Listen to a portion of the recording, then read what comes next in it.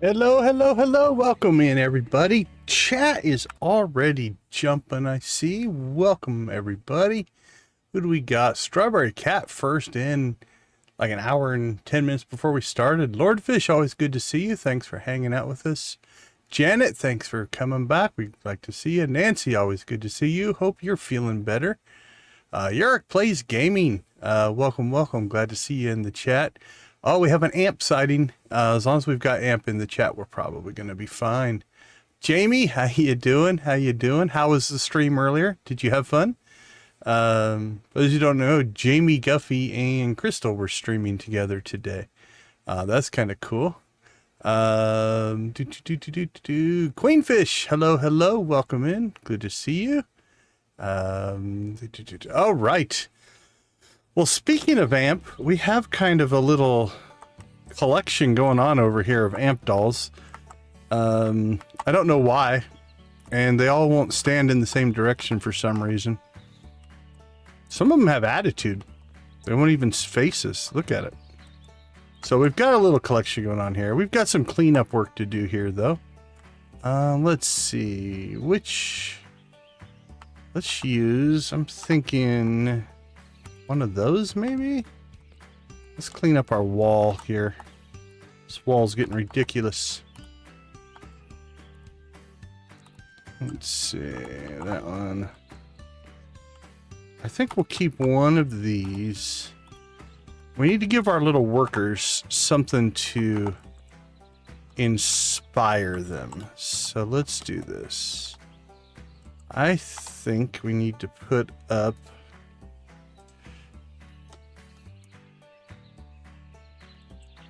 I'm thinking right below the window here. There we go. And let's go get the t-shirt.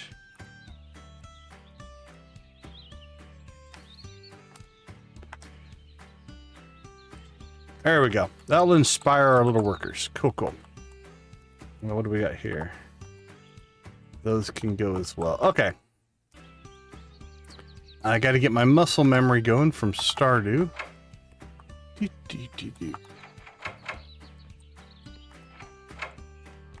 right, these I think we're just going to sell off.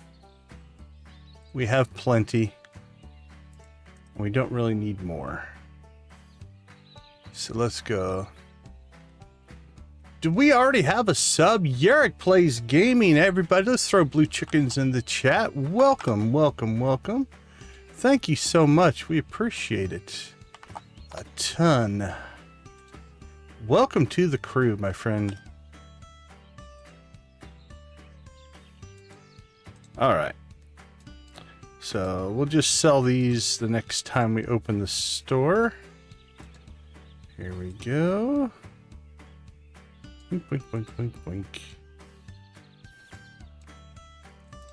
I'll tell you what.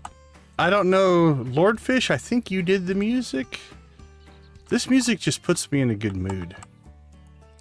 I don't know what it is about it.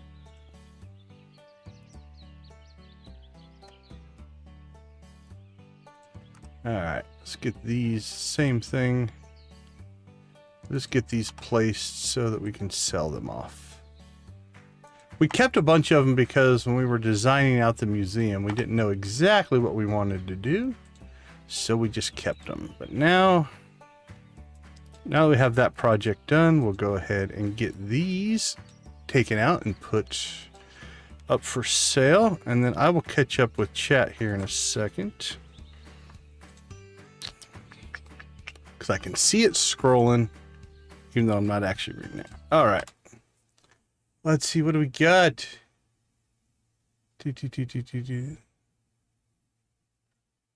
There we go. I don't set the pace though.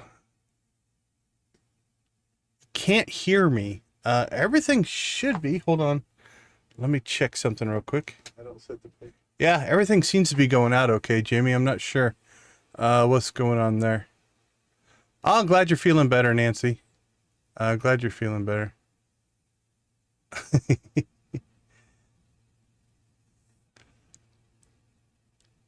Yeah, I think it might be something on your side, Jamie. Yeah, we did get to hear Jamie's streamer voice today. Let's see. Welcome to the stream. Random viewer, good to see you. Welcome in. Tiger Fish, welcome to the stream. Glad to have you with us as well. All right. I think we are caught up. All right, so we're at $377,000 towards our goal of $1 million. So we are going to acquire, clean, fix, sell, flip, hope our way to $1 million. So what's our goal today? I honestly think 450K is not out of the question. If we can have a good day, that's a possibility. Ooh, I saw a couple of good things in there. All right, what do we got? Mr. Pawns. All right, let's grab that.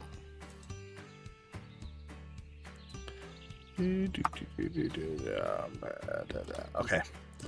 Gotta get my muscle memory back in and going. I think the plan for this week is, I think we're going to, I'm going to speed up my mouse. I like a twitchier mouse, if you will. Maybe that's too far. We'll see.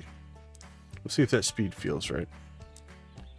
All I did is change the DPI settings, that's all. If I get a little erratic, we'll slow it back down. All right, so the plan for this week, I do believe, is we'll go ahead and get our yard sale going today. I believe tomorrow night, we're going to start a little later. I have a International Game Developers Association meeting that I run that will probably run till about 9 o'clock. So we'll start probably about an hour and a half later than we normally do. But we'll be up and running probably with some Stardew tomorrow night. And then Thursday night, for at least Thursday night for me, I think we're going to jump back into Yard Sale Simulator and hopefully get ourselves to 525, somewhere in that range. If we can maintain kind of a $70,000 to $80,000 a stream pace, we should be able to get this knocked out without much problem. Talk the entire stream. Amp's still well ahead of me, I believe. Last I knew, she was in the 700,000 range. So yeah, I've got a ways to go. 700K is a wall. That's a lot. We'll get there, but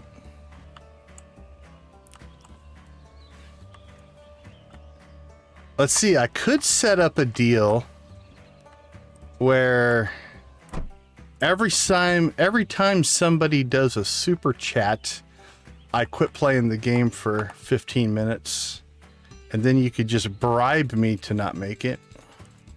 How about that? We have been talking about doing a Stardew sabotage stream. Down the road, we might actually do it. I haven't decided exactly how I want to build it yet, but the general concept is we'll start playing, try to make perfection. But the viewers, if they want to try to stop us from making perfection, can actually buy sabotages. So they could basically say, you have to delete that prismatic shard. You have to, not use your pickaxe today, or a whole bunch of different parameters to make it so they can try to stop me. So we haven't put it together yet. I've got a bunch of notes that I built in ideas, but I haven't actually tried to figure that out. So. One of our channel regulars who pops in quite often, Lydia, has done it a few times. Oh, thank you so much. Thank you so much.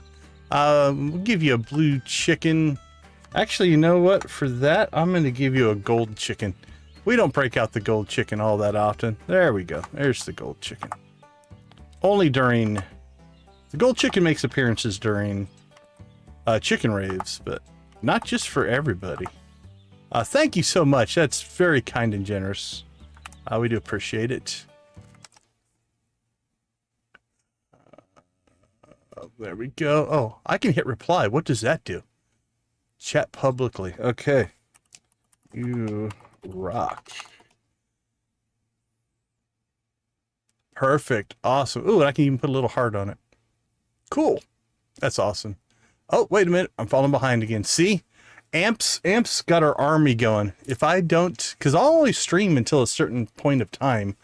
So the more I read chat, the less actually progress I make. Let's see. Taking it day by day. What's wrong with it? Yeah, no kidding, right? Are you still feverish, Nancy, or is the fever broke? If the fever's broken, at least you're making progress there. Oh, yeah, the airport parking doesn't sound good. Especially if you're not used to it. Like I used to live in an apartment complex that was in the general vicinity of the Phoenix airport, and you just get used to the planes. You don't think about it. What's the hardest part of teaching? Well, I teach at the university level, so there is and I also teach in game development, which means my students, for the most part, want to be there and they want to hear what I have to say. So for a lot of teachers, it's just getting the students' attention. I don't have that problem as much. I think the hardest part of teaching is finding the balance between guiding somebody to learning, because you can't learn it for them, and trying to find a way to excite them so they will learn it themselves, because you can't want it more than they want it. And so it can get a little frustrating, right? When you see a student who is just not pushing themselves and taking advantage of the opportunity. So, that's probably a little bit of frustration.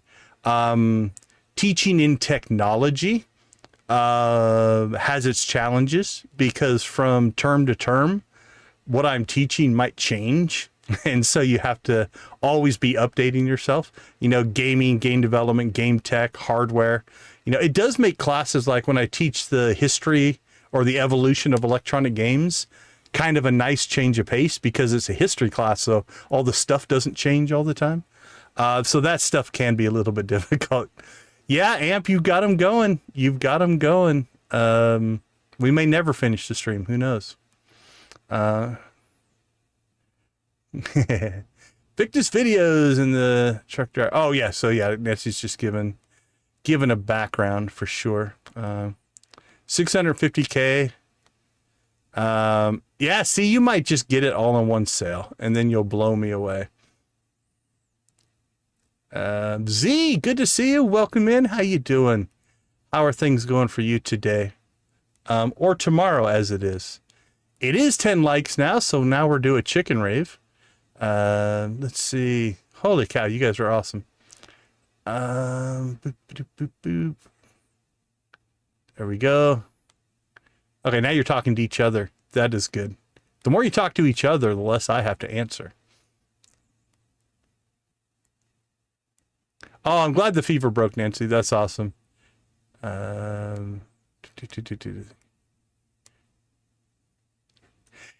it's like I said, it's hard to hear your own voice.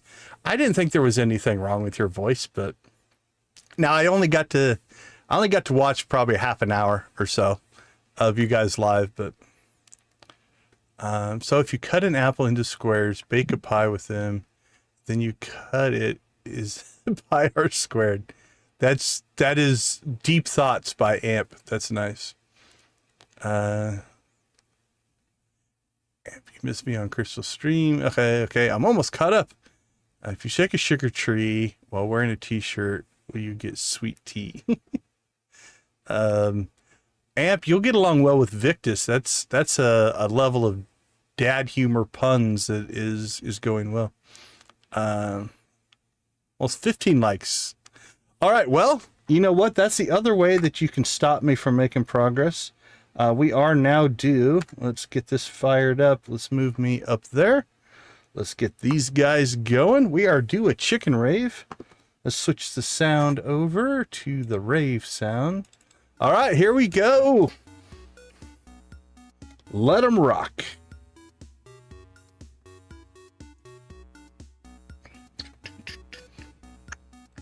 You guys know the drill. Spam them if you got them.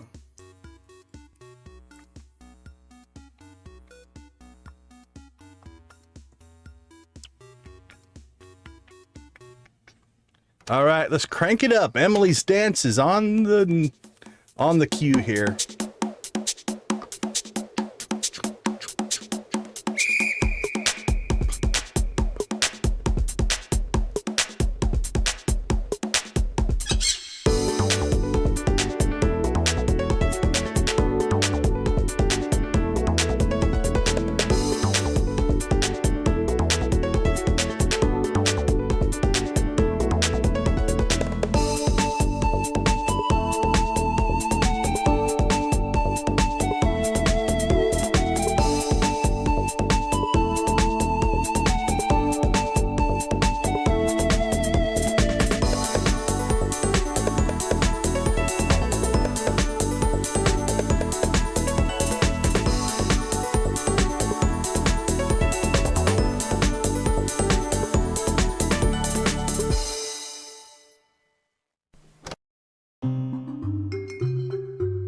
Mateys, show me what you got for your favorite pirate emojis.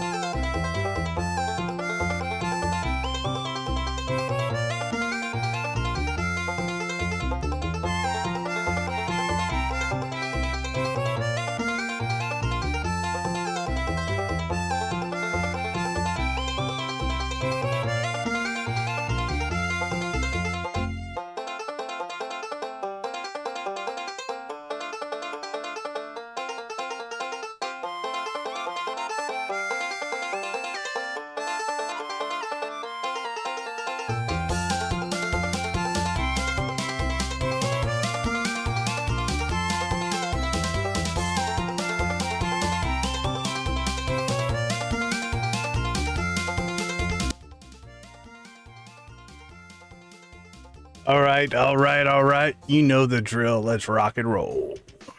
Bow, bow.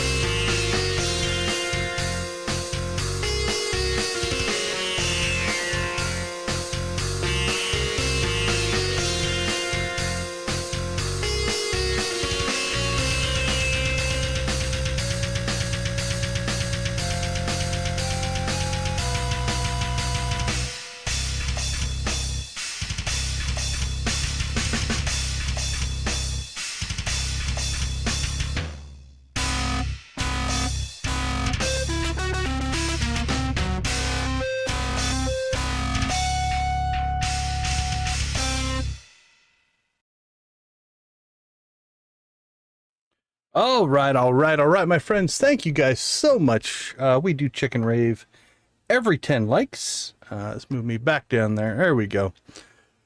So far, we have made $0. Victus, how you doing, my friend? Good to see you. Good to see you.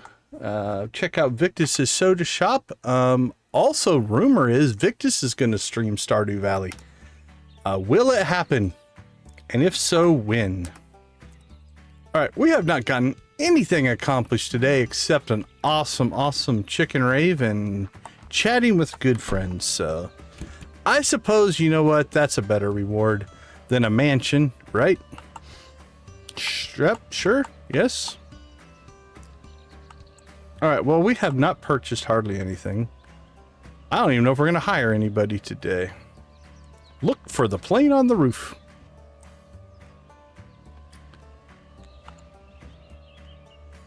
Not a rumor.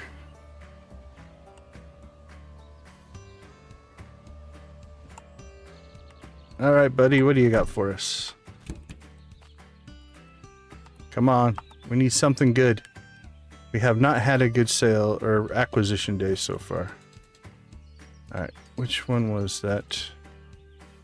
Elegant Travelers? I think we have a couple of Elegant Traveler dolls.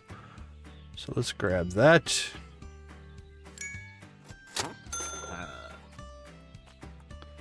The AMP conspiracy theory of sabotage is still real and happening.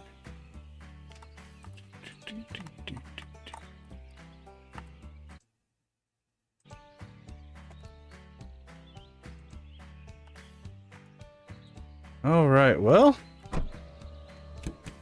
this is not going to be a good day unless maybe we'll get lucky at the auctions. All right, let's shoot back down the main strip, see if we can find anything.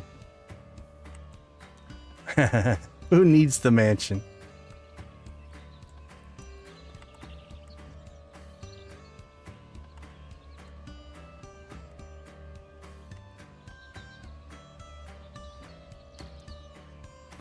Hey, I respect her game, man. If she can slow me down so that she wins, nothing but respect. Nothing but respect.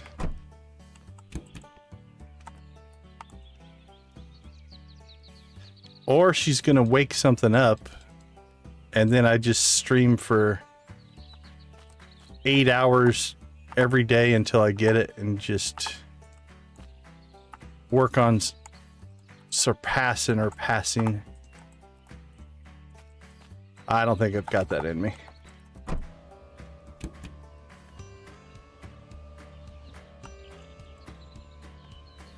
I hope AMP wins. How about that? I'm rooting for her. I think she can do it. There we go. All right, find of the day. Finally. Oops. Click the right buttons. That's our find of the... Ooh. This guy's sitting on a hoard here. What have you been doing, my friend? I think we need to start checking this guy right after the barns. This might be our go-to. We've been finding good things. I think it was it Lisa? I think it was Lisa that said this is like one of her go-to locations. This guy. This guy has connections. He might even be better than Cindy. Cindy in the market usually hooks us up with some good stuff. But this guy is... he's sitting on some stuff. And then he... oh, I guess we bought something there and just never picked it up. That's not good. How irresponsible. We just left that thing in his... oh, we left that thing in his yard as well.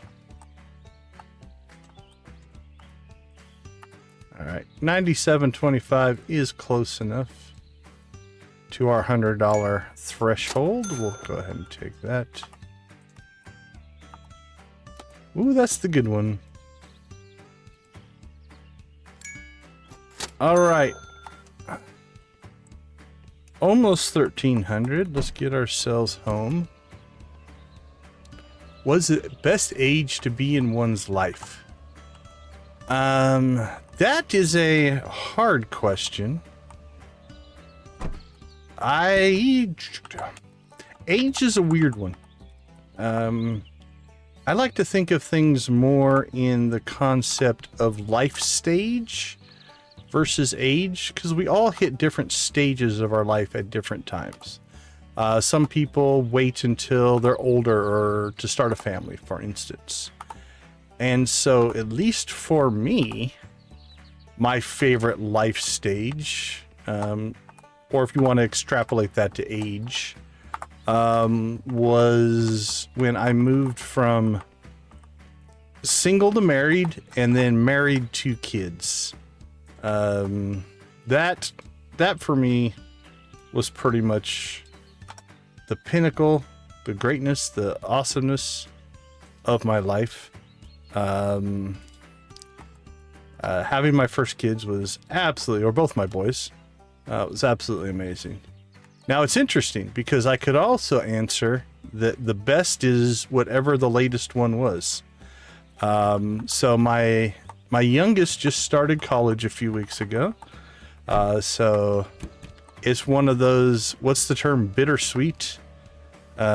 He's moved. Now he's not far away, right? He's within a couple hours, but he's still a couple hours away and moving on to his next life stage. And that's exciting as well. You know, you get the combination of pride, happiness, but sadness because he's not around as much. But watching your own children accomplish their dreams is a pretty good life stage as well. So I guess my answer, my favorite life stage / age is whatever the latest one is, because that's the way to live. Looking back, like, I'm not the type that looks back and just says, oh man, my 20s were amazing, or my high school days were amazing, or my whatever were amazing.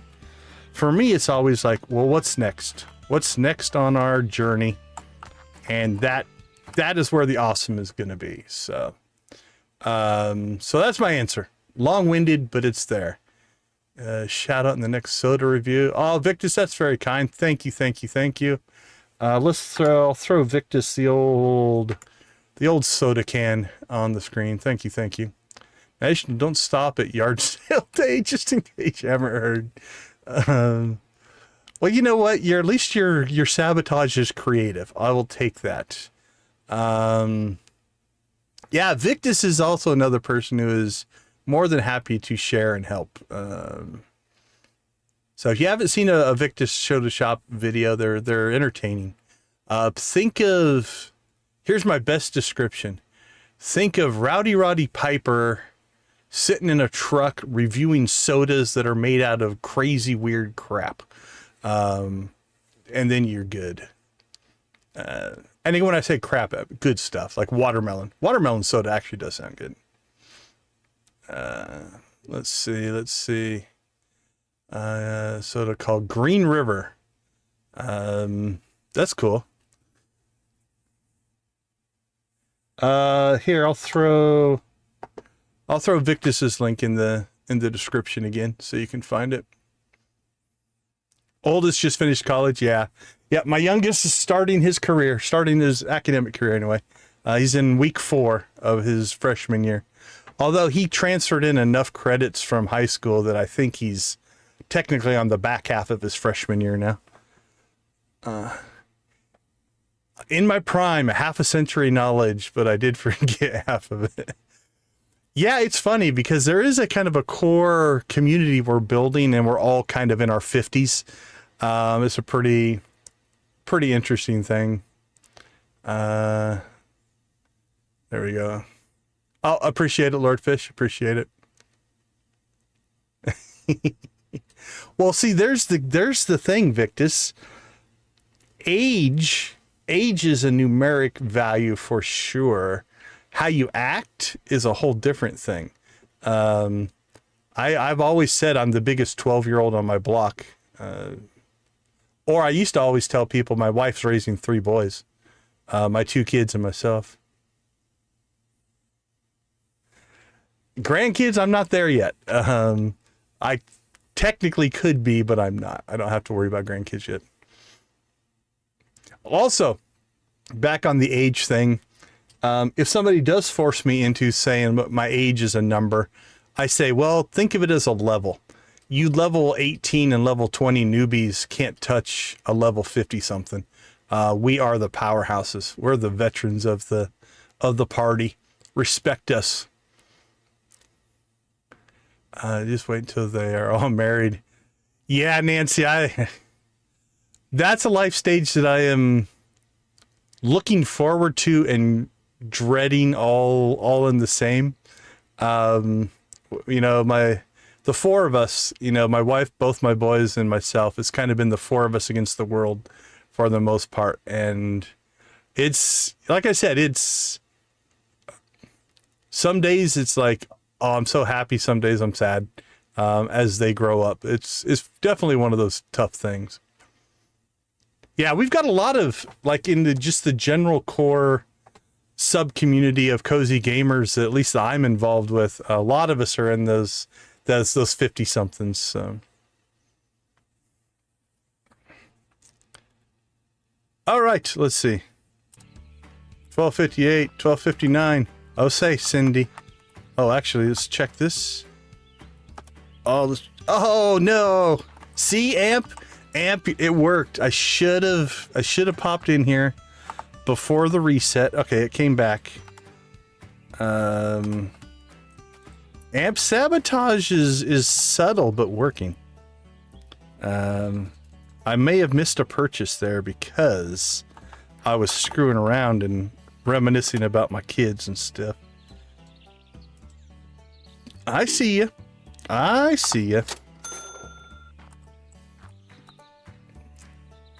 See, it's that 50-year-old wisdom kicking in.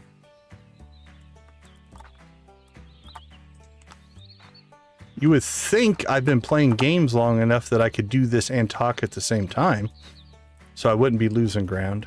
It's reading the chat. That's the tough part. Trying to keep up on chat that's hopping.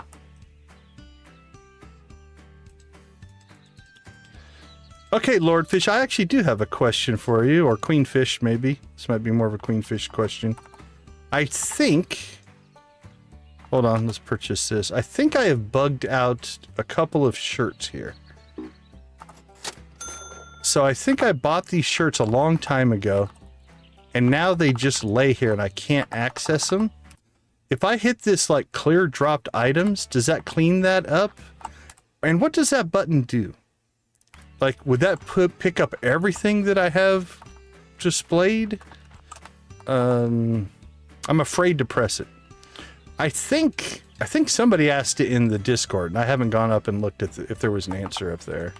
So if you've already answered it, I apologize. But yeah, I think both of these shirts, I had a full inventory, I think, and now I can't access them, but I'm not sure. Yeah, because I can spam the key. I've tried different angles. And again, I think what happened at some point is I was buying stuff and my inventory was full, and so they were placed there, I think, but I'm only about 80% sure on that, because I don't 100% remember. I could go back and I guess look at the streams, because it would have happened on stream, but I don't remember when it happened. So what about all the stuff that we have on display in the store? If we say clear dropped items, does it leave that stuff alone? And it's only the stuff that's non-accounted for or doesn't have a price associated to it or something like that? Okay, the market's been good to us. Better than the rest of the auctions. They might save the day yet. Because yeah, I've had those shirts stuck there for a long time, actually. I broke that a long time ago. It's not a big deal. It doesn't hurt anything, except my OCD. But anybody who has OCD tendencies just learns to live with stuff like that, I guess. At least if you have it in the pretend version that I have. Like, I am not diagnosed, and I'm careful using that. I have OCD habits, and I definitely exhibit some OCD-like traits. But somebody who is truly suffering from OCD is a whole different world. You know, it's like it can be debilitating for some people. Mine manifests itself in things like I have to line up M&Ms in rows of color to eat them, which is livable. You can live with that kind of stuff.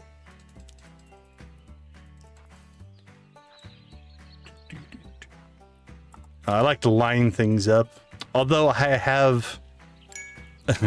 I go back to when we first started playing Yard Sale, and I would put all of the items together and line them up into pretty rows and all of my little OCD traits, and I would lament the fact that there's not a grid to snap my objects to, which would also make it seem very fake, because that's not how things really get put on shelves.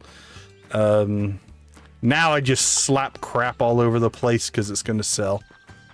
All right, let's get to the auction. First off, we got to get a little Bo and Duke Luke action going here. Woohoo! Oh, that broke the front axle right there. I am so glad there's not a damage model. I would have ruined so many cars in this game. Doesn't clear any items that doesn't have a sales sign on it. Whoops. There we go. I'm also glad you guys did not implement police, because I would be arrested and not make any money the way I drive around this town.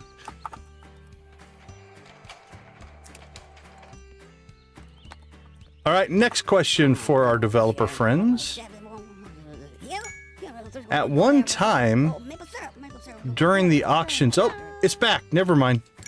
All right, in the last stream, the little dun-dun part wasn't working, but it might have just been my... Glad to see it back, never mind.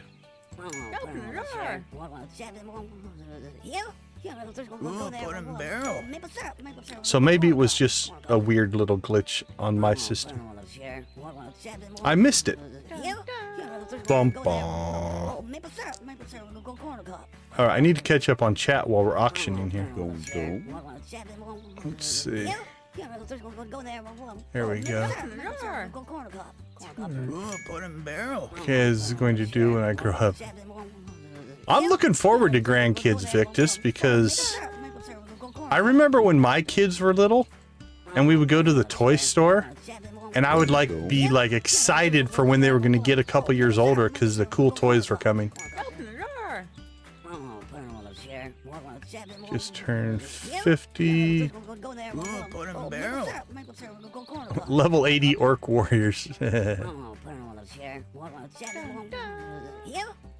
Marianne or Ginger?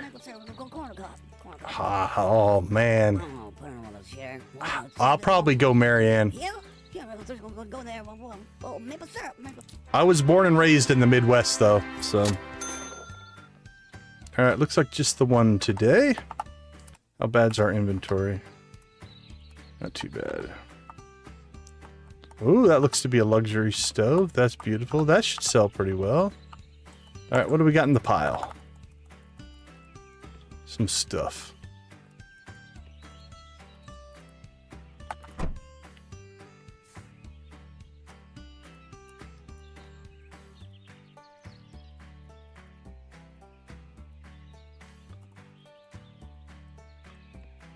Other things that I'm just thinking out loud here. I appreciate when I first saw these cars and that you had to put batteries in them. I really was worried that I would be burning through batteries. Yeah, that's not necessarily the case. We've replaced one battery, I think, is all we've gotten to. Okay, let's see. Let's get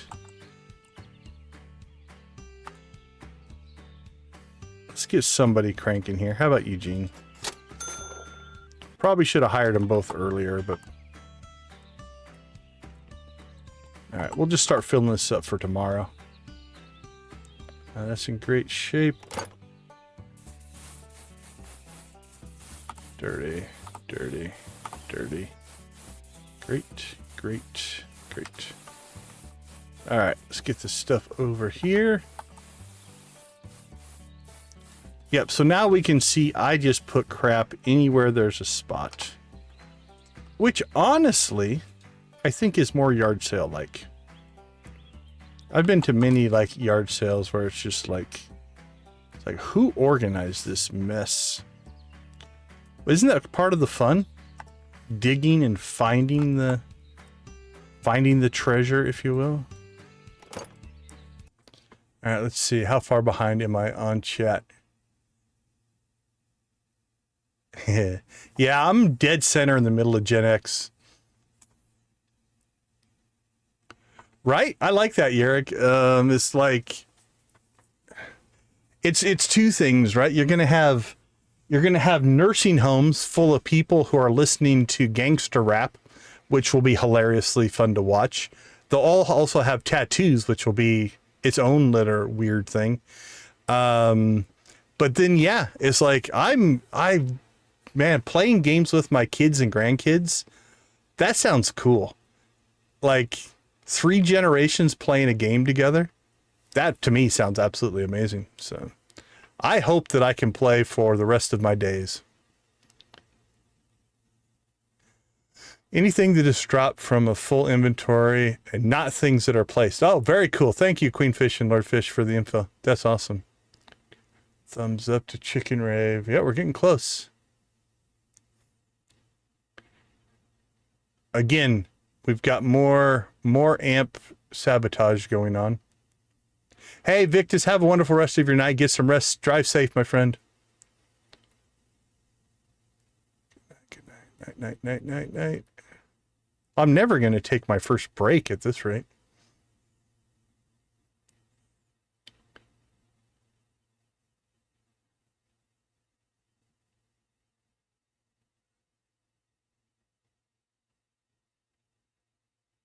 Do not play Fishton. I've actually thought about going back and picking up Fishton and playing. Once I learned it was about cars, I'm a gearhead. So that one actually sounds like a lot of fun. I choose Gilligan. That's fair. That's fair.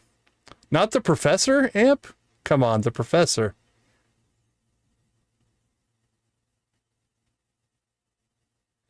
Yeah, I could see it getting annoying if you were always swapping them out, for sure. Hey, Amp, we appreciate you hanging out with us. Thank you for everything you do for the community. It doesn't go unnoticed. I appreciate it. Take care, my friend. All right. Well, we don't have a whole lot of... Oh, we got crap in the trunk. Let's go take care of that. But we don't have a whole lot of processing due today because, honestly, our acquisition run was average at best. I think we did okay. The corner house and the auctions did okay by us.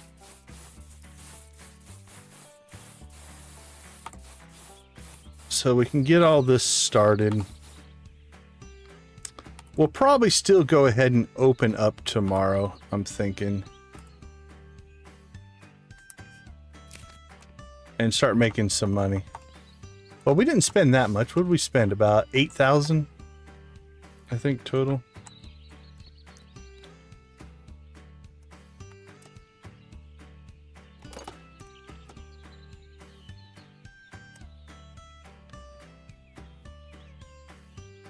So like here, my OCD wants to line the stove up with the tiles, and I know it doesn't matter. And again, honestly, it probably looks more realistic if things aren't perfectly in alignment. That's what a real store would look like. It's the difference between computer generated, you know, and or even procedurally generated to organically generated. All right, things that are organic won't be in perfect symmetry, won't be in perfect alignment.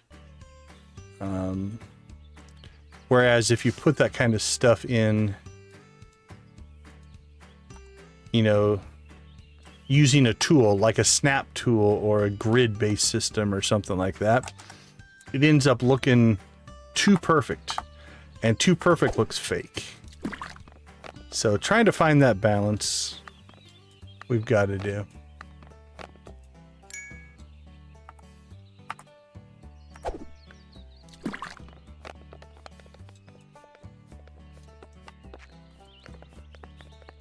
Big Dave raid. What?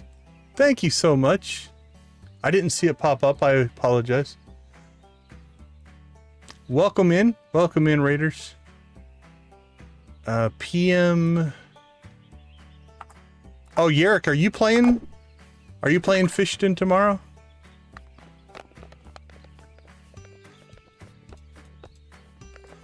Big Dave, thank you so much. Let's grab, if Yerrick's playing Fishton tomorrow, let's hold on. Let me get.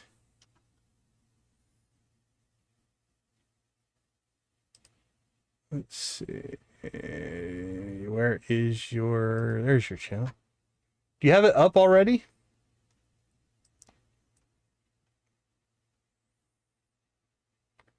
Live. Oh, you are so much more ahead of the curve than I am. 7 Days to Die. Fishton, Town to Remember. Episode 3. Holy cow. All right, let's toss this one in the chat. Oops, wrong keyboard. I have two different keyboards for two different computers. That is making all this stuff work for us. All right, there we go. That should be the link to Yarrick's Fishton stream. Looks like it's starting September 17th for me. I don't know if it says a time, but there we go. All right.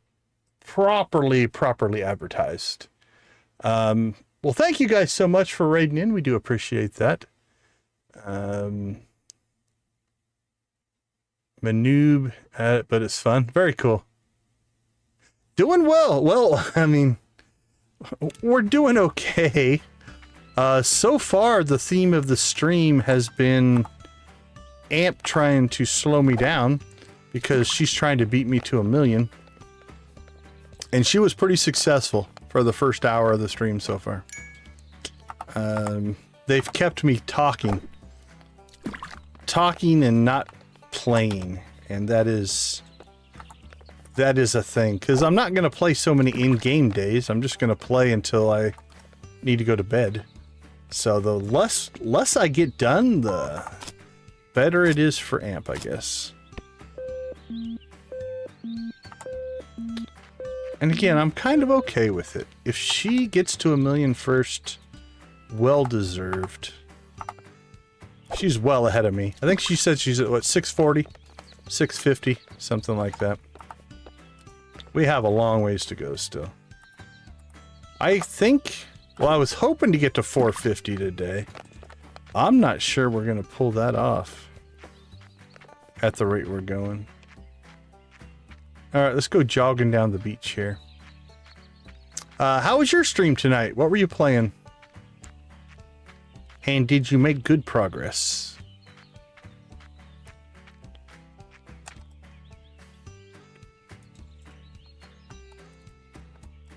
Oops.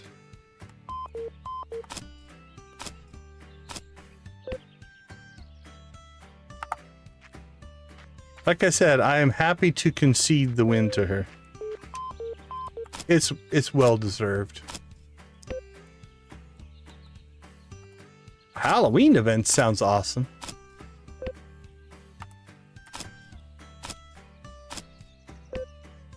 Well, if that wasn't a crazy pile of stuff right there, I don't know what it is. All right, 1651. We still have a little bit of time.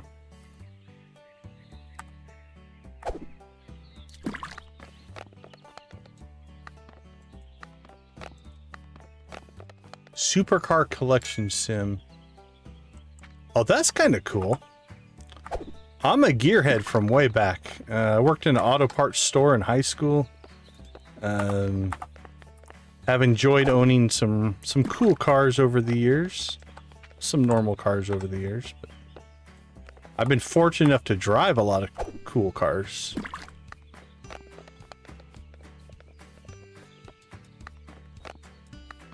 Well, at least cool to me. Corvettes. Stuff like that. Muscle cars. Yeah, I can't say that I've ever played it. Well, I could say it, but it would be a lie. So.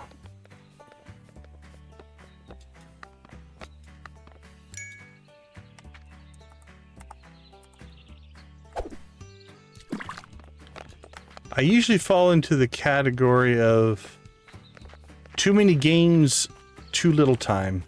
That's where we tend to find. Pre-90s American muscle cars. That is not a bad place to be. Drove a 67 Corvette one time. That thing was awesome. Drove a 78, 79 Corvette, an 89 Corvette. What else have we played around with? Not a muscle car, but I owned a DeLorean for a while. So that's a polarizing car. Some people like it, some people hate it. It was a lot of fun though.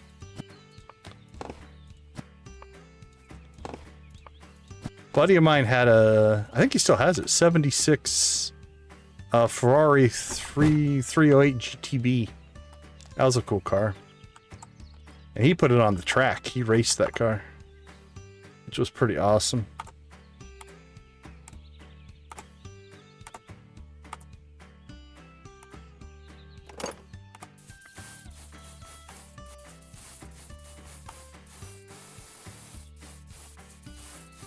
Alright, we'll just put the cushion there and that there.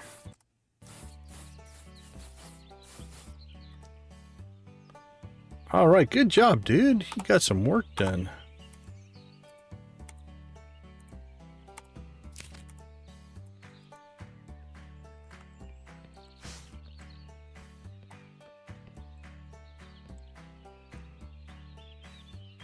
Yeah, I thought we had one of those. So let's blop this guy down here. Blop that guy on top of it. Bam.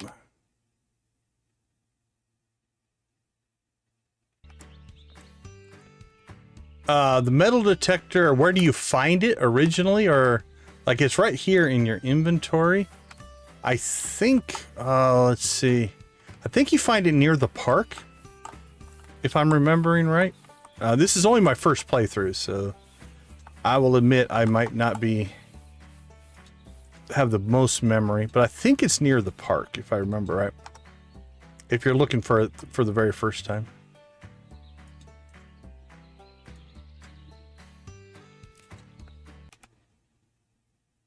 Lover of the DeLorean. Yeah, I had a lot of fun with my DeLorean.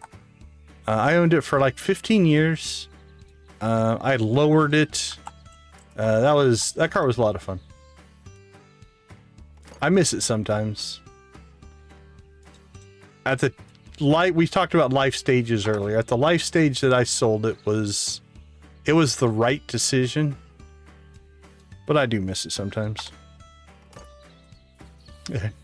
I'll admit there are definitely times I don't miss it. Owning a car that was built in 1980 also has its challenges for sure. So that's real. But it was a lot of fun.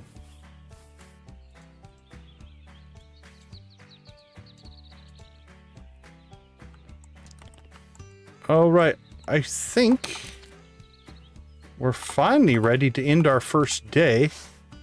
What, almost an hour into the stream? I think Amp pulled it off. She slowed us down. I think we normally end our first day right around 40 minutes. So she delayed us. She got the job done. Respect to her.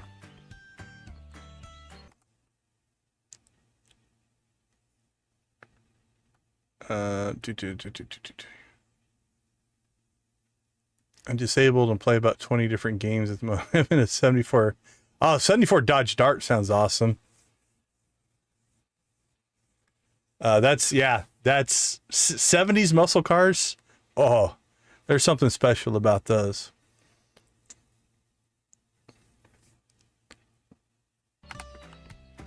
Yeah, that's an era car that, man, I could. This is, if I had money, I tell you, I'd have a garage full of old muscle cars and stuff like that. All right. Well, I think we pulled off day one. Eventually.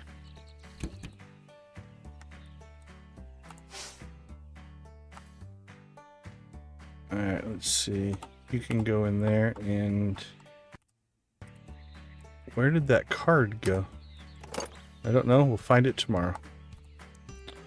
All right, let's get some sleep. 2 minutes left.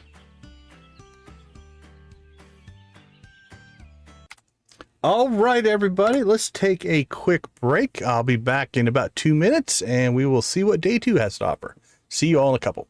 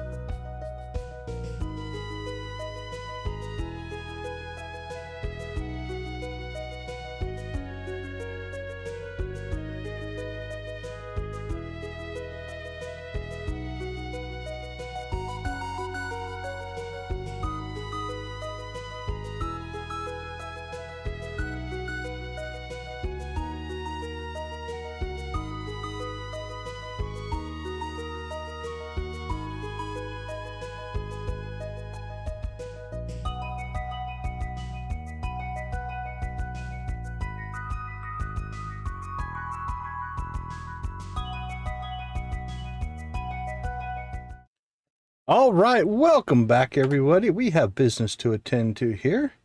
Let's see. I need to go back up at the top. We need to get the chickens rolling. Switch over our audio. All right, I think to this one, we're going to go bluegrass rock and roll. How's that sound? Let's warm up here. Got to get everything warmed up. Actually, bluegrass Emily. Actually, no. Aerobics Emily, bluegrass rock and roll. That'll be our route. All right, let's get the music cranking.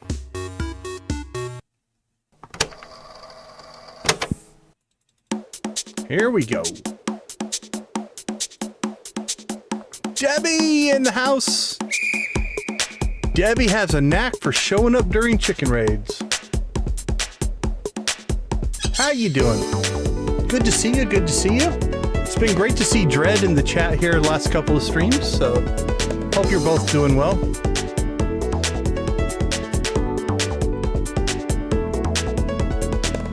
Debbie's another one of our OG original friends of the channel. Lavender Haze back in the house. Welcome back. Good to see you.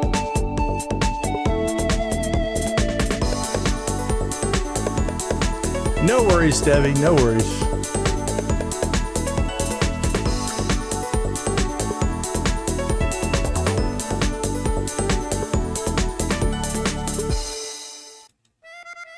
All right, get those banjos going, my friends.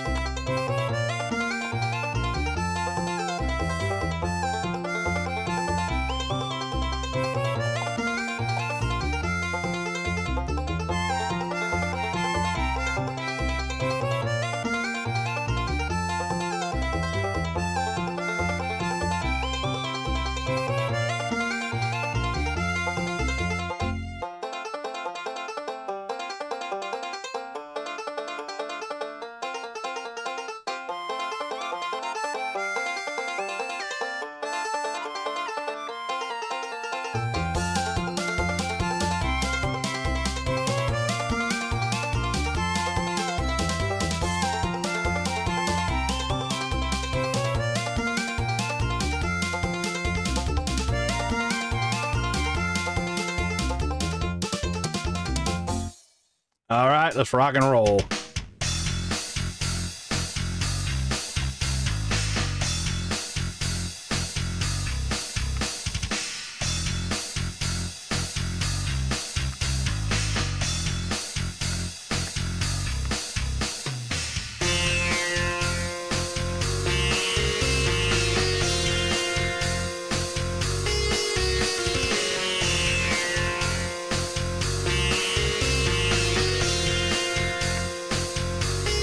All right, Abby, let it rip.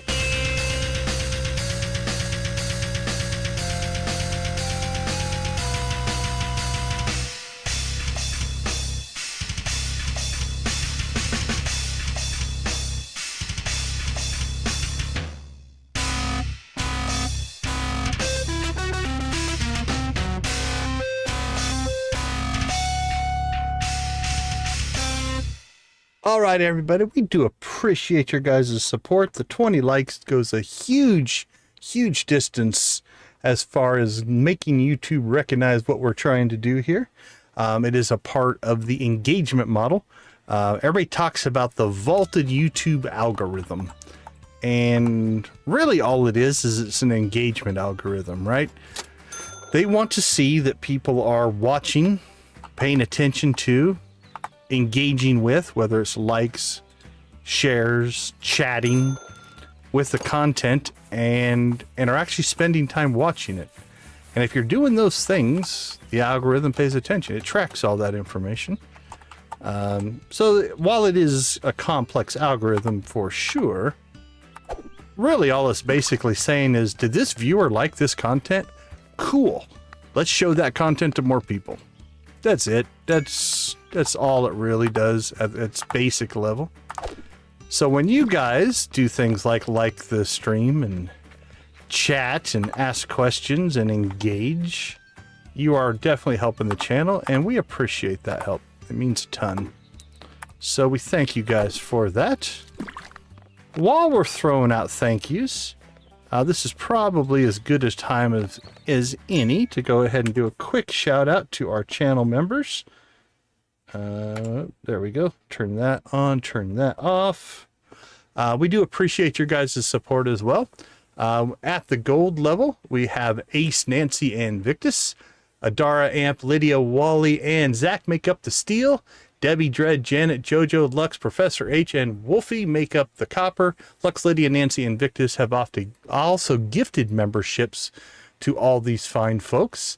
I haven't updated the graphic because I have to go into Photoshop to do that.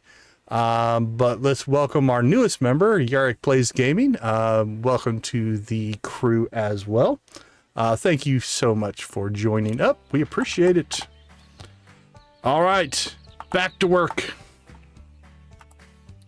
We have a lot of work to do now that Amp has distracted us. I found a good spot. Gimme, gimme, gimme. Gimme, gimme, gimme, gimme.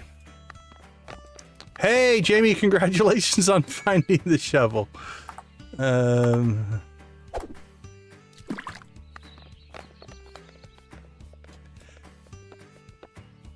Yeah, it's funny because even on TVs, YouTube is actually surpassing pretty much every other streaming platform out there. It's giant, and I haven't read up on it yet. But I believe, and this is good for me, YouTube is adding some new features for streamers.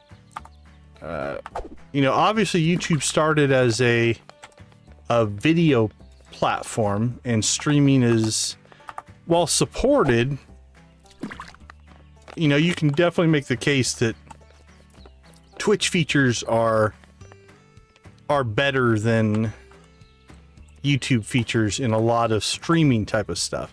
I think as a platform, I like YouTube better. But for streaming, so looks like they just made an announcement. I read a little bit about it. I need to spend some more time looking.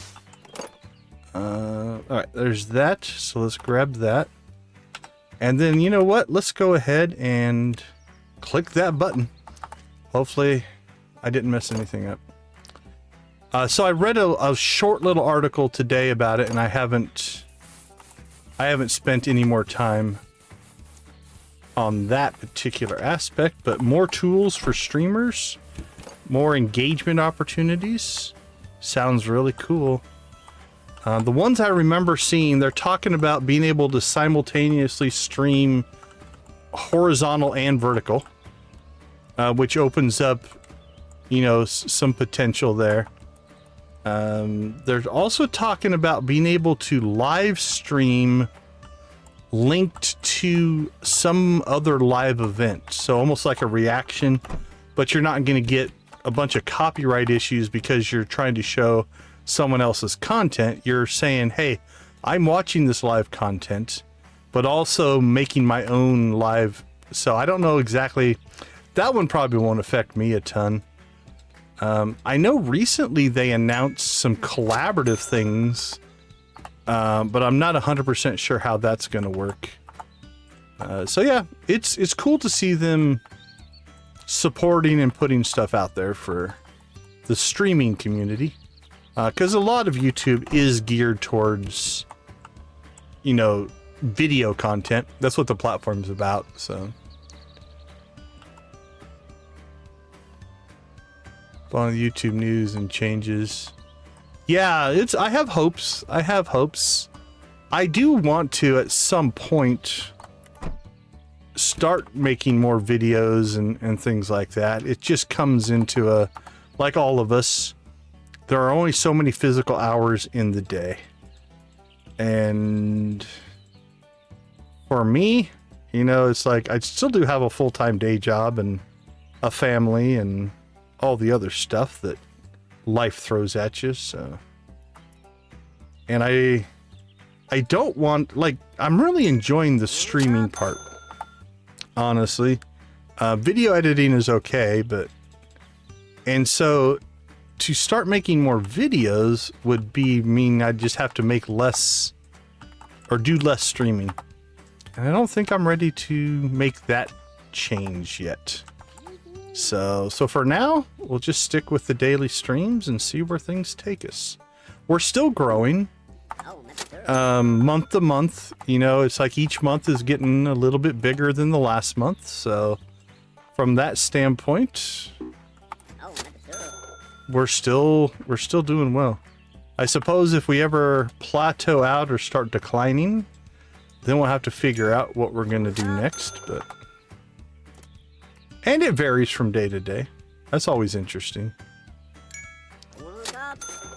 But anyway, that's channel update. I don't know if that was useful information for anybody, but that being said, we also do like to support other content creators, so we're always happy to share any and all information that we have that can help you guys grow as well. That's been probably, I'm going to argue, one of the more rewarding aspects of streaming and joining these communities is helping each other grow. Because again, there's, I don't know, what, 1 billion people that watch YouTube. If I help somebody and they get viewers because of it, it doesn't take them away from my channel. And we can all grow together. What's the old cliche? The rising tide helps all boats, or the tide rises all boats, or something. I can't remember the exact quote, but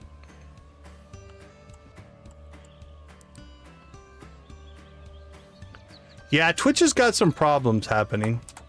Hold on, I think I missed some of the chat, so let's get caught up here. I have a Twitch account, and I watch content on Twitch. Let's see, found the shovel. Okay, yeah, I'm caught up there. But I've never streamed on Twitch. Lavender Haze, thanks for hanging out with us. Have a great night. Get some rest. We'll see you later.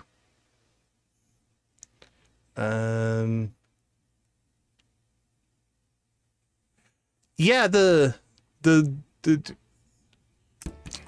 kind of the engagement of a stream, right? Like if you put a video up, you can get some comments and stuff like that. But like live chatting engagement is kind of a different thing.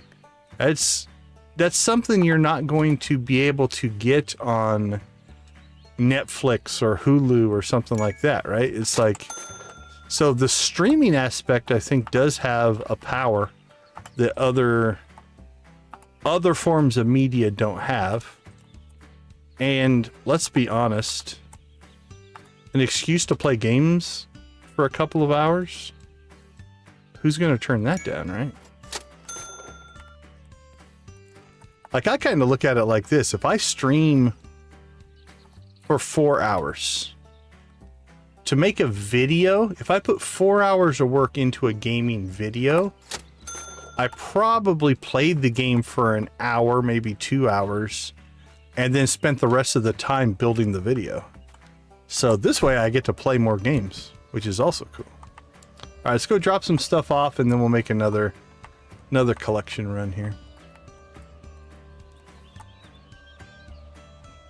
I think so, yeah. Well, anyway, so I don't want to speak too ill of Twitch. Like I said, their tool set and some of the things that they offer are very, very well put together.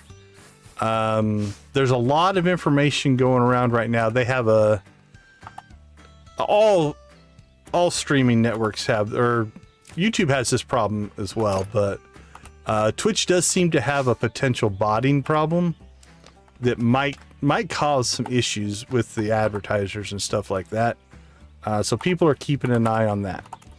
I'll be very careful how I say this next part, but I've known people who worked for Twitch, and they no longer work for Twitch, but the information that I have acquired, not just from them, but just from everything, I just not a fan of how the internal components of Twitch work, if that makes sense. probably not going to say much more. Like I said, I don't want to. I'm not trying to disparage Twitch. I think as a service, they've done a lot of really cool stuff. So it's not that, but. The other thing is I had already started on YouTube because I built videos and shorts and all that kind of stuff long before I really got into the streaming side of things. And so I kind of always looked at it from the standpoint of I don't want to go start over. Steel toe right, steel toe left. Well, isn't that convenient? Let's just throw that down there. And then we'll throw, oops.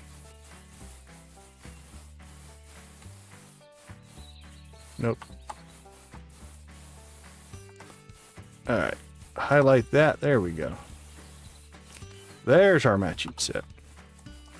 So since I had already established myself on YouTube, I'm like, yeah, why don't I just roll with that audience as opposed to starting over? So that's why I'm on YouTube. And again, I'm not anti-Twitch. I have a Twitch account. I watch streamers up on Twitch.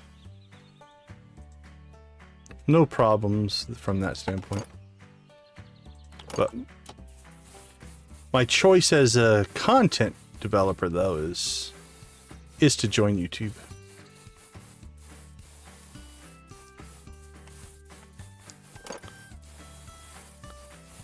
All right. Once I get these placed, I'll catch up on chat again.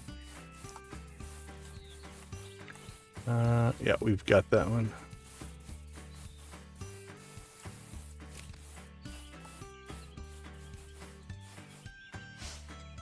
Oh, cheap knockoff. All right, Bill, start selling some stuff for us.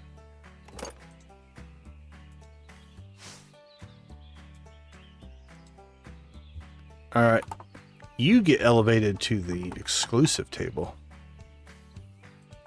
We do put a little bit of RP into our playthrough here. So this is our high-end table, if you will. Anything over 1,000-ish tends to find its way up here. If I remember to do it. Sometimes I don't. It's all still going to get sold, right? Yeah, let's move that one as well. Why not? Let's be a little bit consistent. There we go. 2 for the price of 1. And buy your kid a trike while you're at it.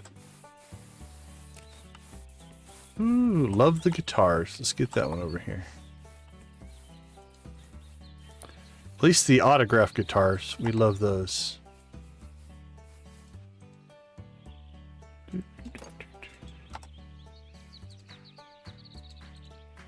All right, people.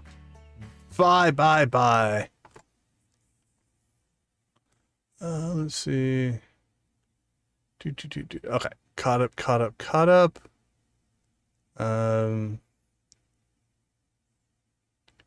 Twitch is still losing money. Amazon needs to make some changes. Yeah, there's some internal stuff going on over there. I don't have an inside track on anymore. I don't know anybody that works over there. But there's some stuff happening. It does seem like that for sure. What about... I haven't looked into any of the other services as far as streaming. Like, I don't even do TikTok. I have some social media. You know, I've got Twitter X, I've got Mastodon, I've got Blue Sky, Threads and Instagram, YouTube. But I haven't really ventured anywhere else beyond those. Hey, yeah, I haven't played any SWTOR in a while. I am so far behind. I haven't even done anything in the latest Galactic season. It's pretty bad. Yeah, that's a great point, Big Dave. The whole I think it's a different audience, right? For sure. Hey, Yerrick Plays, thanks again for the sub. Thanks again for the membership, and appreciate you hanging out with us. Get some rest and enjoy the rest of your night. Take care.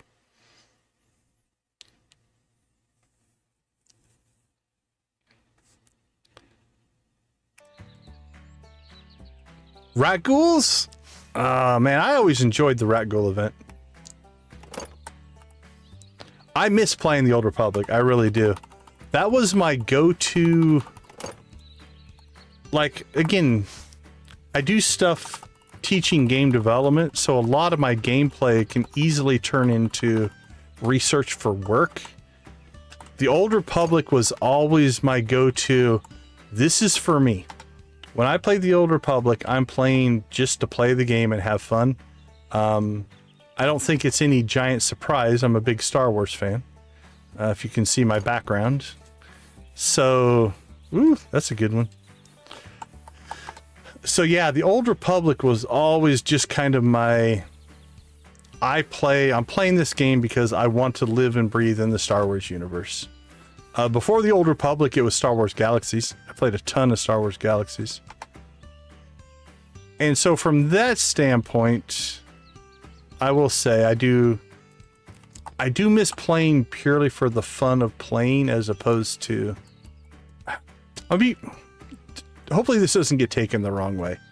Like, I'm having an absolute riot playing and streaming and interacting with you guys and stuff like that.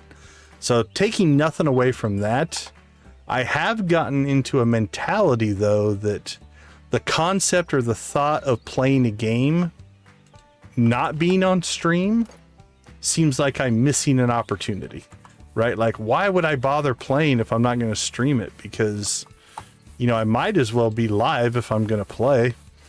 So I've kind of fallen into, I don't want to say it's a trap, but kind of this mentality of playing outside of streaming just almost doesn't register at this point. So not sure what that says, but those are my thoughts.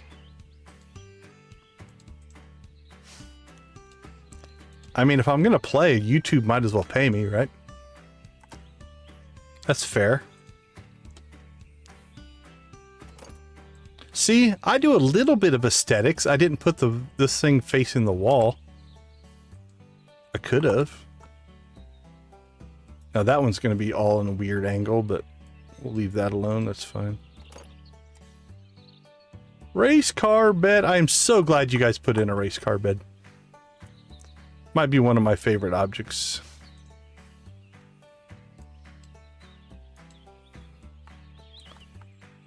Okay.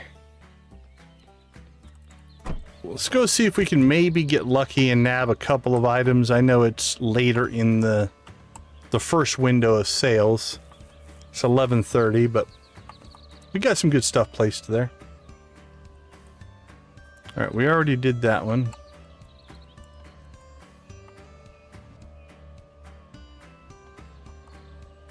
We played Dungeons and...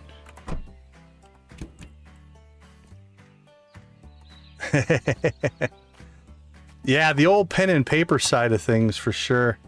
I'll admit, as a kid, and let's say high school even, pen and paper gaming, I wasn't big into it. We played a lot of board games.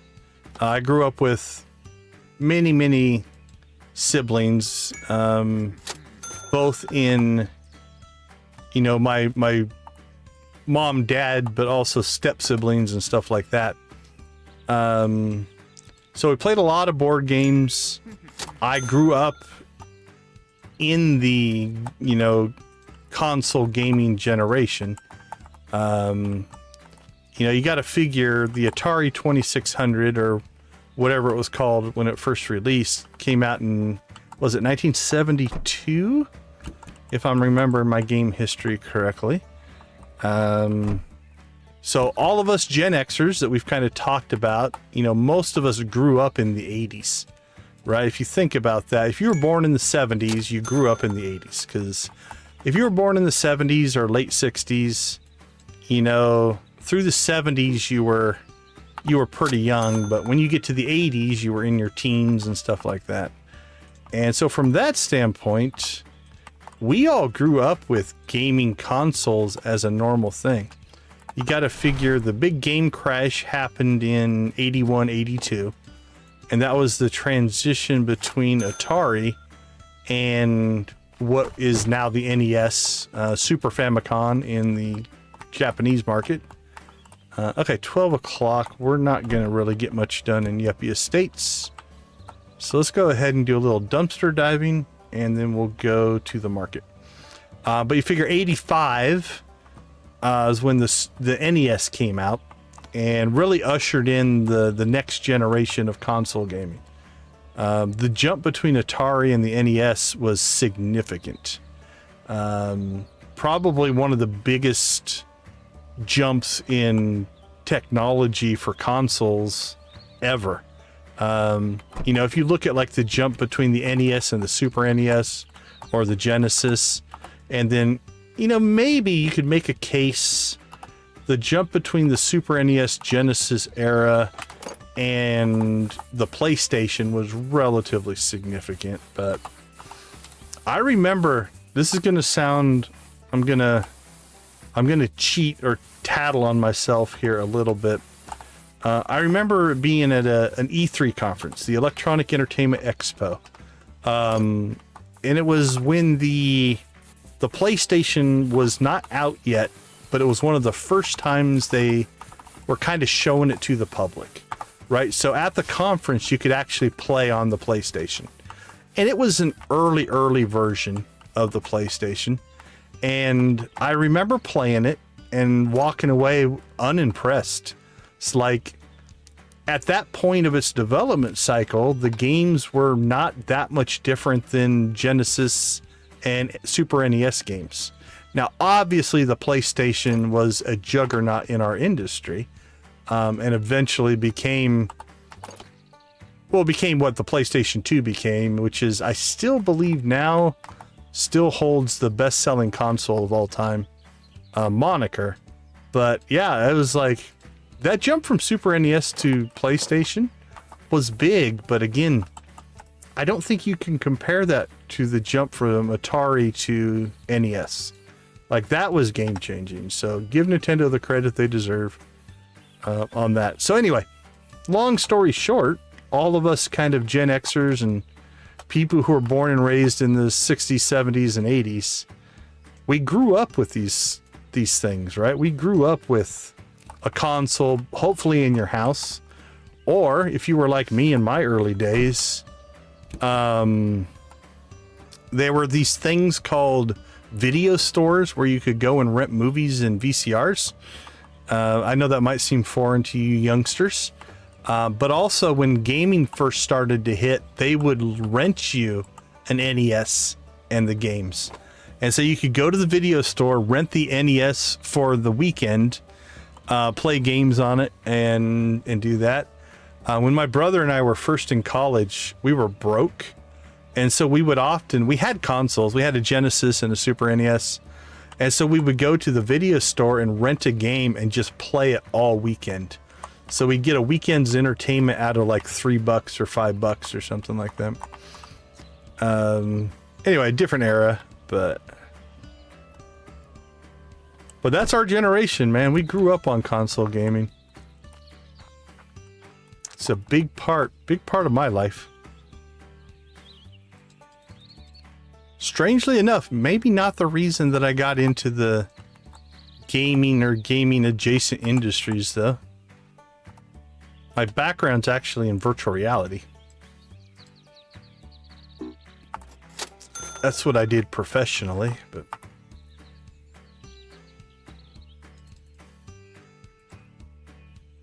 all right, I feel like I'm behind on chat. Chat's been moving. I've been ignoring it.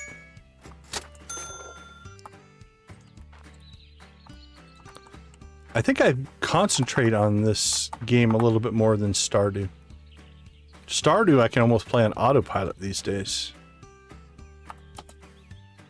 I just saw chat move again.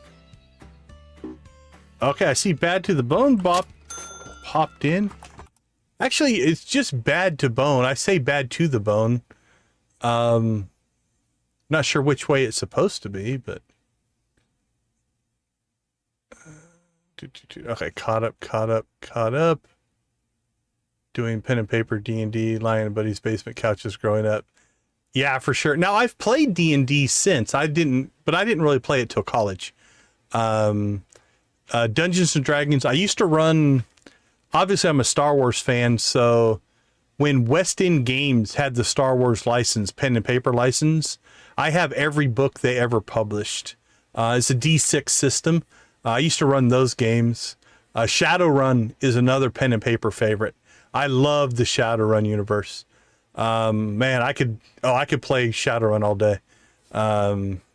D&D I've played, but I don't know, the fantasy side of things is fun, but I do like the cyberpunk or the sci-fi, I think, a little bit more. But yeah, so anyway, yeah, is it supposed to be Bad to Bone or Bad to the Bone? I don't know. I apologize if I butchered your name. You know, Pong to Swotor, Call of Duty. Well, yeah. Well, and it's interesting because one of my favorite games ever is a game called Warlords on the Atari. It was 4-player. It was a simple little game. It's kind of like, almost like Breakout, but you have to defend your corner. But the competitiveness and the engagement with the other players was second to none. A lot of my favorite gaming experiences aren't necessarily because of the game itself, but because of the experiences the game created. I remember when we got our multi-tap for the Super NES and it allowed you to plug 4 controllers into the second controller port. How they pulled that off, I do not know, but it meant we could plug 5 controllers into a Super NES. And then my cousins and my brothers and I would all play NBA basketball on the Super NES, and we could play a position, right? I would play point guard. My brother would play power forward, and we played all on the same team. It was a riot, right? But it's not necessarily because the game was great. It's because we were playing together. Kind of goes back to Dave's D&D comment, right? It's about hanging out with your buddies. It's about spending that time together more than the game. The game is just the catalyst for the relationship, and that can be an amazing thing. Yeah, well, Queenfish, we rented tons of games. Oh, and going to the arcade. Oh yeah, a fistful of quarters and an afternoon at the arcade was something special. I do sometimes miss that side of thing. See, yeah, and that's funny because I didn't do a lot of handheld gaming. I've played the Game Boy, I've played them all, but I didn't own a lot of them. I was more of a console, and now it's mostly all PC. I don't own any modern consoles anymore. I just play on the PC. Yeah, Shadowrun, they had a Genesis version and a Super NES version, I think. Or unless you're thinking about a different game. But yeah, the Shadowrun universe is awesome. Atari went... oh, did you have Tandy Coco? I'm not sure what that one is. I had a Tandy version of the Intellivision. That was a cool machine. I am not. I work full-time as a university professor teaching game design and development. So I'm not retired, but my schedule gives me a lot of flexibility. You know, so I teach my classes, but when I do grading, when I do prep work and stuff is kind of up to me. So it helps. It helps with the streaming and things like that. But nope, I am running a full-time job and this at the same time. It's a lot some weeks, let's just say that, but it's worth it. I'm having a riot doing it. I sometimes look at it like this. I would probably play the same amount of time anyway. So I basically took my pastime and my hobby and I turned it into streaming. So, oh, Rampage was great. Absolutely. Netflix would do able to. Yeah. Well, and I remember the early days of Netflix where they would send you the DVDs in the mail. We were involved in that as well. I was going for Bad to the Bone, but even in early YouTube. Yeah, I can see that. So I figured it was supposed to be that, so I just didn't want to make that assumption. It works. All right, where are we? Oh, we're buying stuff. Hey, our t-shirts are gone.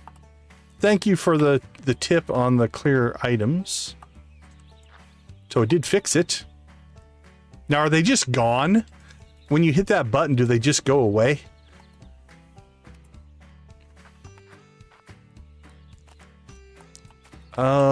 Crap. I can't remember who we talked to. Amp is still with us. She's distracting me and making me less efficient. Is that the scapegoat? It is. That's the real one. The real deal.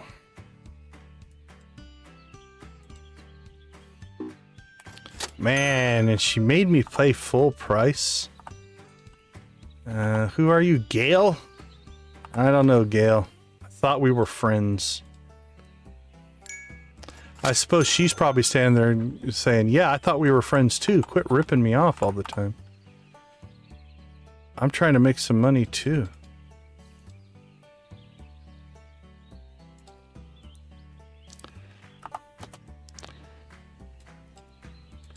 I think all the NPCs should be like in a race to try to buy the mansion from you. Like if they make enough money, they just go and buy it and you can't get it anymore.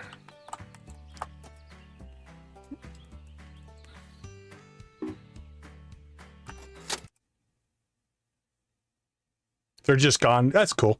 My OCD, that helps. It helps tremendously. I am happy to give them up because now they're not just sitting on that counter and I can't interact with them. So no worries. No worries. No disappointment at all, honestly.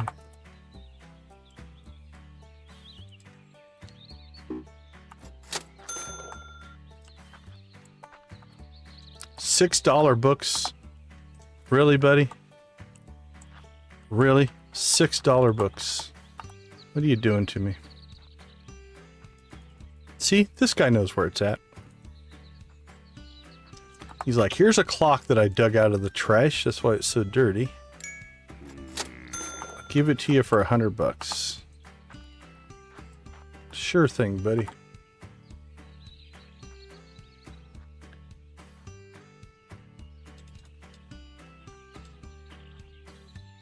Oh, okay. Very cool. Didn't have that. My first computer is actually on my shelf behind me over my, what would it be, my left shoulder? Yeah, over my left shoulder. That's my Commodore VIC-20. That was the first computer I owned. And I did some game building on it. Very simple games. But I honestly, it's funny because elementary school, junior high, I was kind of involved in that kind of stuff. And then after that, I got more into cars and other things. And so I kind of walked away from computers. I didn't do a lot of computers through high school, a little bit. Although I did learn to type on an actual typewriter. Showing off our ages, if we will. And then basically, you know, it's not that I wouldn't use a computer on occasion, but they weren't that available, honestly. And so after that, it wasn't until college until I really got into computers. All right, let's see if we can get this angled jump going. No, we're not going to make it. Oh, can we climb the fence? We cannot. All right, that was optimistic at best. All right, let's try a different angle. What if we come this way? Nope, not enough height. Okay. This is a fun jump, actually, here.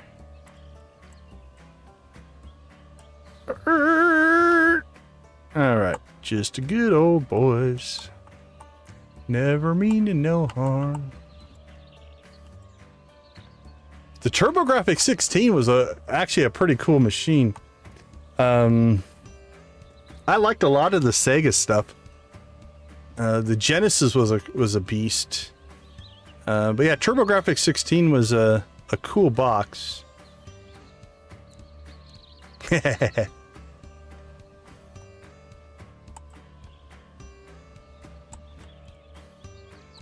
Yeah, the general concept of Dig Dug is actually pretty cool.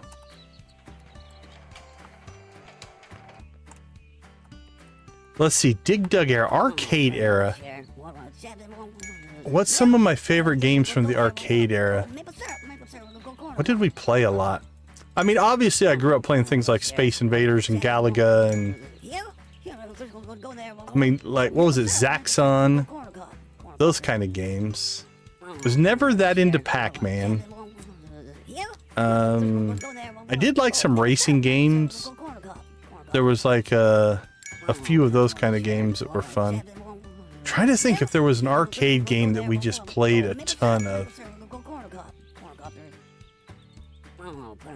Nothing's popping into my head.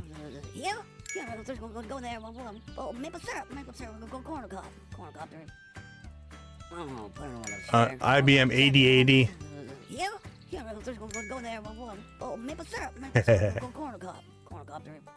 2 5 1/4.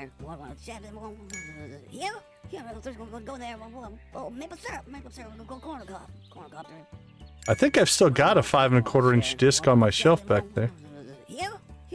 A true floppy disk. Now, do any of you remember the 8-inch floppy disks? Those were crazy. That was truly floppy.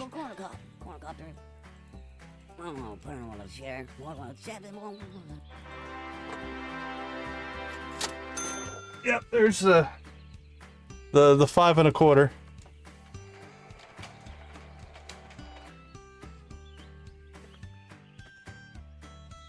A different era, my friends, a different era. Well, it looks like we're going to get lots of furniture at the rate we're going here.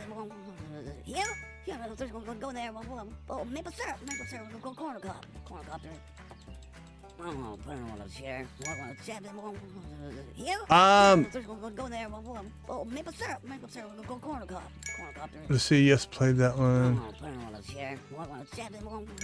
Yeah, there was like it was like Mickey Thompson's Off-Road Racing or something like that. It was like a 4-player game, and each station had like a steering wheel. We played a ton of that in the arcade.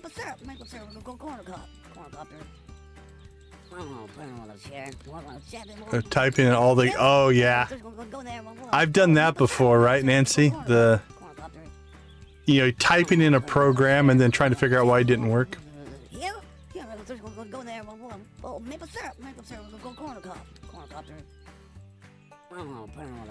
So technically... Might be a little bit of a weird memory issue here, but I believe technically the first game I ever wrote was a game where a dot shot a dot at another dot, and that was pretty much it. That's all it would do, but technically was a game. After that, I can remember writing a text adventure. It was right around the time the movie War Games came out. And so if you know the movie War Games, it's about a computer that almost gets us into nuclear war. A big theme for us Gen Xers. We were all worried that the entire world was going to end because of nuclear war.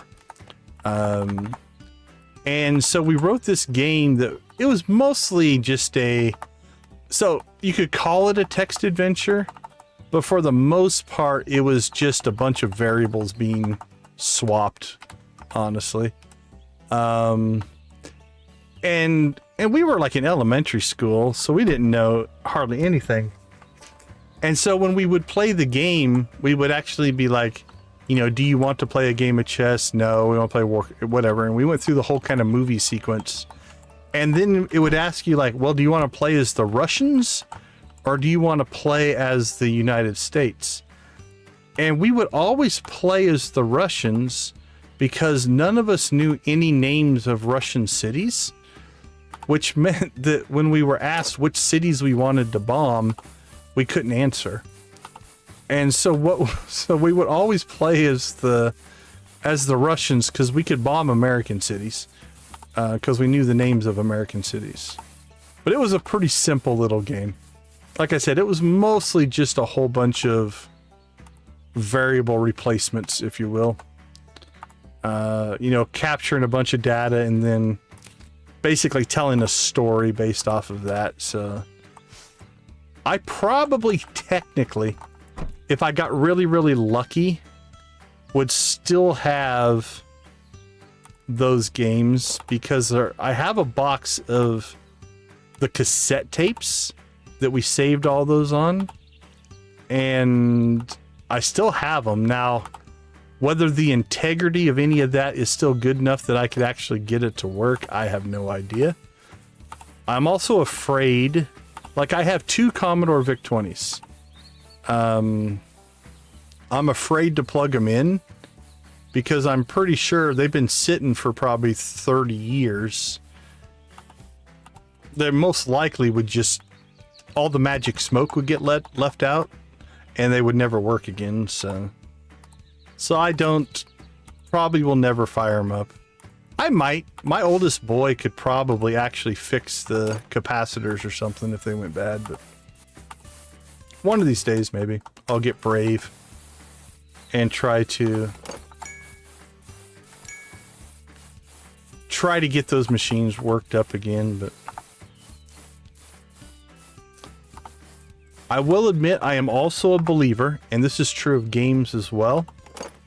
Sometimes it's in your best interest just to keep the memory of what you were doing, keep the memory of the event, because the memory is going to be better than if you go try to recapture that memory. It's never going to live up to it, right? So the idea of like getting that program up and running again is just like, sometimes I think we're just better off to leave it where it is, enjoy it for what it was, and I'm this way on old games as well. Like, I loved Ultima Online, and it's still technically running. I don't know that I ever want to go and play Ultima Online anymore again, because I'm almost guarantee you the play experience I would have would not live up to my memories of what that game was, because those were some amazing memories, and I don't think I want to give those memories up. So I don't go back and play games like that for that very reason.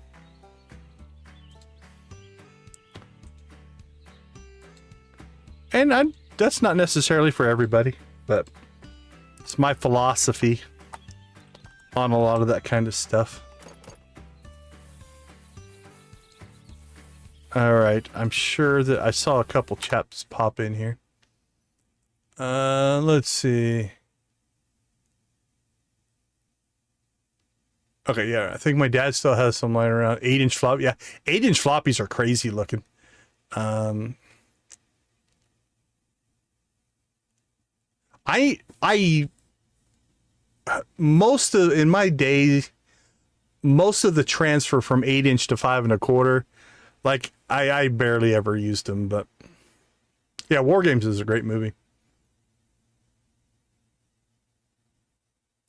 No worries. Yeah, it's a lot of that older tech is good.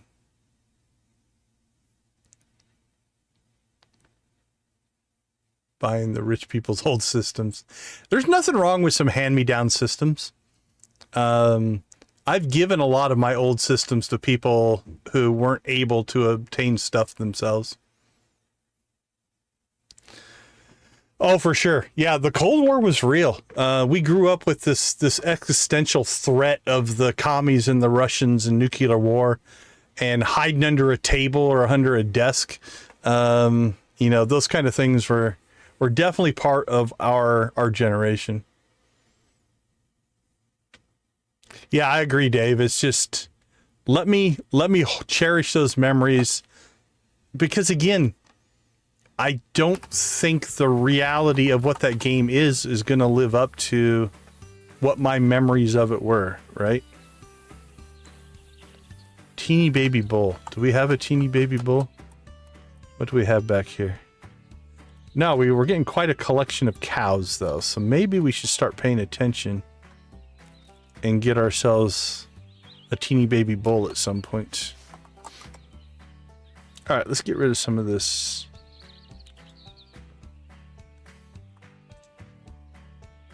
Some of this furniture here. Do we have anything else? There's a counter. All right, OSHA, don't get mad at me. I know that's probably not safe at all, but... Okay, that was a long shot. Ooh, it's a designer couch. Your butt will feel so much better if you sit on a designer couch versus a normal couch.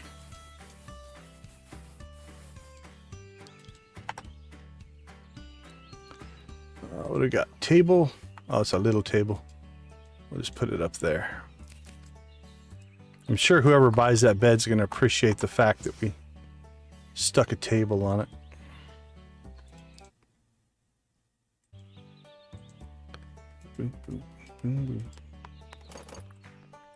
Okay, we've got to get some stuff put out here. And some of the stuff is not big, but bigger. So we'll just start sticking it on the floor here.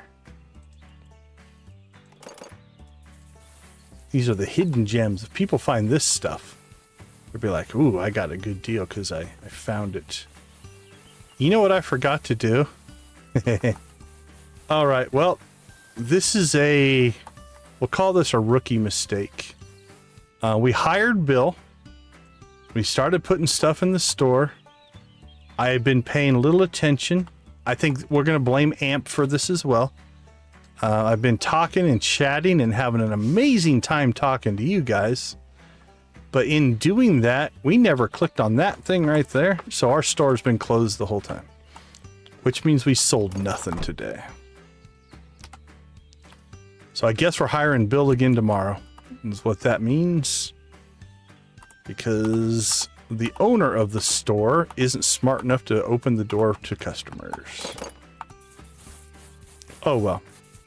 I'll trade our conversation over making money. We went backwards. We're down to 359. We started today at 377. Another stove. Maybe we'll get a few sales here. All right, Bill, I paid you $100 today. You need to sell something so we can at least make back our $100. So we're at 359. Oh, I think that was it. I think Bill paid for himself, so we're good to go now. Let's see, that's a fridge. I was starting to wonder, it's like, why is the store getting so full? It's like, what happened? Yeah, because somebody didn't pay attention to the game mechanic. That's why. All right, let's just stick this back here. Because I don't think we have any more alien dolls.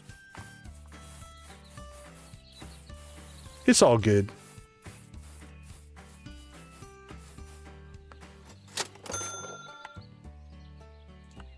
Just means that we'll have great sales tomorrow. That's all.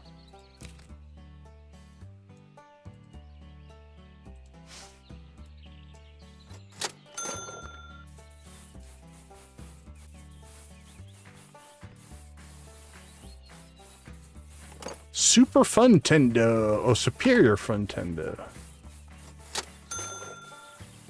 I'll give you guys credit. The parody names that you came up with for some of these products are actually pretty funny. I appreciate you. Parody is kind of cool. Ooh, 1822. Can we get these guys put out here?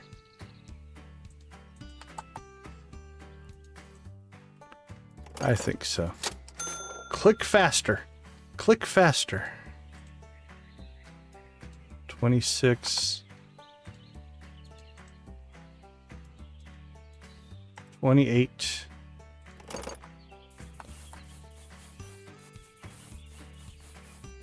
30.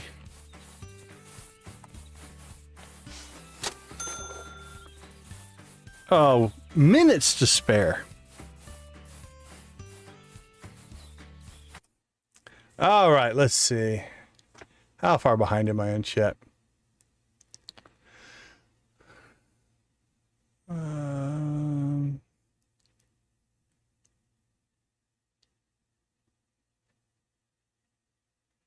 Yeah, definitely check out Big Games Adventures.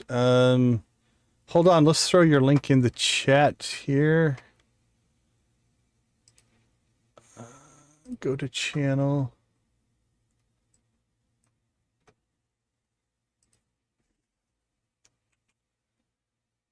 There we go. Everybody go check out Big Dave. We appreciate you hanging out with us. Oh, no worries, Lordfish. You guys are, I think, are East Coast time, Eastern time zone, right? I appreciate you staying up and hanging out with us. I know we do tend to stream later than a lot of people, especially for East Coast people. So have a wonderful night, guys. Thanks for hanging out with us. We appreciate you.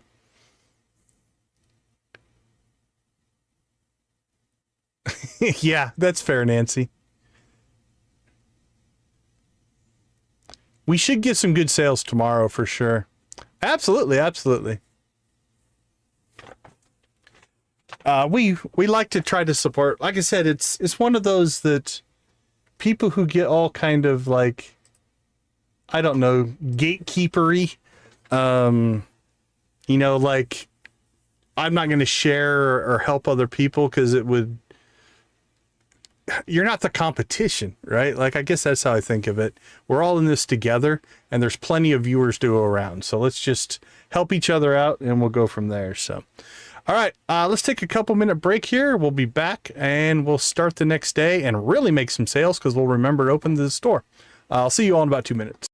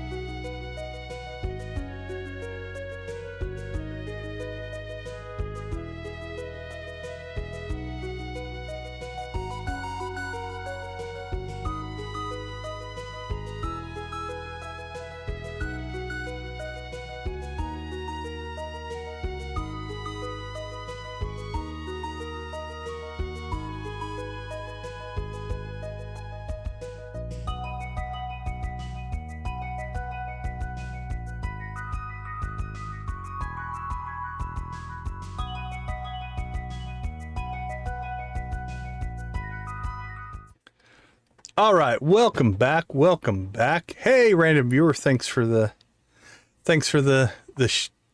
encouragement for thumbs up. We do appreciate that. Yeah, Jamie, I usually try to do about every 2 days. So that was our second day. So now we'll do an every 3 day, which is fine. We're fine with that. Hey, Big Dave, thank you again for the raid. Thanks for hanging out with us. We do appreciate you. Take care of yourself, my friend. Random Viewer is a pretty good name. I actually enjoy some people's YouTube names are pretty creative. All right, let's just get these people hired right away. And same thing over here. Let's just go ahead and let's get all of our business attended to before we do anything so we don't forget it.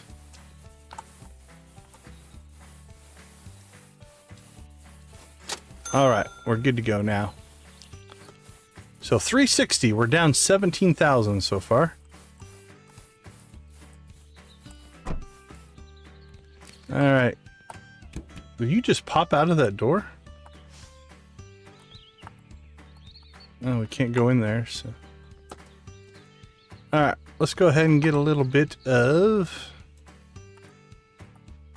freebies. Let's grab ourselves some freebies here.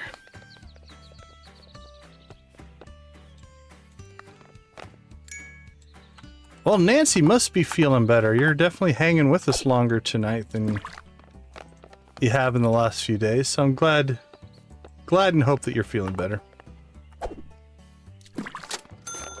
Being sick is no fun. There's that cha-ching sound that we like to hear. Dave's doing his, or no, Bill.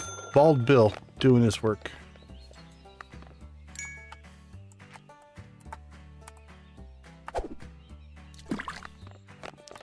He's in the store working hard. We're out here throwing a magnet into the water.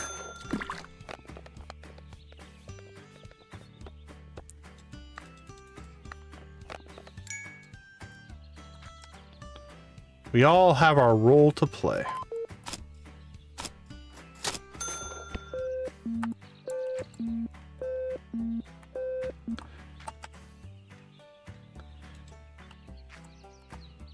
That's all we can ask, Nancy. I suppose since you guys travel state to state to state, you probably get yourself exposed to a lot more regional things than all of us that basically just stay in one spot.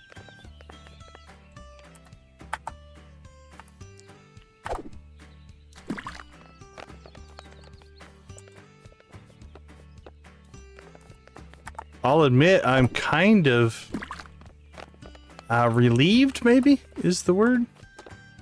Like, always used to be the fall. I work in a school, so we do have that a little bit. But fall was always essentially, my kids are going back to school. They're going to bring home something and we're all going to get sick. Because it's the first day of school and everybody's been gone and traveling and doing vacations over the summer and all of that kind of stuff. And we just know everybody's going to get sick in the fall. And now that my kids aren't in K through 12 anymore, I gotta admit, I kind of like it. I think we're going to change our pattern here a little bit. This guy usually has good stuff. So I think we will go ahead and hit him first on our way to the barn auctions. Don't know if that's a good idea or not, but he usually has some good stuff, so I think we'll go ahead and try to see what we can pull here.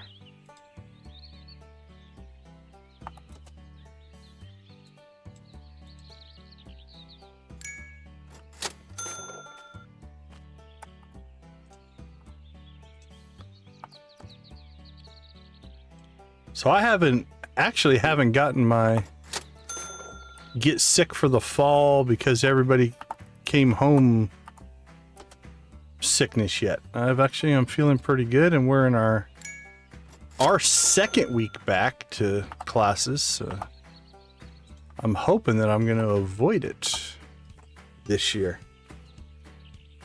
That would be nice.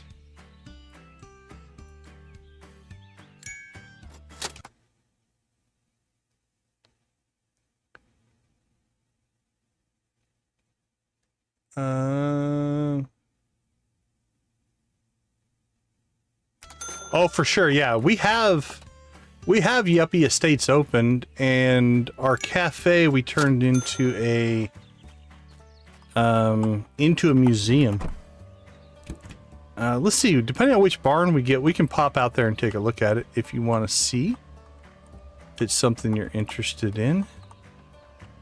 We actually ran our business out of the the cafe for a while before we moved downtown. Now we're doing most things downtown. But that's where we started. Actually, we went from the trailer to the house basically kind of across the street from it, I think. Then we ran out of the cafe for a while. And now we've got the 2 buildings downtown. That's been our progression so far. Alright, let's go see if we can get some barn stiff. Hey, appreciate the... Yeah, positive, engaging, vibrant. One of our tenets is gaming gets enough bad press and negativity that if we can bring the positive nature to streams, you know, I think gaming does a lot of good things for society, for people, for mental health, things like that. We want to celebrate that, right? We want people to know that whether it's community or whatever, there's a lot of good things that come from gaming. And so that's a core tenet of what we want to be. Ooh, $100 box of books. You never know what we're gonna get there.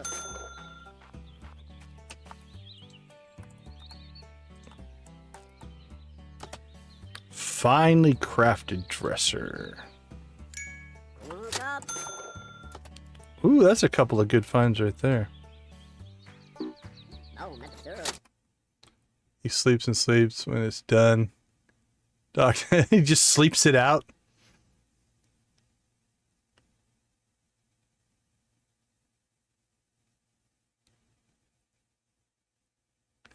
Oh, that makes sense. Yeah, the public facility. I didn't even think about that part of it. Given that you guys, yeah, you're on the road all the time. It's kind of a necessary evil to your existence, right?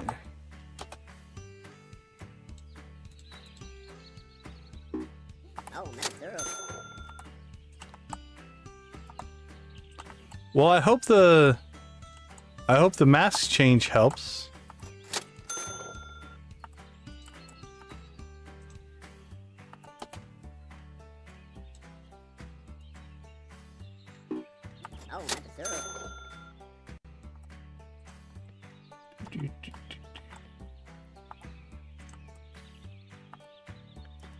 Okay, this barn's been pretty good. The corner did pretty good by us. So I'm gonna call this a relatively teeny baby's collectible bull. Oh, we need the bull. We've got 3 cows. We need the bull. And it's official. Gotta get the official one. Oh, that looks like an elegant traveler. Is it? Friendly green. No, I don't think that's the one we need. Alright, let's see. Let's go ahead and... do tigerfish. Let's pop out. We'll show you our cafe. Or what we did to our cafe.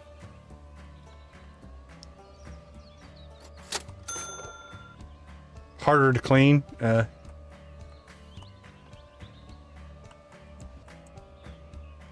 I'll show you our cafe and then we'll pop back and get some of our work done here.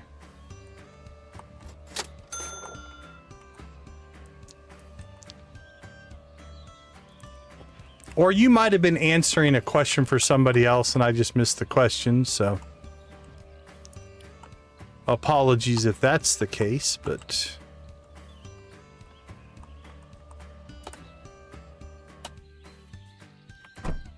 there's our cafe with the plane on the roof. And then we basically just kind of turned it into a museum. So we have all of our t-shirts up here and just some of our collectible items and stuff like that. I really should probably pull those shelves and sell them, but so that's what our cafe is right now. All right. Home again, home again.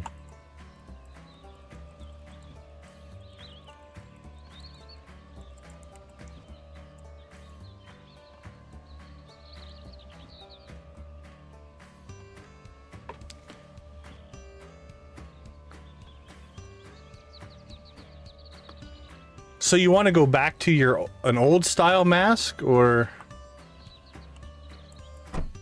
you know what? Let's just go ahead and hit all the auctions on the way home here.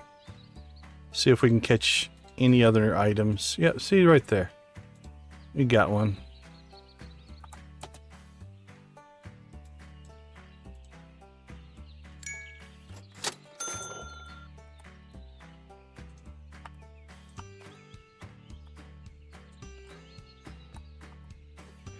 I always buy the box of junk. I can't help myself.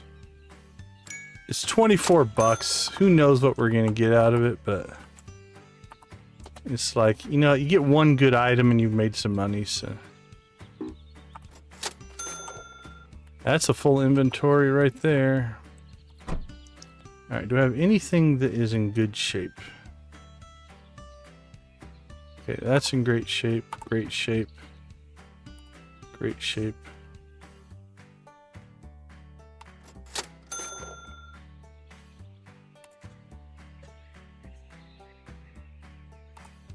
There we go.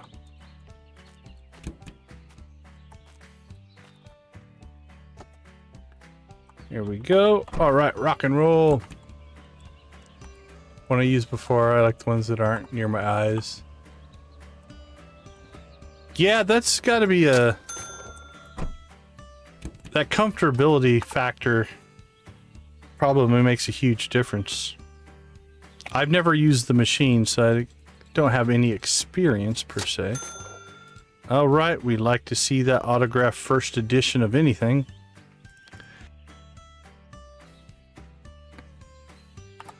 We will take it for 1,000. We'd much rather take it for 600 though. Okay, 1,000 it is.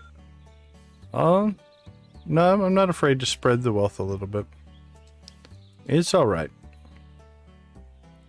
We're still going to make money. We'll just make a little bit less. Less profit. Higher investment, if you will. I don't think any of the weights are ever above 100. I need to just stop checking them. Or get better at visually seeing the difference, right? Like on the guitars, the acoustic guitars, I can tell visually the difference between the autographed ones and the not autographed ones. But like on the clock, I'm not sure if I can tell the difference. A lot of the stuffed animals, right? Is that the cheap knockoff version, or is it the real one? All right, we already did our shopping with that, guys. So let's get home, get this stuff processed, reload the store, and then we'll make our way down to the market for a 1,300 sale. All right, guys.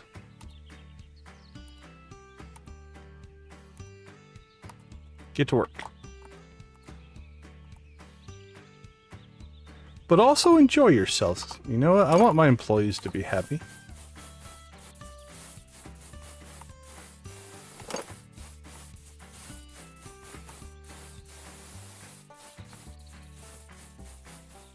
Okay, so let's unload. We got 3 boxes we need to open in here. We'll leave those. Actually, we'll grab them.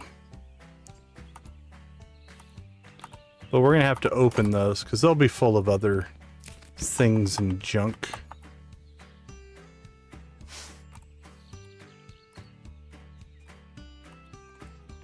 Now let's make sure we give these guys enough room to get their work done. All right, here we go. How you doing, Bill?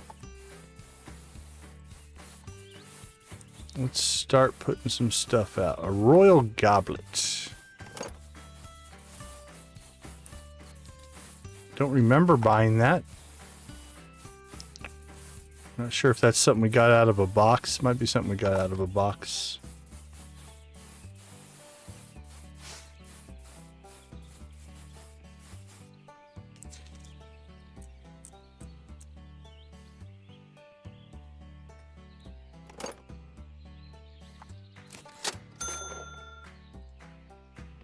And that said first edition on it, so let's put it up here on the good shelf. It's not the bestest, but might as well.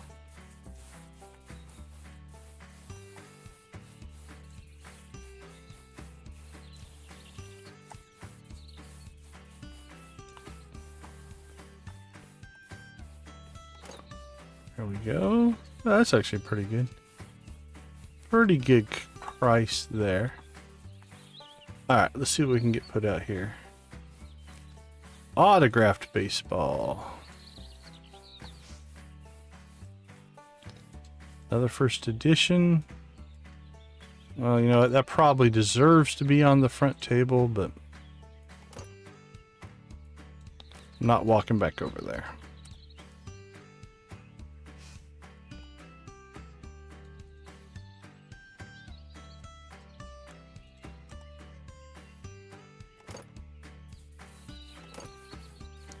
$25-kilogram barbell.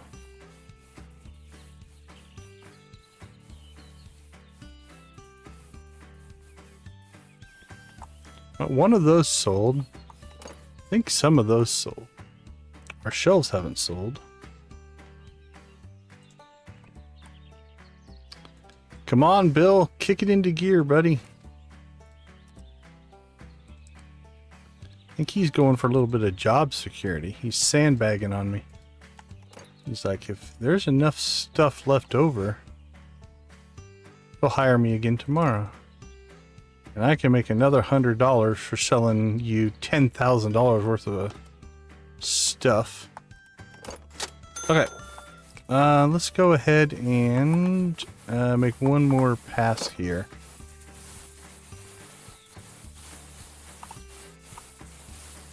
Alright, I'm going to move these to the first 3 slots, because we have to open those and clean out the dirty crap. So let's get the rest of our inventory moved over first.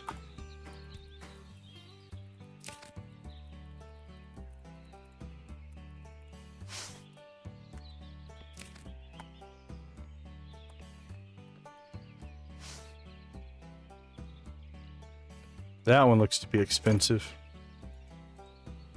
Yepper, $2,000.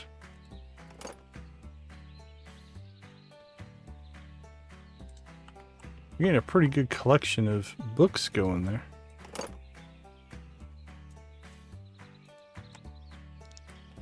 If only Bald Bill would get busy, sell them.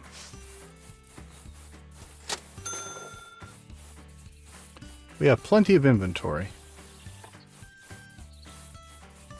But definitely a sales deficit.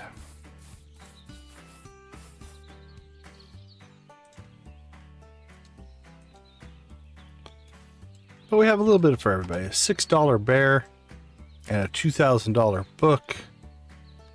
A $67 toaster.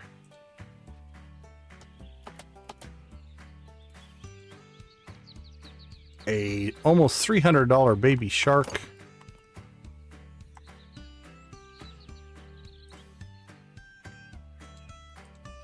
Magic Girl, we'll put right there in front of the TV for whatever reason.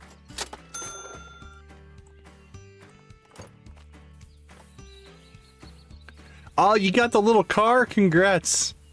I like the little car. It was... I'm going to make the argument the little car is one of the things that almost kind of hooked me on the game. There's just the cuteness of driving around in a little, essentially a Fisher Price car, right? Little Tykes, is it like the Little Tykes? Was actually pretty cool.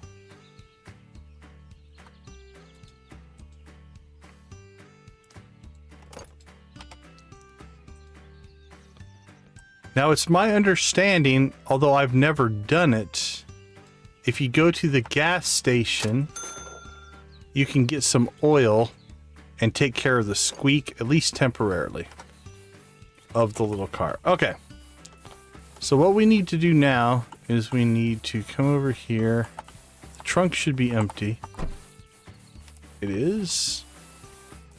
We need to go ahead and open, open, and open. Ooh, I see a antique plate in there.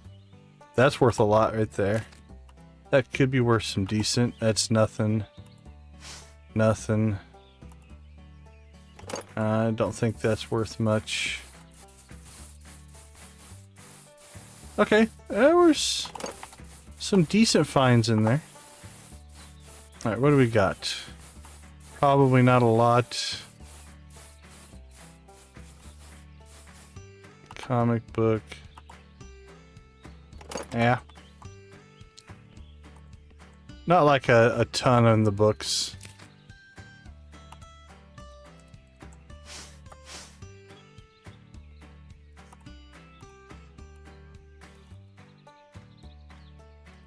Lydia, how you doing? We are actually about to go and do a little bit of corn on the cobbing. The next phase of our day is to hit the market and then hit the auctions. And the auctions is definitely where we get a little maple syrup and corn on the cob. So your timing is impeccable.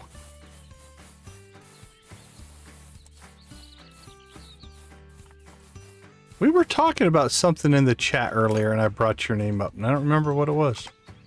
It was a good thing, but I don't remember what we were talking about. Okay, we have a teeny baby bull, which we need to come back here. There we go. Now we got the match set of that. Okay, I need to just move these.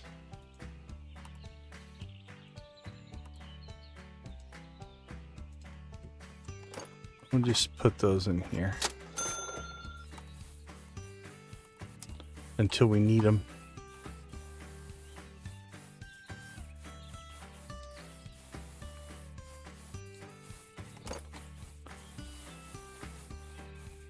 There we go. There's our match set of those.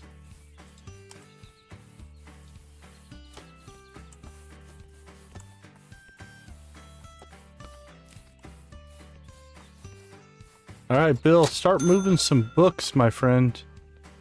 Like, there's... most of these are like $2,000 books. That one's not. That one is. Push the books, Bill. Push the books.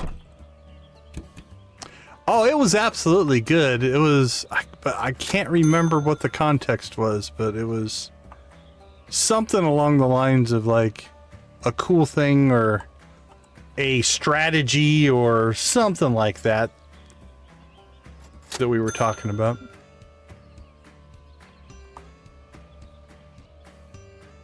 We would never say something bad about Lydia, right? Or at least not in all seriousness. We would always say something bad about each other because that is the most sincere form of friendship and flattery.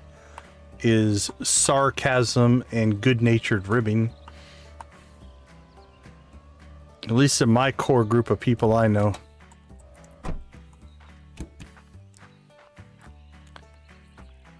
I have a couple of colleagues that work together, and when new people would be hired, they would come up and be like, how do you work with somebody that you dislike that much? And it's like, no, we're really good friends. We just make fun of each other all the time. But it's a form of bonding, right? Like it's a culture thing, I guess. At least amongst our core group.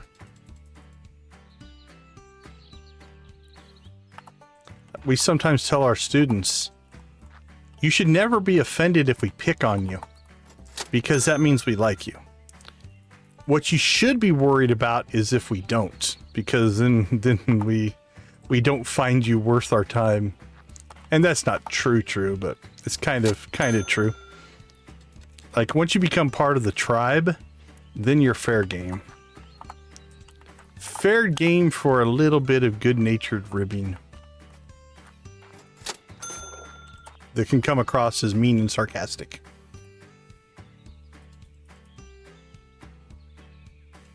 Teeny baby croc.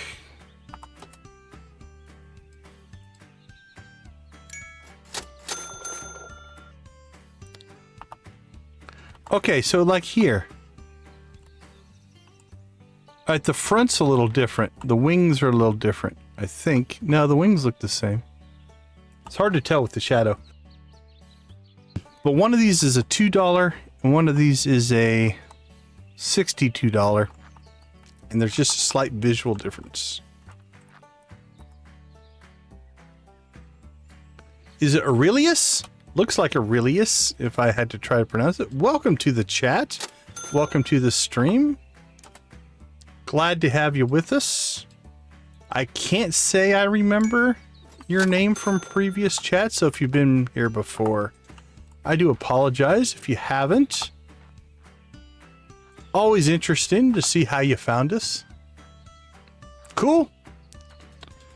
I'm pretty bad at names, so I always feel bad if I butcher somebody's name. Real life or otherwise.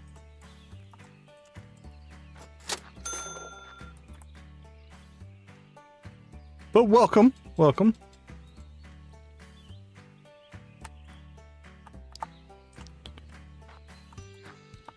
What do you got? What do you got? Give us something good.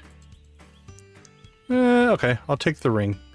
But not for $100. How about 75? How about 63? Good deal. Fair trade, fair trade. You can grumble all you want. It's still a fair trade.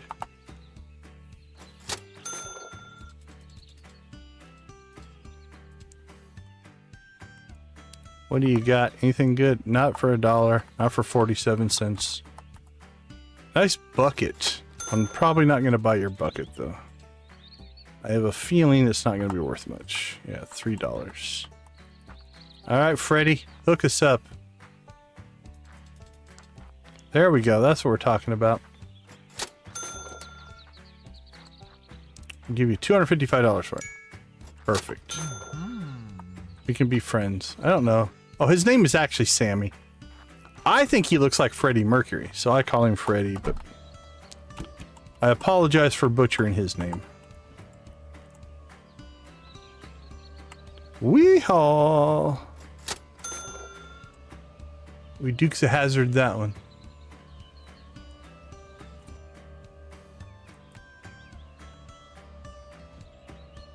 Alright. We have to jump out of the car so that I can scroll the chat here. Yeah, lighthearted teasing is fine. I mean, again, as long as it doesn't get mean. You don't make anyone eat. Actually, you know what? That's probably what we were talking about. Okay, yeah, because I think we were talking about... so Amp Revamp is trying to get to 1 million in her yard sale play, and she's at like 650,000. She's well ahead of me. Wow, I never put myself back down at the bottom. I guess the top is not bad in this game, but let me put myself back down there. But interesting, yeah, so she comes in and is like asking a bunch of questions, trying to get other people to ask questions, just doing everything she can to distract me from making money so that she can stay ahead of me. And so then we got to talking about the sabotage stream idea and people who make me eat red mushrooms. So I think that's actually what came up before. So.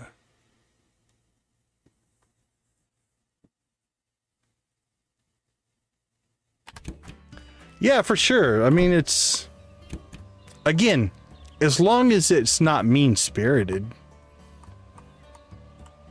and everybody's on board.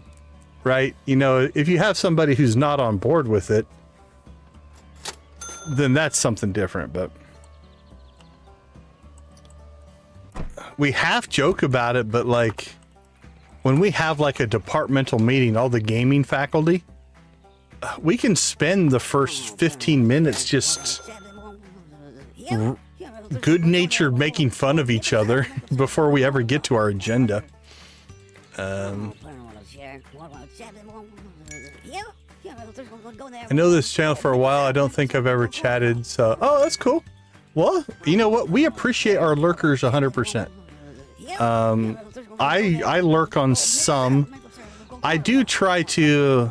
Like a lot of the people that we raid and stuff like that, I do try to type and at least say hi in those. But I'll admit, a lot of times, I'll do the initial hi, and then I kind of go into lurky mode.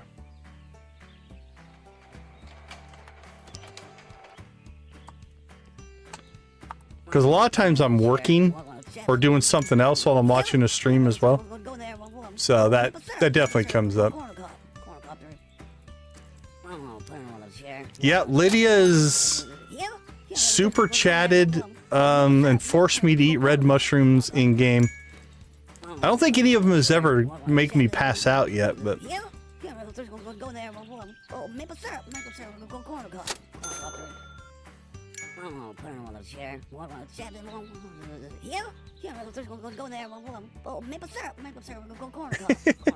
Now that's a statement.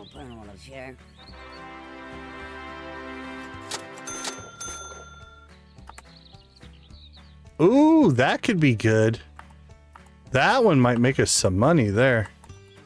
Those fireplaces can be worth quite a bit.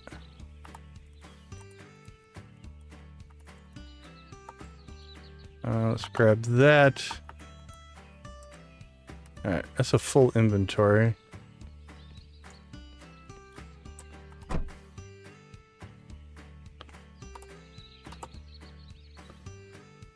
Alright, let's just try to put the... Alright, that's great. That's great.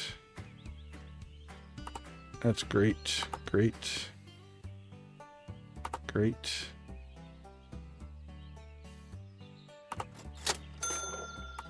Alright, that's stuff we don't have to repair. So if we get lucky here, then we can get all of this into our inventory. Nope. Too much stuff. Alright, let's see. We'll go ahead and just put the rest of this stuff here. That should be plenty, but...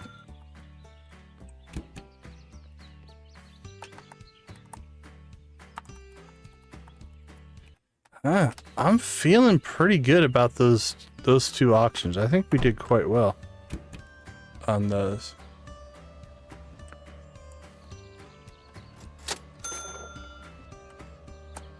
I was asking for it. See, at least you know when you're like, yep, I deserved that. That's what makes it fun, right? All right, guys, let's get ourselves back to work here.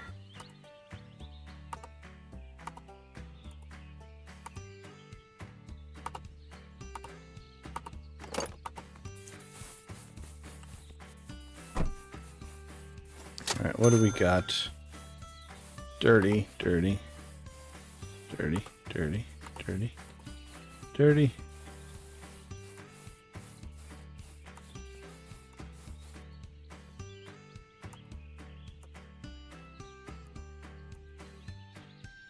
Alright, that all fit. That actually... It's kind of one thing I actually do like about the pink car. The van is great because it has 4 lines of inventory. The nice thing about the car, though, is as long as your inventory is empty, you can actually get all of this stuff into your own inventory.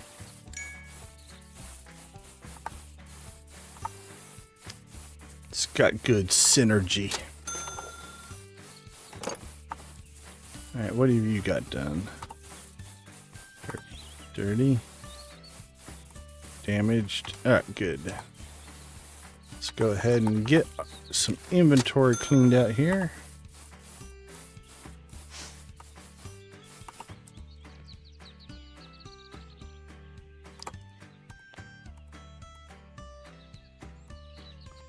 Alright, we got room for one more.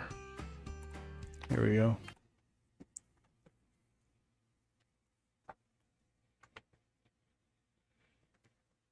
Time when you did your original farm. And you have to pass out. Yeah, that's probably true.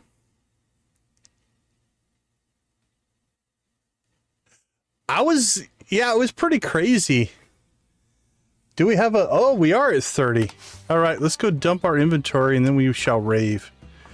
Yeah, it's like a lot of times after I get any prep work and everything done, I'll try to just scan through anybody who I know that's streaming and pop in and say hi when I can. And yeah, when I saw that title, it's like, okay, this is interesting. So you said that's the second time? Is it the second time you've had your voice on stream? Does this mean we might see you stream on your own channel soon? And if so, are you going to get brave and turn on a camera? That's a big step. Took me a long time to do that. If you go back into my older content, my older streams, I kind of always had the mentality of I want the stream to be focused on the game, not on me. And it was probably a limiting mentality, but it was my mentality at the time. It took me a while to get to the point where it's like, I think I should turn my camera on, but I finally did. But it's not for everybody. I don't have a problem with streamers who don't turn their camera on. I think that's absolutely fine. I don't think anybody should be pressured into it, if you will.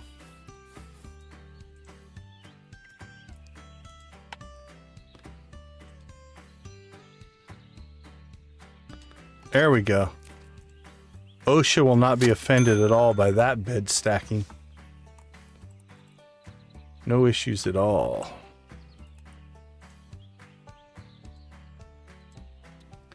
And like I said, I think I only got in about 20-30 minutes on the stream. So I didn't do a deep analysis of your speaking voice. Also, I believe, I'm not sure, it sounded like you guys were going through Crystal's Discord. And so from that standpoint, I don't know how much her audio system was changing your voice as well, so that can always be something. All right, I'm not sure why I'm putting all these cheap books on our exclusive shelf up here, but all right, let's see. We'll look at the Joja Mark sign. Although I am going to pause the game. All right, my friends. Let's see. Let's move me back up there. Turn on the chickens. Turn off the audio. We are due for our third raid of the night. We are raving for 30 likes. Amazing, amazing. Our like to viewer ratio is really good tonight. So we do appreciate you all. Feel free to spam those chickens, spam those crackers, spam those prismatic shards, whatever trips your fancy. If you're not a channel member, you can join and gain access to all of our wonderful emojis. If not, you can spam whatever emoji you want. All right, Emily, bring us home. Let's get the chicken rave going.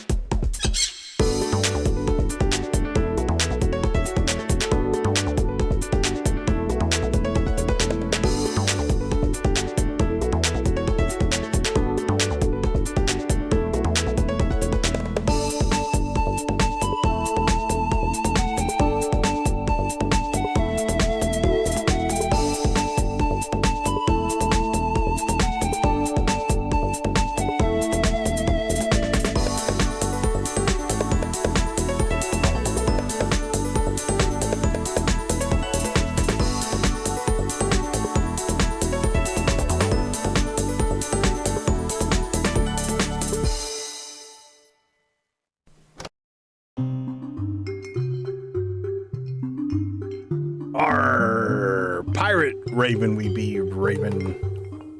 I can't spell pirate, evidently. There we go.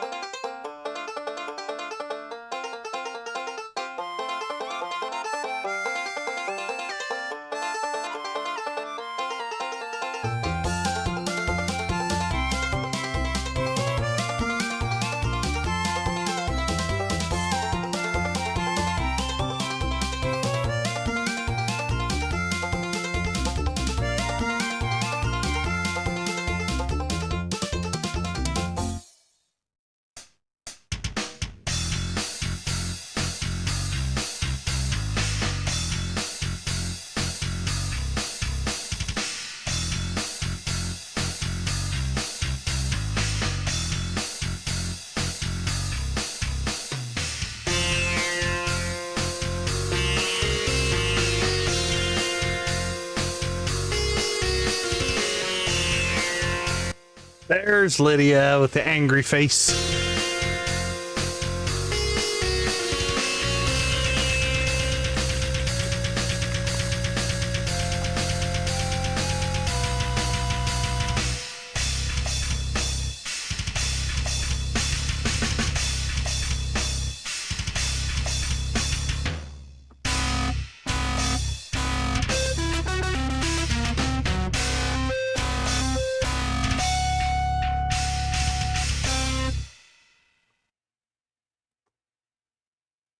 All right, everybody. Thank you guys so much for all the support. Whether it is lurking, like, share, subscribe, all of that kind of stuff. We do absolutely appreciate it. Let's see. Let's drop me back over down there. There we go. While we're sitting here, let's go ahead and do a quick shout out to our channel members. We also appreciate all of you guys. Ace, Nancy, and Victus at the gold level, Adara, Amp, Lydia, Wally, and Zach at the steel, Debbie, Dread, Janet, Jojo, Lux, Professor H, Wolfie, and we gained a new member tonight. Make sure I say his full name. It's a long name. I think it is. Oh, my chat is in the right spot. Maybe it didn't go back far enough. Oh, there it is. Yarrick Plays Gaming is the full channel name. So welcome him to the... Oops. Nope. Wrong one. Get to a different window here. We want to welcome him to the membership family. So thank you for joining. Here we go. Let's grab his channel. There we go. Wrong keyboard. I'm running multiple keyboards. There we go. That should get it there, hopefully. Cool. But oops, sorry, forgot to go back to that. Back to that. Too many things going on here. Okay. Let's see, check our inventory. Our inventory's clean. Alright, mic's working. Game audio is working. So many buttons to press.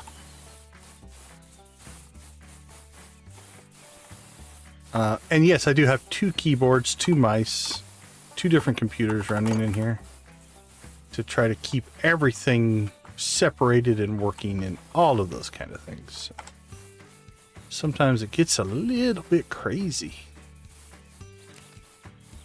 but it's all good.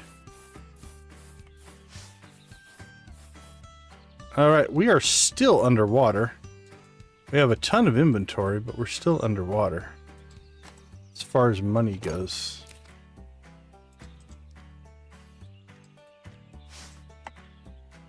We wanted to get to 450 today. We started at 377. We haven't even made it back to that yet. Now again, we are sitting on a ton of expensive inventory, so we have it. It's all here. It's just a matter of Bill getting it all sold. That's the key.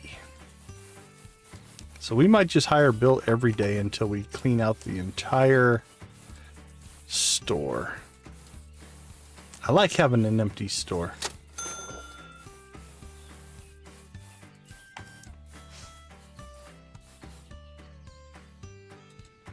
There we go. Somebody can buy a matching set of crocodiles.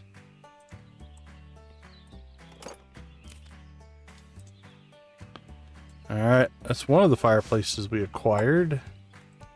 There is another one.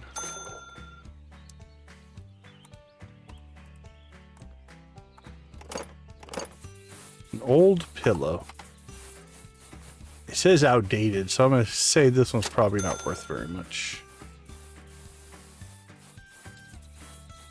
Yep, figured so.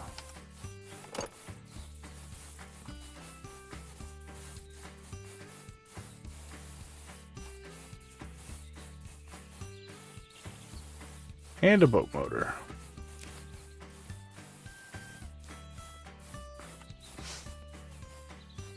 It's almost 1800. I was going to say, should we go get some... Let's do this. Let's clean up our amp collection here.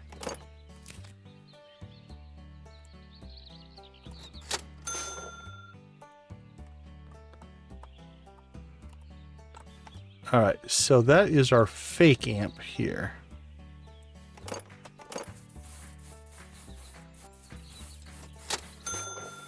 And then I think these go to something, I'm not sure what. But they don't go to what we need. We need amp wings, I think, not champ wings. Or scamp wings. Those are things we don't need.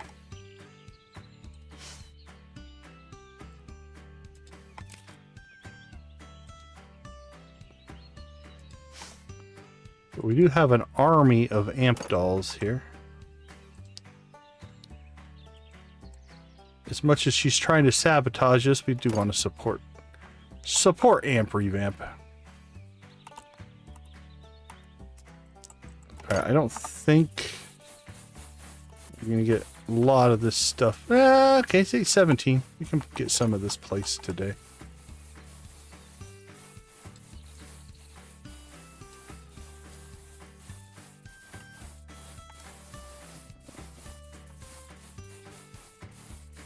Book. Another ring. Might as well open a jewelry store at the rate we're going. We'll make him face the wall. And... alright, not too bad. We pulled it off. We still have a lot of inventory in here though, so... it's looking like... Bill's gonna get another day of wages, is what it's looking like. You know what? I think we might just sell that as well. And we made it to bed with a minute to spare, if you will. All right, let's take a quick break. Make sure I'm caught up on chat. You found something in the park, but how do you dig it up? So basically, if you got like that spot, you run your metal detector over it, and then you press the E key, and the shovel should dig it up. If I'm understanding your question correctly.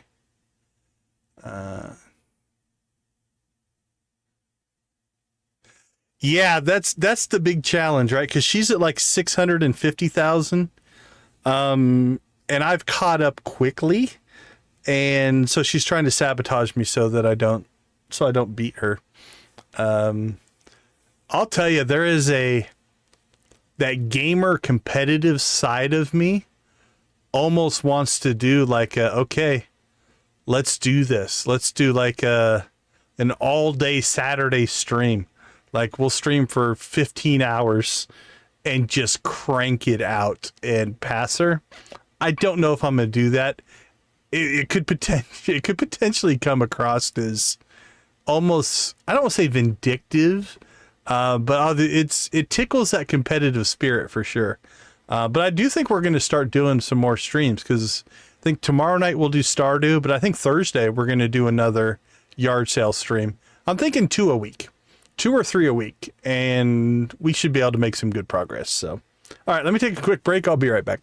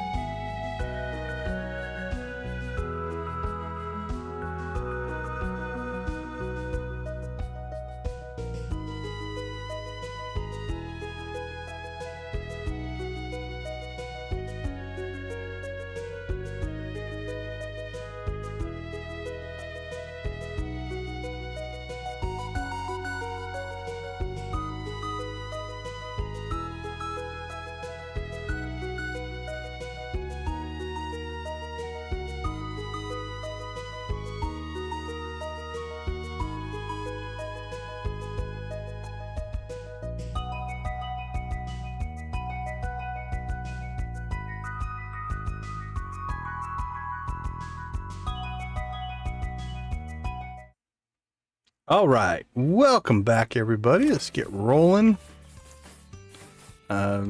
We are going to just keep hiring people. Maybe we just need to commit to everybody gets hired every day. Now, I've yet to... Let's pull that out, and...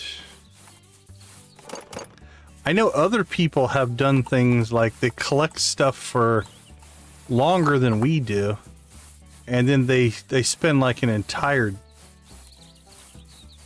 days with all 4 shops running and just cranking through stuff. We tend to sell stuff as we get it. All right, Bill, you're back on the clock. Let me go open the store. Because that was actually, that put us behind. We hired Bill one day and forgot to open the store. And so that's why we've kind of got this, I don't know, surplus of stuff right now. Because he hasn't caught up yet. He will. We'll just hire him every day until he catches up. It wasn't his fault, it was our fault.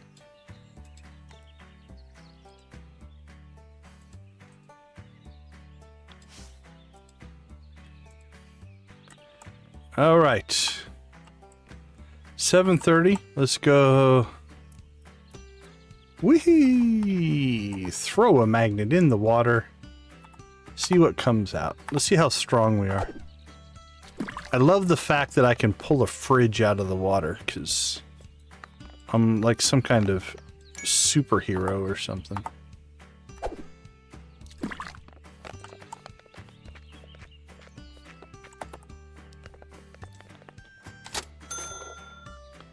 Oh, we got ourselves a tricycle.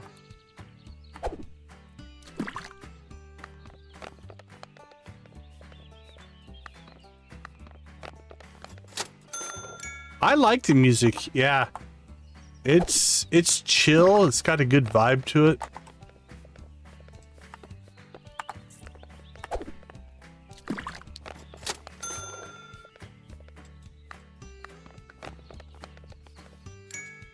All right, so I think you were asking about these spots. Basically, I think the mechanic is you get your metal detector. When you go over it, you press the E key. It should dig up the spot, and then you can right or E key to collect the item. It should be the mechanic if I'm understanding your question correctly.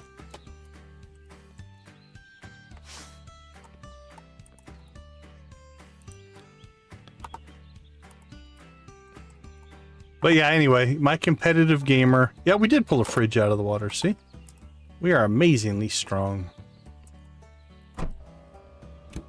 My competitor gamer vibe is definitely to go all in and just win at any cost.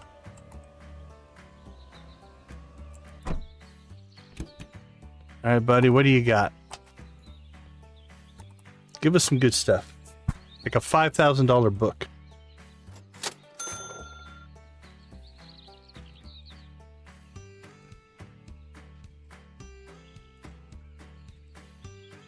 Alright, well, we'll take the $400 book. But can't say I'm impressed, buddy. Alright, see what else you got. A $250 box of stuff. Sure, why not? We're a sucker for a deal.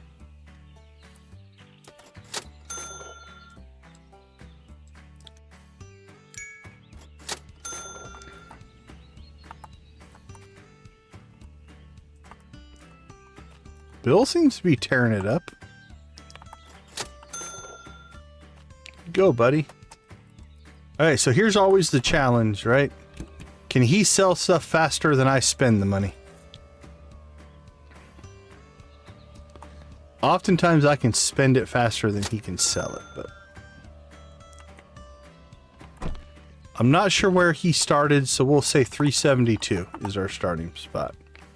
So let's see if I can spend more money while we're out and about than he can make while we're out and about. So far, we're not finding a lot of deals, so he might be able to work himself into a lead.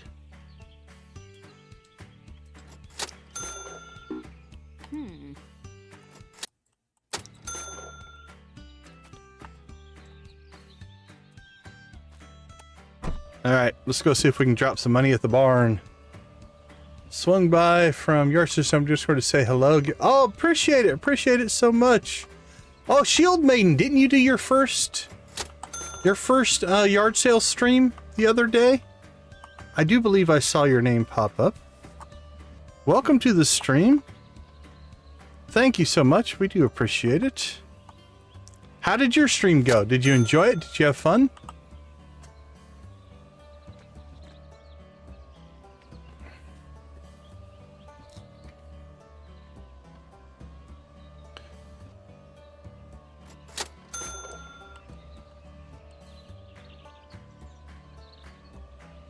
All right. Do we have anything here? Is that no barns today? All right. Well, we can go catch this one. I guess we'll go to Yuppie Estates then. Since we have no barn auctions today. That's definitely going to make it hard for us to outpace old Bald Bill.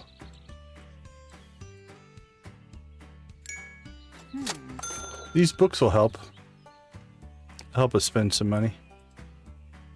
373, he's definitely up on us because we started at 372 in our little challenge.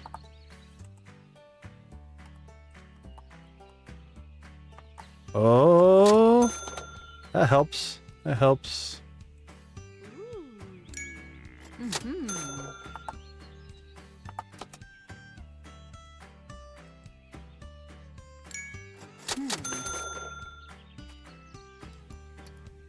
Got a tickle in my throat tonight.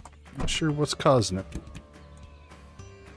Alright, let's get ourselves out to Yuppie Estates and we'll purchase our way back. I am tempted, since we're out this far. I think I'm gonna torn. I think I'm gonna sell off our shells. We have all these shells out here that we're not using.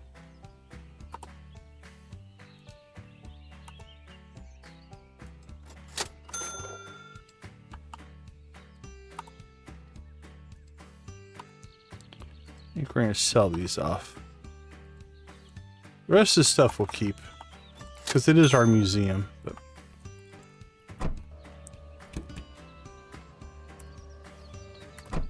okay, there we go. I enjoyed it very much and felt such great support. Yeah, it's a great community. I'm a recent addition. But they've been very embracing and very supportive, so... First stream after hospital and the weekend and such, so I was very emotional. That's cool though. Glad to see you could pull it off.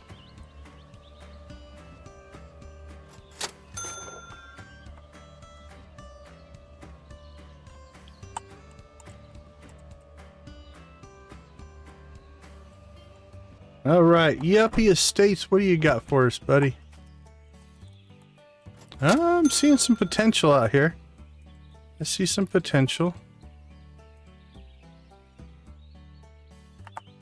Don't know. Some of this stuff might look like good stuff. And it's cheap imitation knockoff crap. I don't know who the counterfeiting outfit in this town are, but they are definitely prolific. They put out a lot of stuff.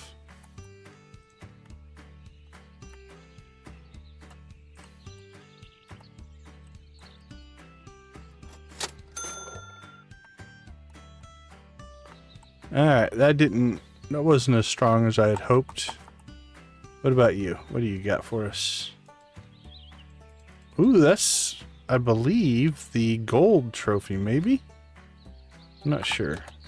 for the big horizons?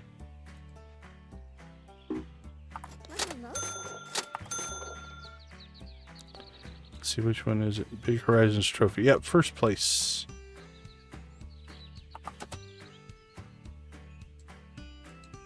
But yeah, absolutely. I have found the community very warm and very welcoming.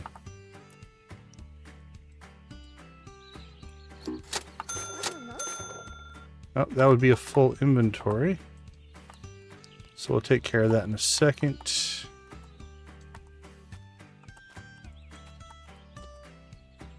Ooh, a $300 box of stuff. Alright, let's go ahead and... No, don't get in the car. Silly, silly man.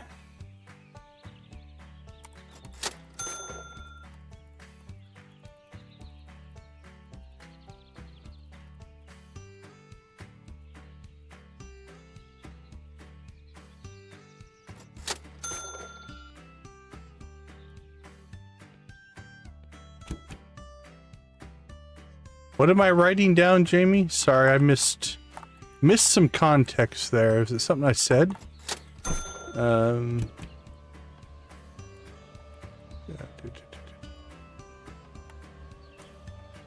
Yeah, I lost the train on that. Alright, no guy out there.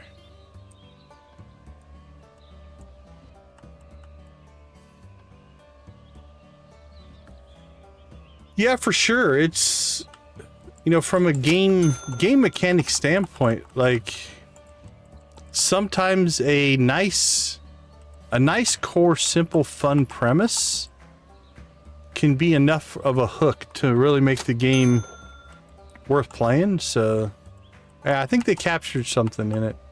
The thrill of the hunt, the seeking that thing. Like, I still get excited when I find, like, one of the really expensive items, right? I'm also an achievement-driven gamer, so, like, right now we are definitely in full-on... We just want to get to the million, so...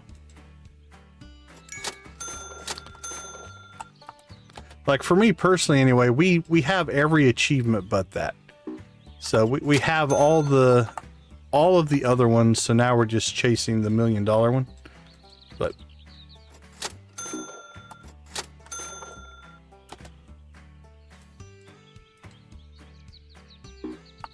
wow, they're not cutting us any deals here. Well, I'm not buying your cheap crap then. I wouldn't have anyway, but he was not friendly at all. What about you? You gonna be a little nicer to me?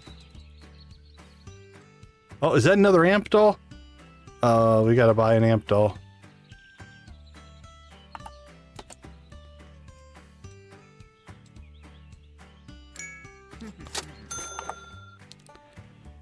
Alright, we're gonna have to do some digging because we are not finding the amp wings. So I wonder if they're like in the dump or we have to find them in a certain spot.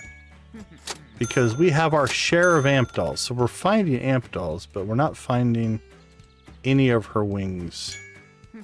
So at some point we may have to break down, quit chasing the money like we're doing right now, and just go exploring for amp wings.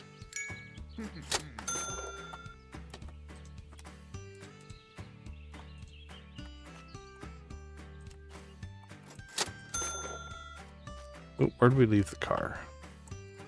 All right, anybody else? You got anything out today? Don't see anything. What about you? We did the corner guy. Okay. Let's get back to the store. We'll get some of this stuff processed. Oh, we actually are finally above our starting money for the stream. We started the stream at 377. And Bill has gotten us to 378, so...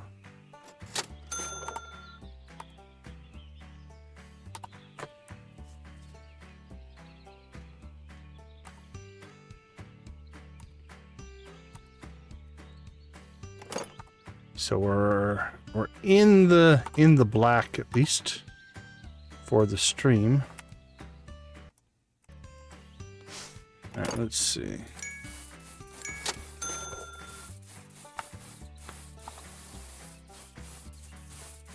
Great, great.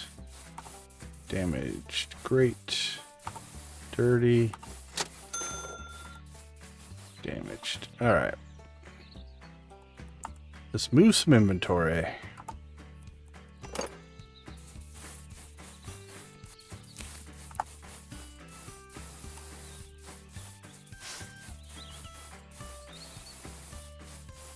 Wonder how many of our books he sold. Oh, there's still 6,000 in books sitting on that table, so we're still got a lot of money in inventory here.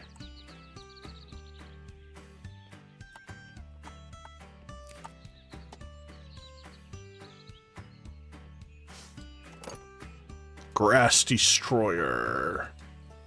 The Thirst Mutilator. Brondo. It's got electrolytes. That's what plants crave. In case you don't know.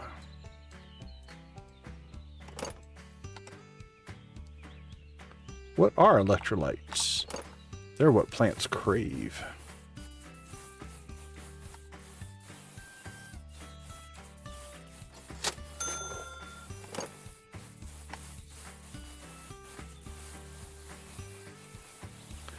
I don't think we're quite square, but that adds some character to the shop, right? If nothing's quite lined up.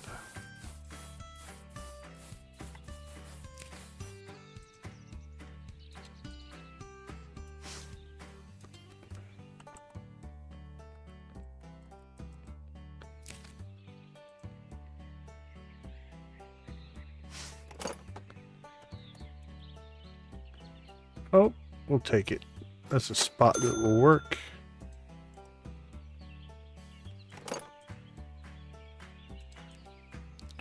Boom, boom, boom, boom, boom, boom, boom, boom, boom, boom.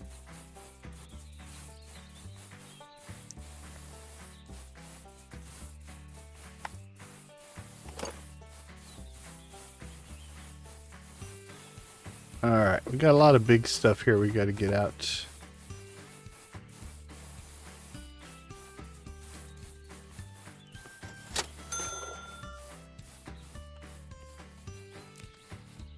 Let's put it over here. All right, what do we got? We got a fridge. That's a decent fridge, $9.45. Stove, that looks to be a cheaper stove. Still $162. And this little table we'll just put over here. All right, we still have an hour before the market's going to switch over. Let's see if we can unload the trunk here.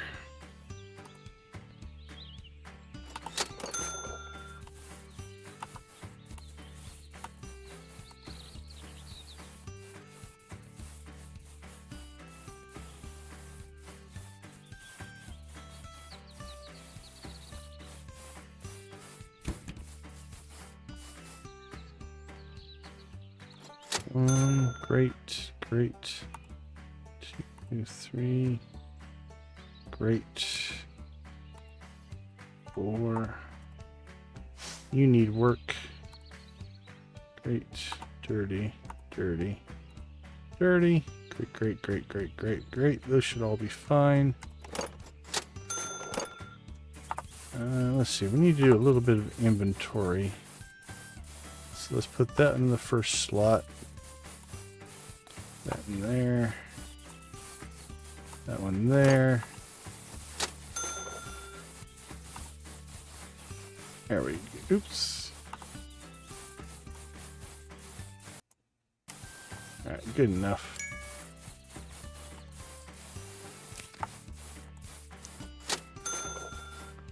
Alright.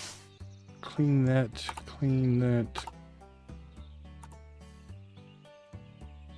Okay, I think everything else is in good shape. Let's see what they have for us.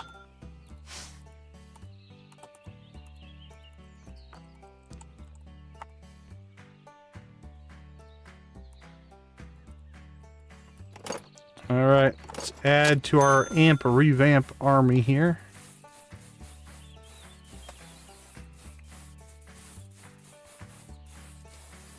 The ever-growing amp army.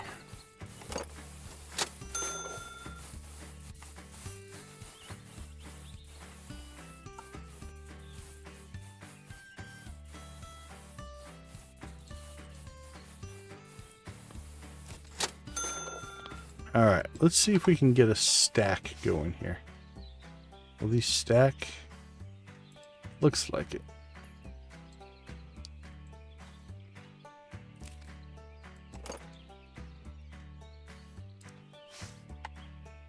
The Tower o' Shelves, if you will.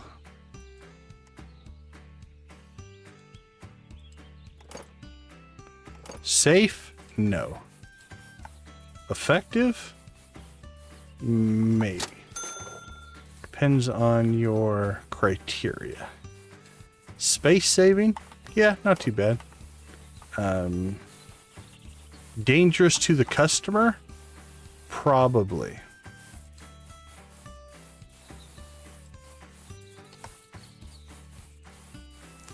Potentially an OSHA fine. Maybe.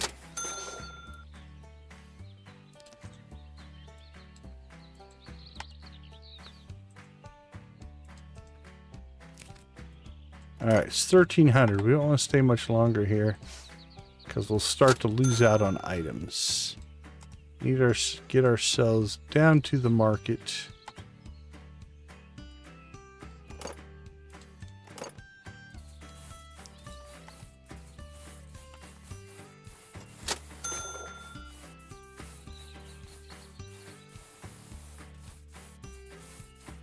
And get more inventory. Because Bill is kicking our butt now. Because we started at 372 and we're trying to keep up with him, and he is outpacing us for sure. Now the card we have up our sleeve is we still have an auction to do today. And we could drop thousands at the auction. And that might get us back in the lead.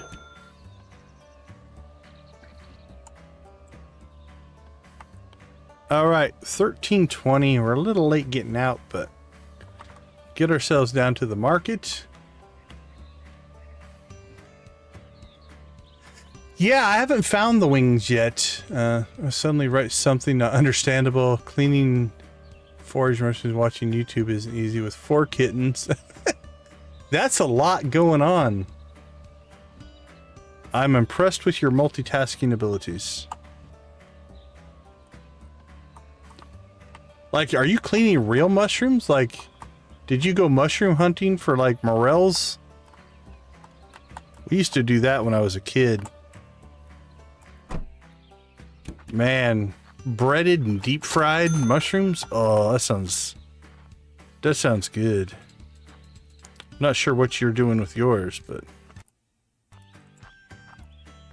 100% that sounds really good.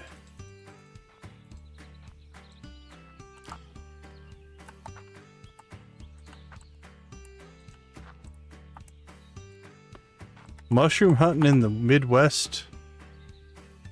Yummy, yummy, yummy, yummy.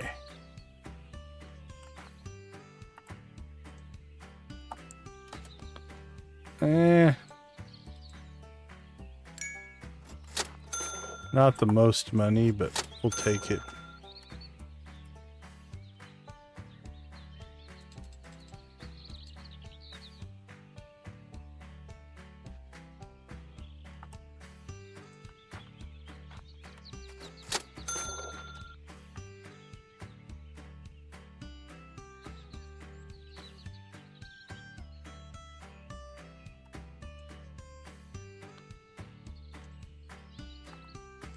Are you making fun of my shelf tower that I built? Yeah, they go on the wall really nicely, if that's what you're talking about. I don't care, because I just want them sold.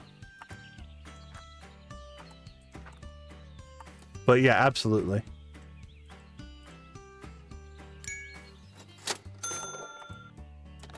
Actually, the whole kind of decorating model, I'll hand it to the developers to build a system where you can place objects, stack objects, you know, put a shelf on a wall, then put objects on that shelf. That takes some doing to get a system that is working really smoothly for that.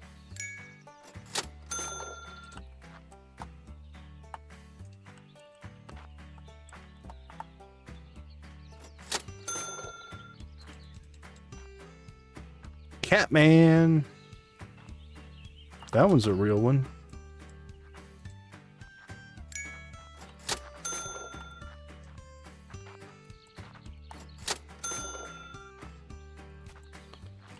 So do you have another stream planned with Crystal?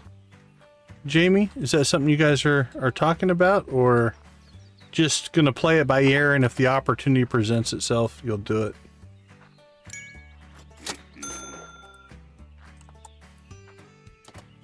Okay, actually, here's an opportunity.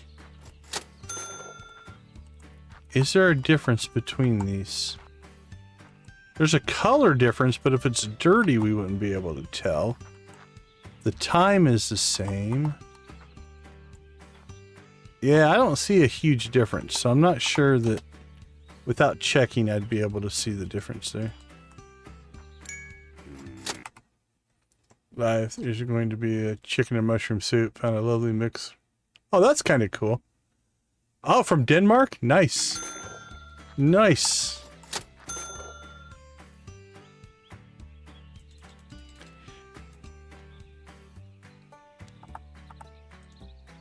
Yep, that is definitely something I did as a kid. We would go out, usually walk camping out in the woods, and we would find,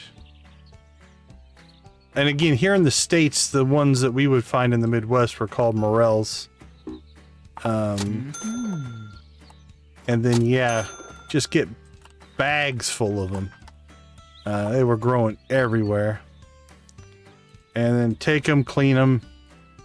But then for us, what we would do is bread them and then fry them. Oh, it's making my stomach growl just thinking about it. That sounds so yummy. But yeah, I like mushrooms as an add-on to other things as well, for sure. Oh, can we get to that card? I don't know if we can or not. I don't know what it is, but... Alright, I think we've cleaned that out as much as we're going to do. Which means to the auctions we go. Yeehaw! Oh, that's good. That was a good landing. Oh, except we hit the mailbox. Nope, we blew through the mailbox. We're good.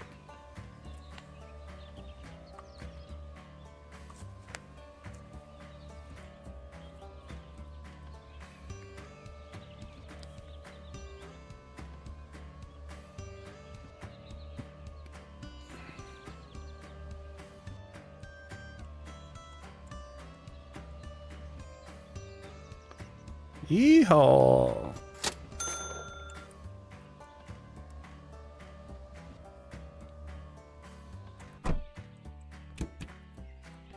Alright, how full is our inventory? Depending on how, if we get 1 or 2 or 3 auctions, it could be an issue. Alright, what do you got for us, Mr. Maple Syrup and Corn on the Cob?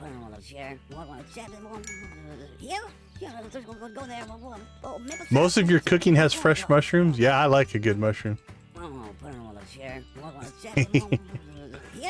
It's janky at best, let's be honest.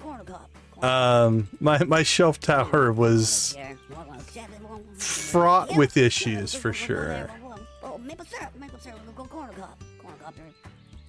I'll own it. I'll own the fact that it was a janky creation.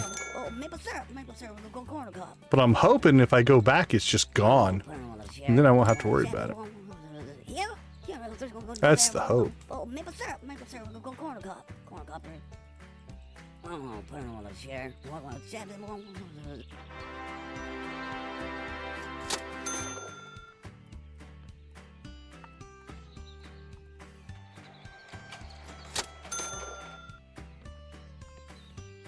Ooh, fireplace is usually good.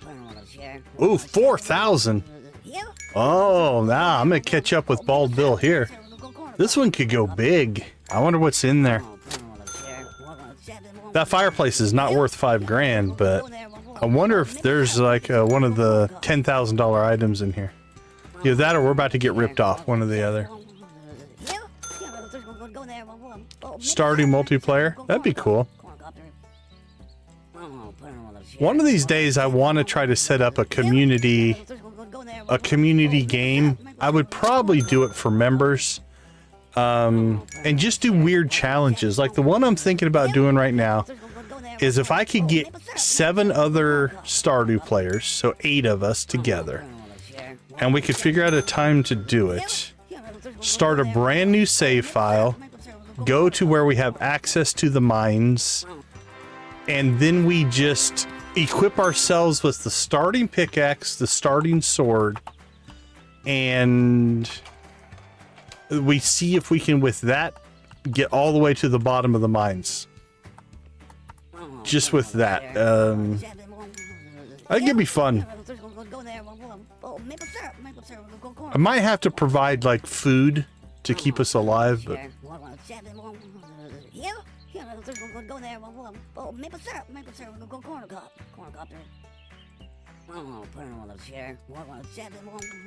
Yeah, I'm less of a... I mean, I've never done the truffle thing.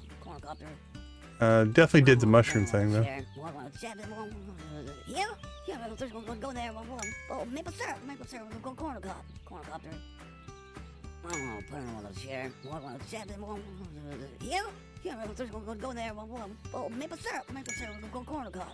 Alright, well, we definitely spent some money at the auction today. Will it pay off? What were we at, 389 when we started this? So we've dropped 7 grand. This will be 8, 9? Maybe 10,000 by the time we're all said and done here.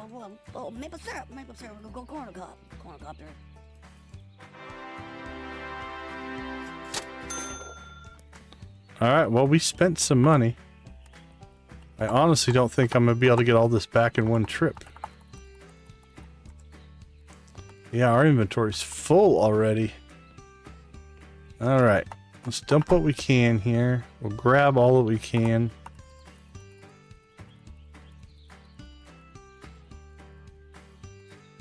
And we'll see if we can get...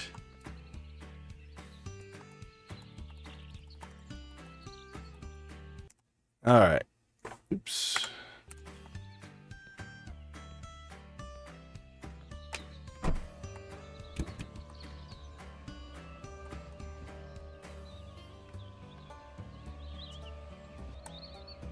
Oh, I tried not to hit you. Tried not to hit you.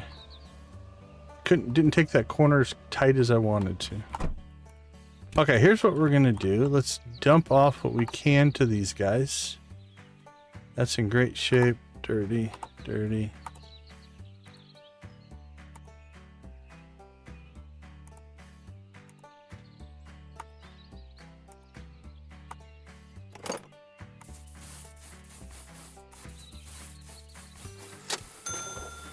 Alright, hey, that's on you. If you walk into my car, I don't feel bad.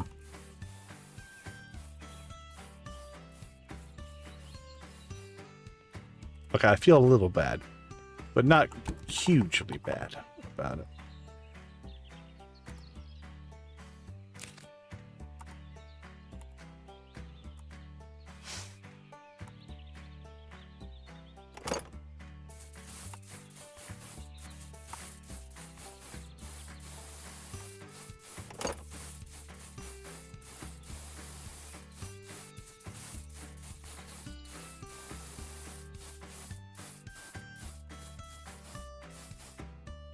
A revolver.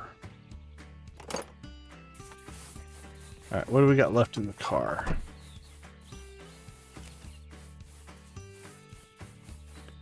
Anything that's in great shape, that's in great shape. The rest of this stuff needs to be processed. And then we need to get back to the...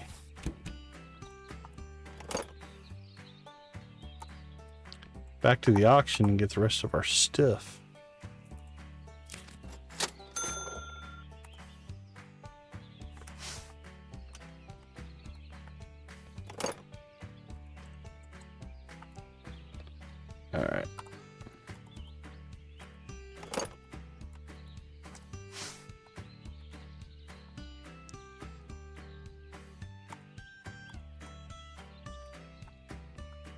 Ooh. Well, Bill, I think, is going to be working. Oh, okay. He's cleaned the store out pretty good here, actually. I'll give him some credit.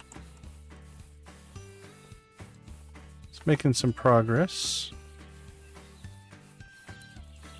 But with everything we got in this last haul, I have a feeling we'll probably be hiring him again tomorrow, because we're about to fill this store back up, I think.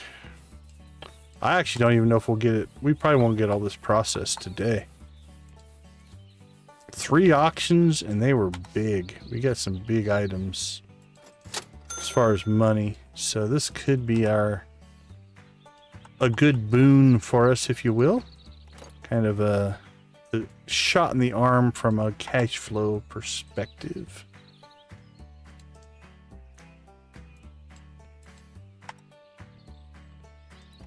Because we did blow through some money. Okay, I'm not sure how I feel about selling a $5 revolver. I guess we could pretend that it's a toy. Make us feel better about ourselves.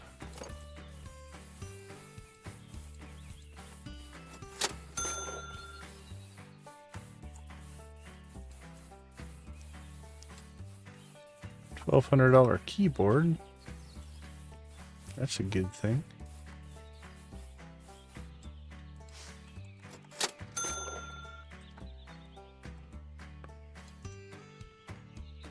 Oh, did I see Ace Roller pop into the chat? Hello, hello. How you doing, my friend? Good to see you. How are things in your world today? I hope well. Or I hope you're doing well.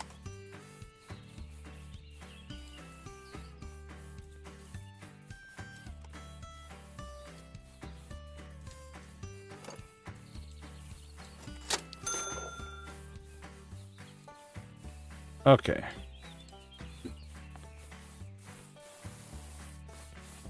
Let's get back. Pick up the rest of the stuff at the auction site.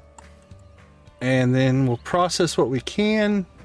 And we'll push the rest off till tomorrow.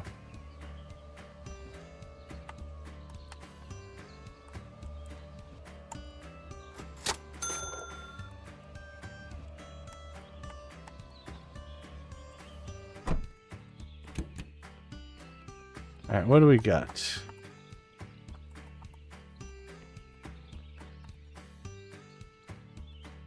Alright, I think that was part of the items from that expensive auction. What did we drop? $6 grand, $6,000 on? One of them was that sword. That sword could be, if it's the one I'm thinking of, could be worth quite a bit. No guarantee, but it could be. Like this one. Yeah, that one's worth quite a bit, I do believe.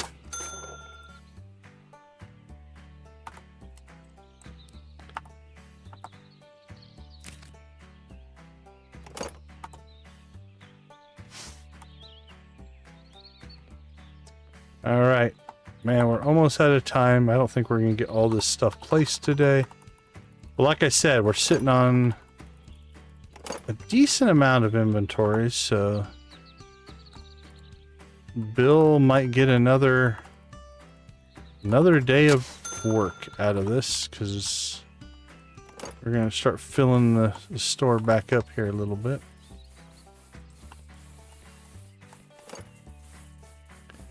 I know I should find a bed. Try to keep my eye on that as we go here. And not pass out. I actually, if it wasn't for the fact, like we get robbed and you lose like 20 bucks. If it wasn't for the fact that we wake up in who knows where in the world, I'd probably just pass out. But if you wake up all over the place, then you have to get yourself back and you waste time. And so for that reason, we will try to go to bed. So we'll get as much of this stuff put out tonight as we can. And then the rest we'll do tomorrow.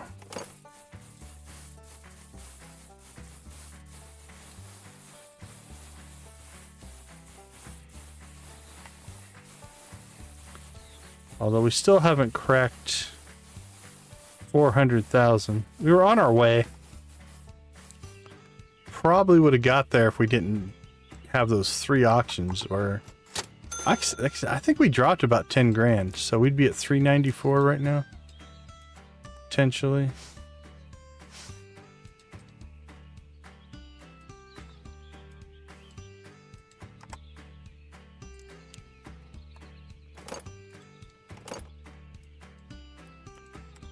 All right, we are running out of time.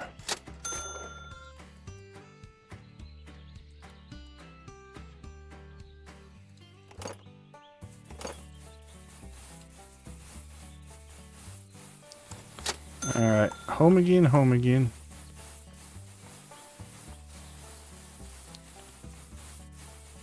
To sleep we go.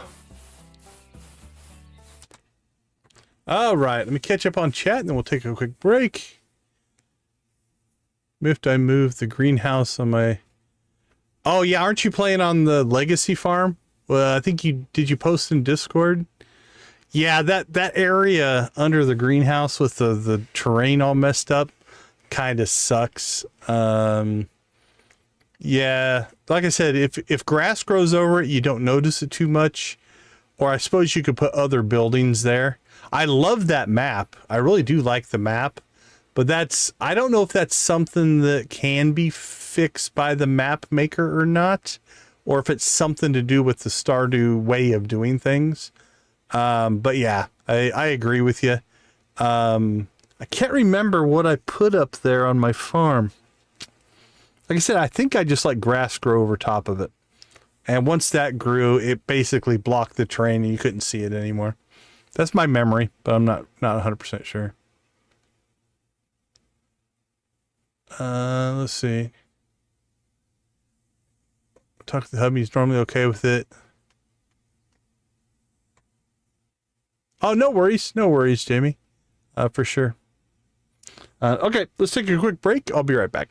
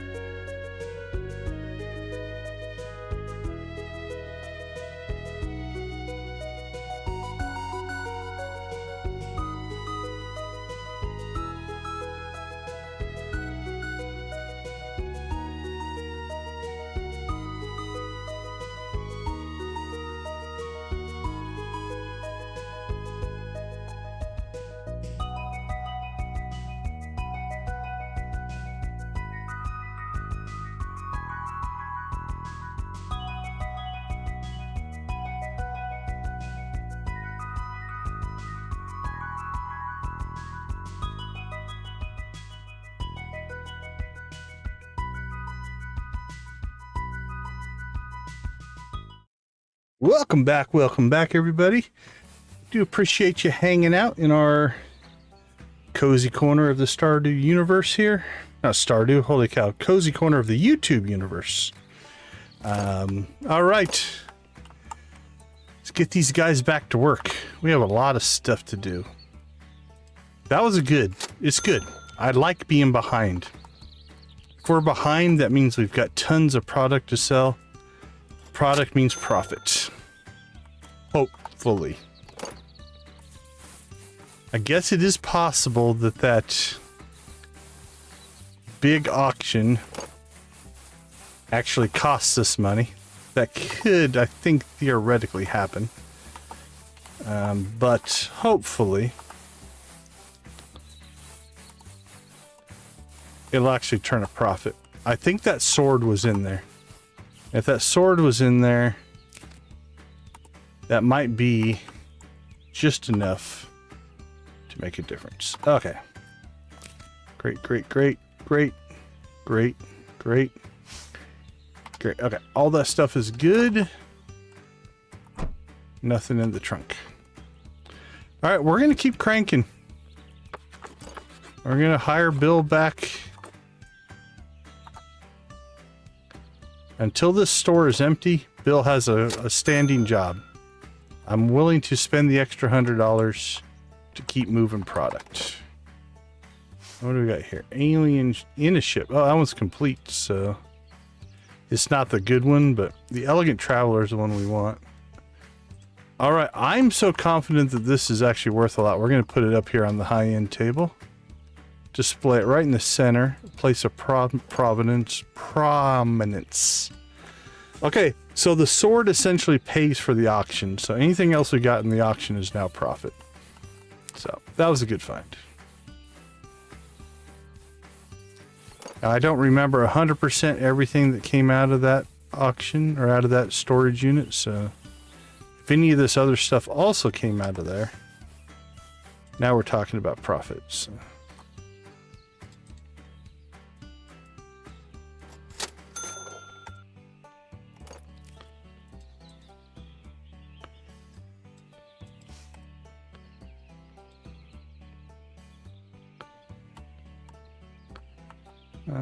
Microwave can just go there.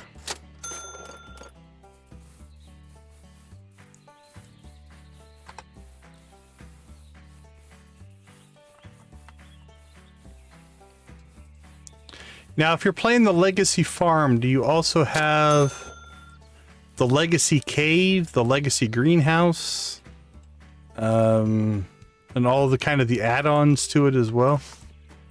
Because they add quite a bit of space.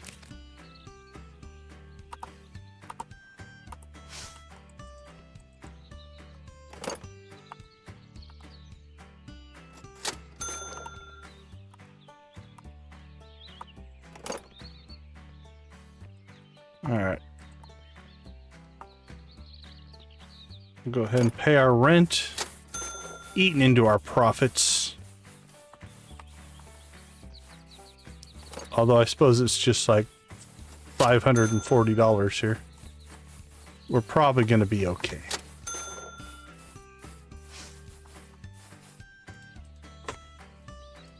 All right, we already have one of those in the museum, so we're good there.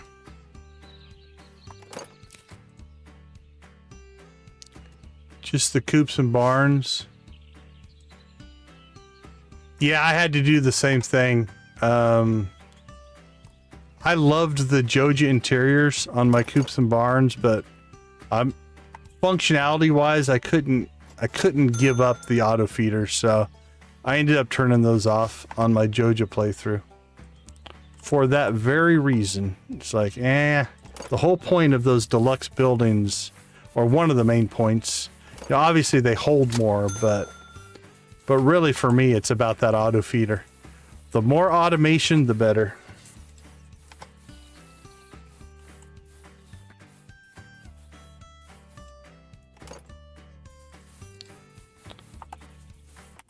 No, don't sleep. Okay, let's get going. We got auctions to get to. Oh, woohoo! Sorry, lady. It did not go well. Actually, she did quite well. The car had some issues. Finished her first shard of the mushrooms. Well, the kittens are sleeping's got to be helpful. That's got to make things a little bit easier to get done. Bill's a great employee. For $100 a day, he sells like $5,000 to $10,000 worth of stuff. I'm glad he's not working on commission. We'd be losing lots more money.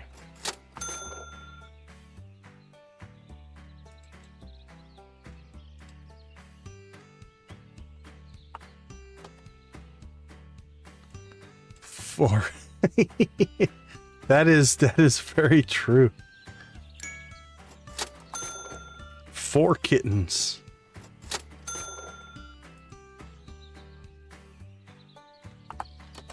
Are these kittens that will be with you, or are they kittens that are gonna be adopted out?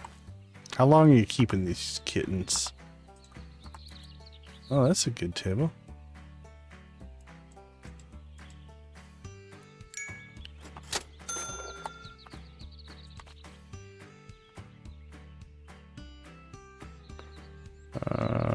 Nope, not one we want. That one we'll take, though.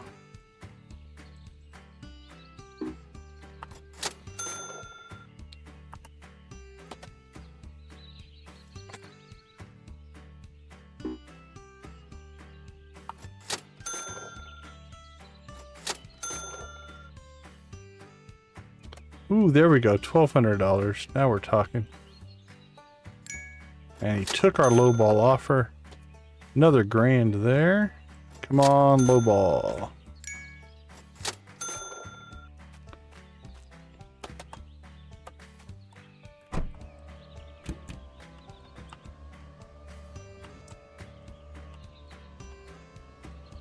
Alright, let's go see if we can find ourselves a barn. Yesterday we didn't get a barn. Both of the barns were not available.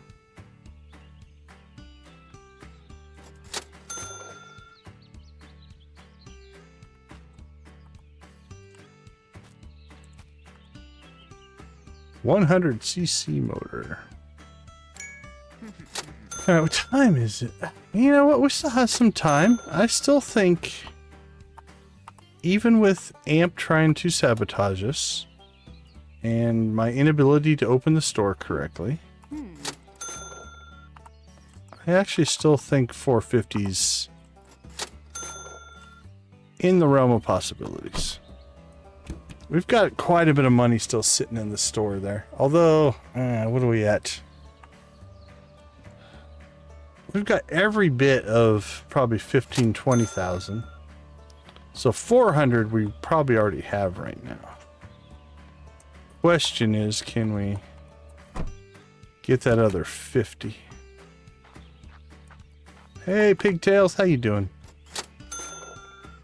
Thanks for being open today. Oh, there we go.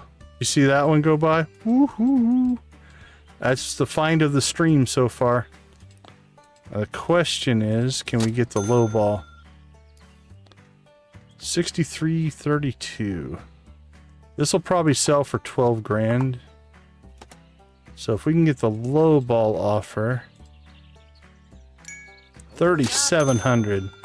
That's probably about $8,000 profit just on that item. Find of the stream. That's the Joja find of the stream. All right. Beauty, beauty, beauty.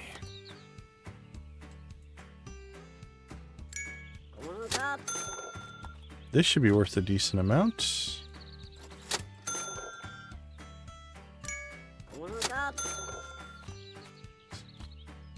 Okay, the farm makes sense. I grew up in, here in the States anyway, the Midwest is farming country. Farm cats are absolutely almost essential. At least here for us, they do a great job of keeping the rodent population under control. Now, I don't currently live, I live in the city now, but I grew up, and I didn't grow up on a farm. I grew up in farm country. I was a city kid.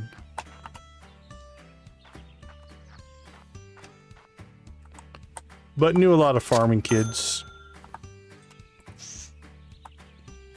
Oh man, I was hoping that book was going to hook us up. Is there a ring there? There was, almost missed it. It's $1. Crappy ring, but...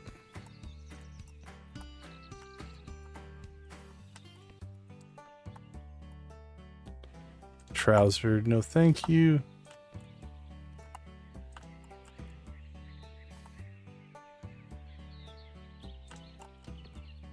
Our last chance, nope.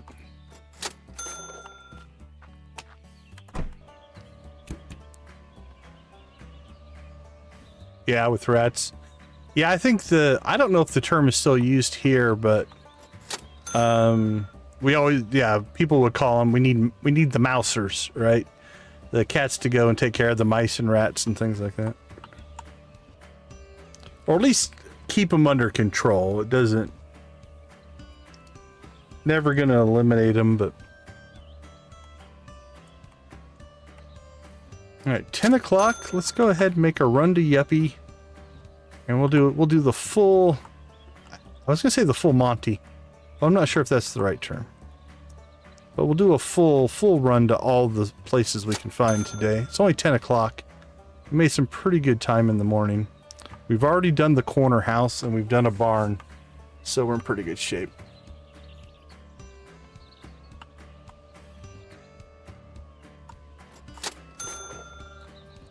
Yeah, like I said, I live in the city. The worst we deal with now is some bugs. Taking care of some bugs. I live in the desert, so we have things like scorpions and stuff like that. Black widow spiders. So we have to keep our eyes open for those, but...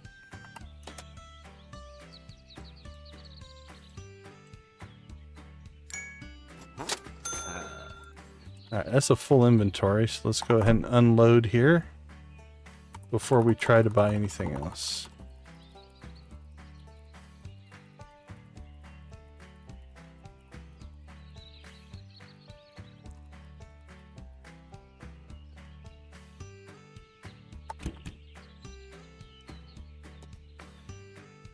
We take those just so we have display, if you will. Nice.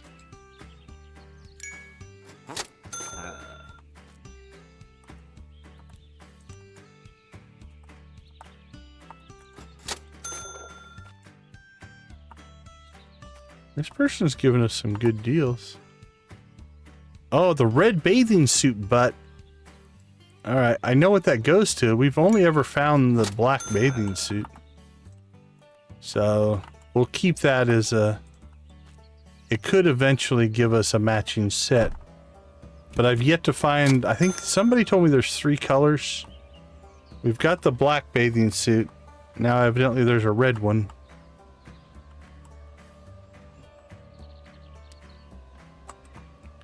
Beyond that, I don't know. It's the extent of my bathing suit knowledge.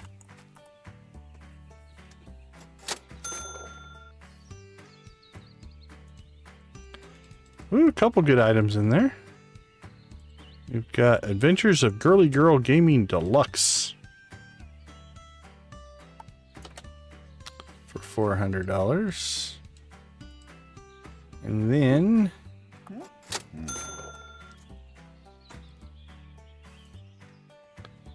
Autographed Martin acoustic guitar. I can show you what it actually links to. We've got one in the museum that we built. We've got the black one anyway, the black bathing suit. So it's much like a lot of the items where you have to find 2 different things and combine them. So in this case, it just happens to be the bathing suit and the bathing suit butt, which I think Lordfish and Queenfish have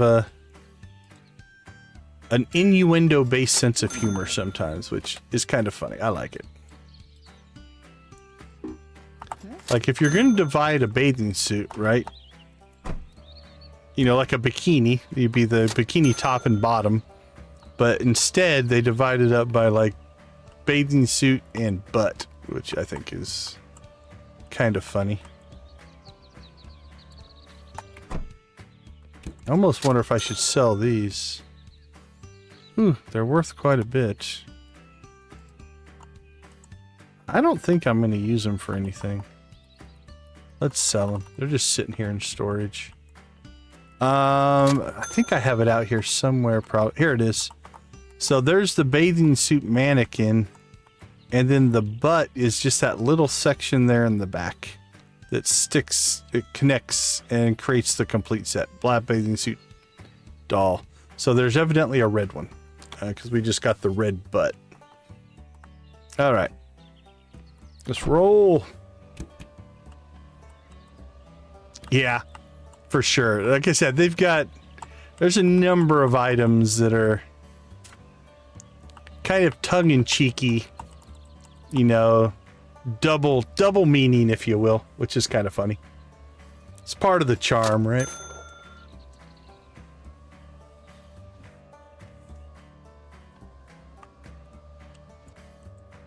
Yeah, we have scorpions, black widows, rattlesnakes, Gila monsters.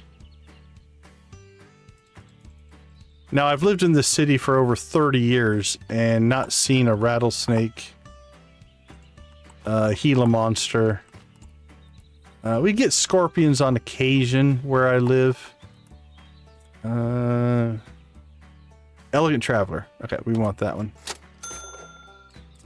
But scorpions tend to be very territorial. So once they establish a territory, they tend to stick in it. So we live where my house is at. We live on the edge of a scorpion territory, I think. So we get some here and there, but nothing like what I've seen other people get. Fun fact of the day. At least the little bark scorpions, whatever their shell is made of actually is reactive and glows under black light. So if you take a black light outside and shine it and there are a scorpion about, they light up. They are really easy to see. So yeah, we'll sometimes go out and take care of the scorpions, but we'll only ever find one every once in a while. Like I said, it's not like a... Well, speaking of shells, holy cow. It's not like we have an infestation or anything.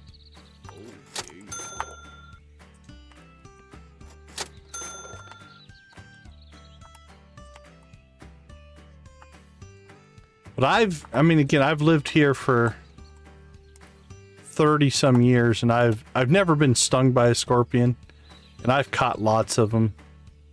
For the most part, a scorpion has no desire to interact with you. You know, even when I'm going out to try to catch them and remove them from our existence, if you will, the first thing they do is they run and they try to hide. Doesn't mean they won't, but for the most part, okay, our inventory is full. The car inventory, I think, is full. Yeah, we're gonna have to come back and get that item we just bought. But they don't want to deal with you. And so as long as you don't... Like, when some people get stung, it tends to be things like they got into your shoe, and you put your foot in your shoe, and now it's trapped, and it does what it can, right? But for the most part, they're not aggressive. They hide. They hide a lot. Okay, let's see what we got here. Dirty.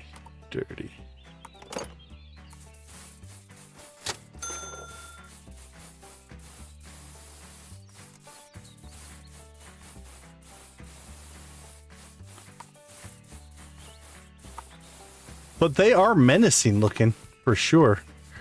I completely understand why people don't want to deal with them. It's a very fair assessment.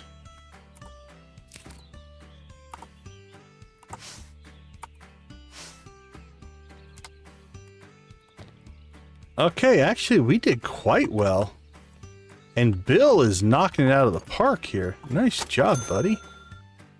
All right, let's give you some stuff to sell.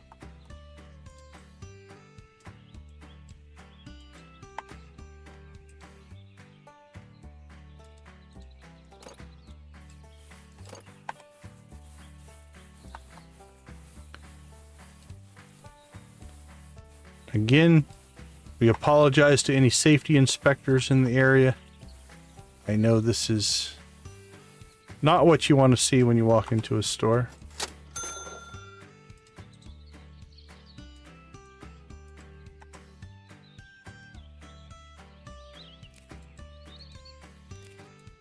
I swear it's completely safe.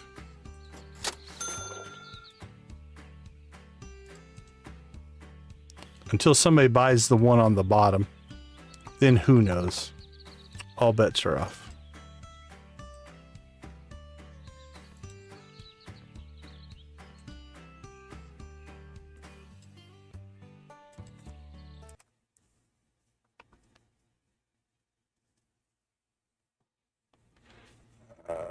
Yeah, luminous scorpions are pretty. I don't know what evolutionary... It's probably just coincidental. Like, there's no evolutionary advantage to it, and I don't think it would ever come up in any kind of natural predator-prey type of thing. So why it is, I don't know, but it is kind of funny. Okay. So the red bathing suit butt we will keep, just in case we ever find the red bathing suit.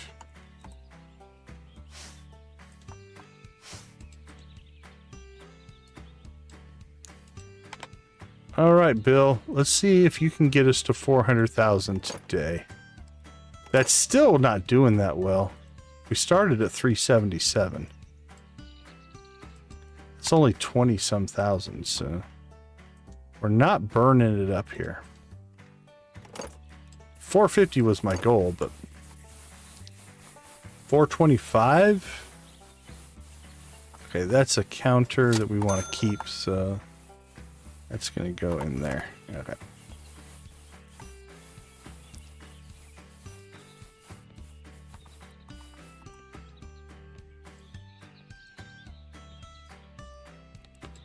Now, we do have that $12,000 item, though. Or that's my guess on it, anyway.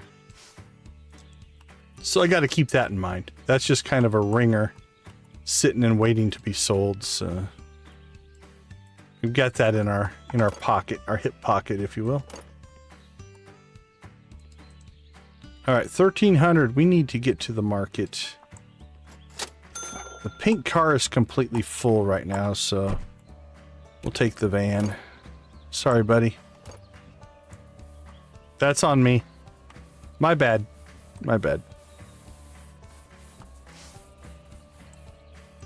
Oh, I miss driving the van.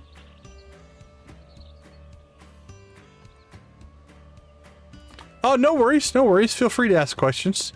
If I don't want to answer something, I won't. So my YouTube journey started in, I think, 2018. When I put the channel together, and I wanted to do game development stuff. And over the years, I've done different things, little things here and there. I made shorts, all kinds of different stuff. My current iteration, though, we started streaming. So I've been streaming for about the last 5 years for charity.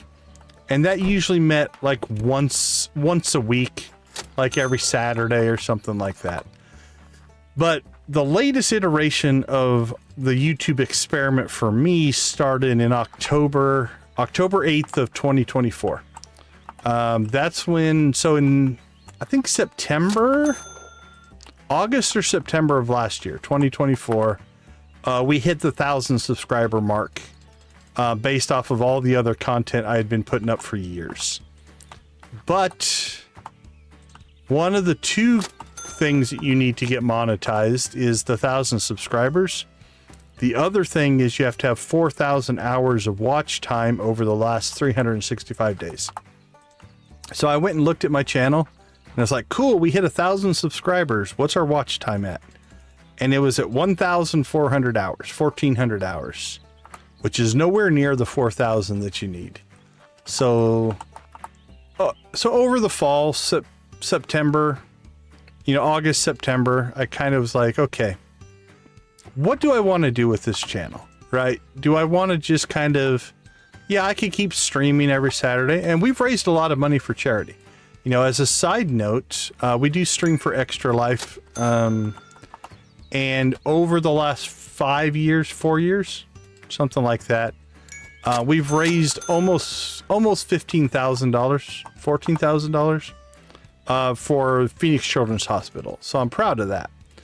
But I kind of had a decision to make. It's like, okay, do I really want to do something with this channel, right? Do I really want to try to get monetized and things like that? So October 8th, I did a live stream and started a journey that was, I'm going to do this. We're going to give this a true try. Let's just see what we can do.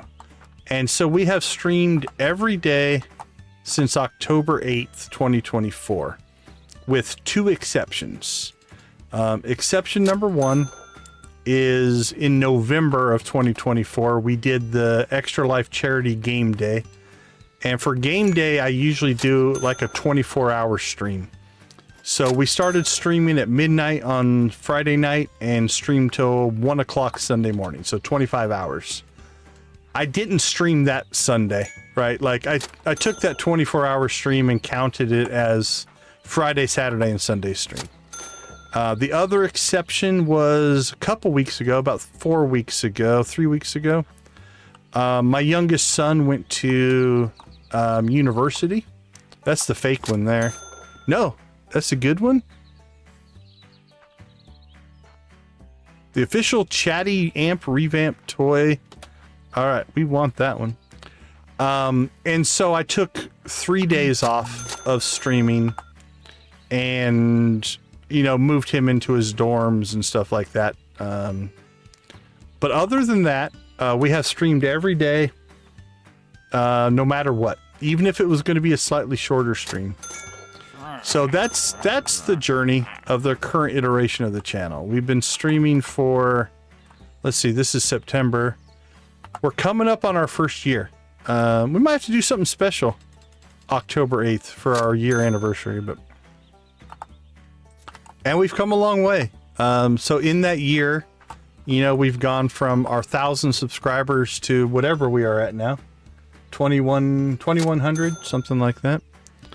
The watch time has gone through the roof. You know, that trying to get that. Oh, so anyway, part of the journey was also we streamed from October till January 4th. January 4th is when I made 4,000 hours. So it took us all of October, all of November, all of December to get monetized. And so since then, we streamed a lot to small audiences. In April, things started to take off a little bit. And that's when, you know, some of the real growth started to happen. And so it's funny because it's like that first 4,000 hours was hard.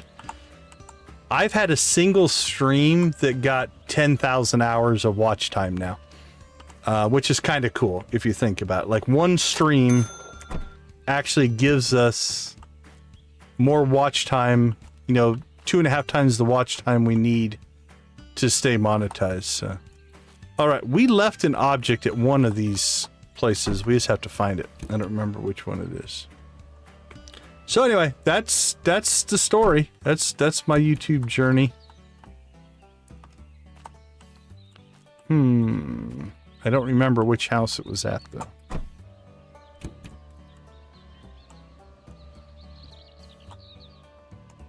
Was it you? There it is. Loady book.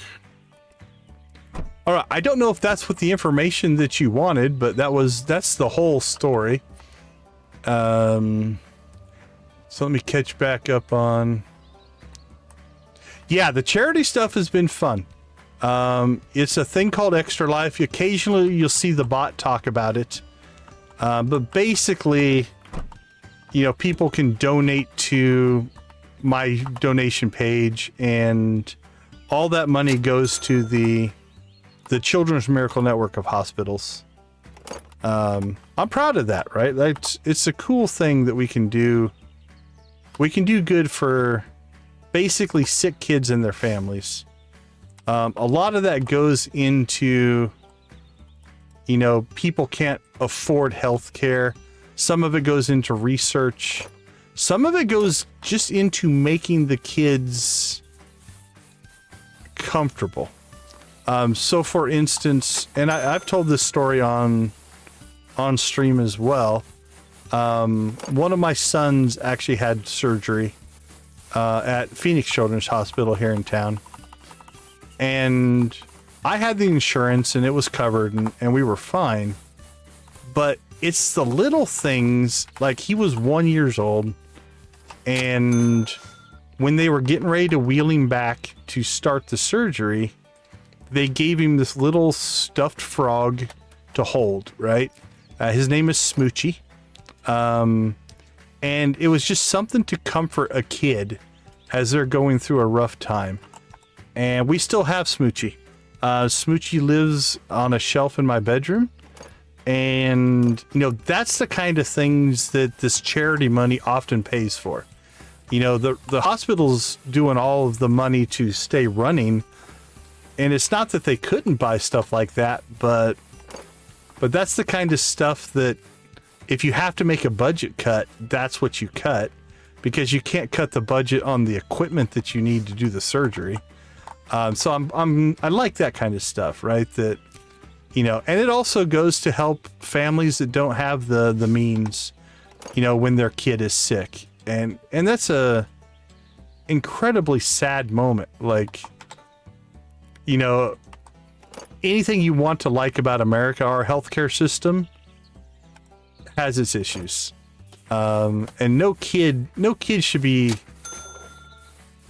not get the help that they need because of finances. So I like that. And then some of it goes to research and things like that. So it is a great cause. And we are proud to be a part of it.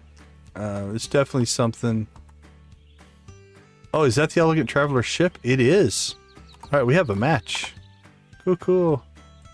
There we go. Now we can sell it. So actually, I'm starting to work on my plans. The first weekend of November, usually. I'll have to double check the date. But the first weekend of November is when the game day is. So we'll be doing another marathon stream. I'm not 100% sure what we're going to do yet. I need to start doing some planning on that.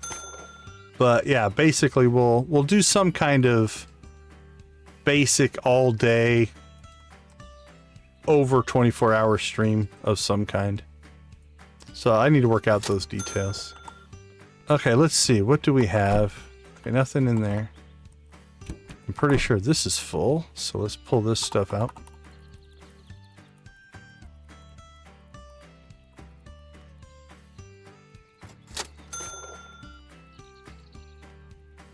And then let me catch up on chat.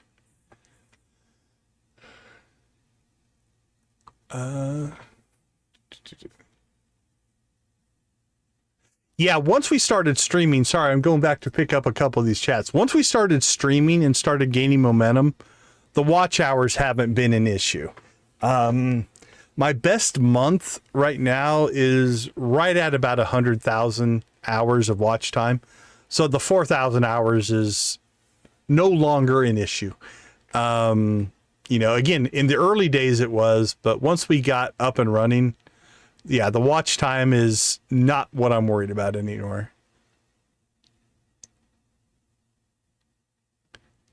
Our company is doing it.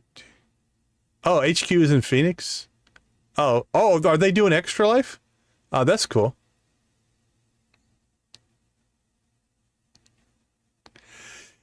Yeah, it is every country has its positives and negatives.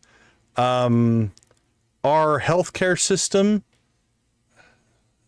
you know, this idea that it's very American to want to privatize just about everything.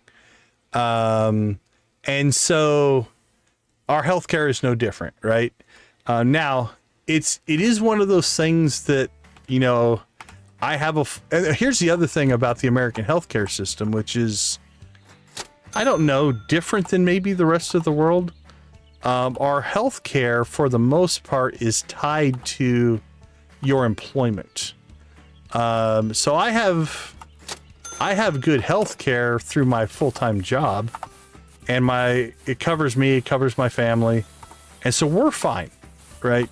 Now I'm paying for it. My company pays for mine, and I pay for my family's, but I have access, and you know, it's paid for all of our medical expenses and things like that.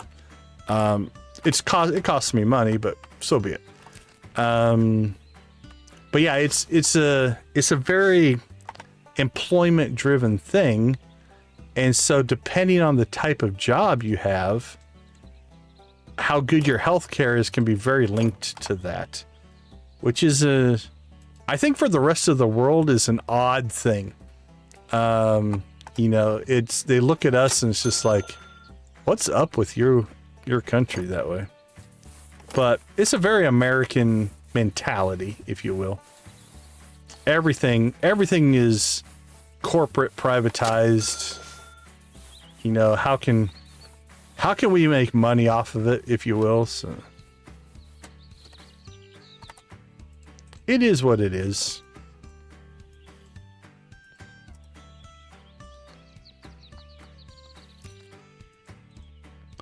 I try not to get too involved in it. Try not to get overly political or anything like that. So I just do my thing and live and let live, if you will.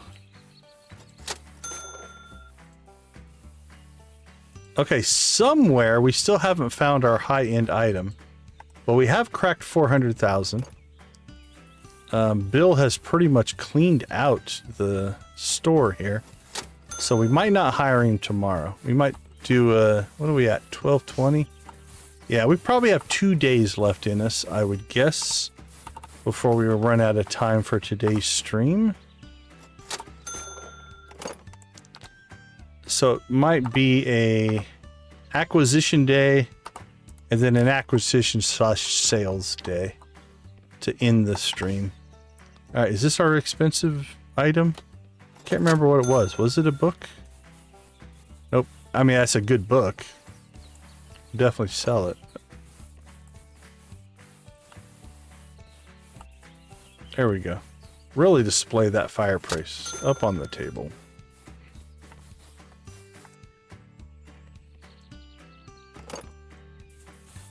But yeah, I count myself as fortunate. You know, I have the means to not have to worry about a lot of that stuff, which I think in that case, it's good to be able to do something charitable for other people. So that's my attitude on and why we do it. Okay, did we get all the items? I think we did, right? Yep. We're good there. Let's double check, make sure we don't have any overflow items. Ooh, we do. All right, let's get these into processing. Don't think we have anything back here. We do not. How many items do you have? You have 1, you have 3. Okay, so 1, 2, 3. And we'll give you 1. And we'll give you a couple. There we go. Almost 1,800. What else do you have for us? Still can't find whatever that high-end item was. Yeah, Children's Miracle Network, Nancy. Yep, same thing. The Children's Miracle Network is hospitals all across the United States. I think there's some in Canada. I think there's some in Puerto Rico. It's a pretty big network, but Phoenix Children's is our local one. is quicker with waiting times, so you can pay alongside. That's not a bad system, yeah.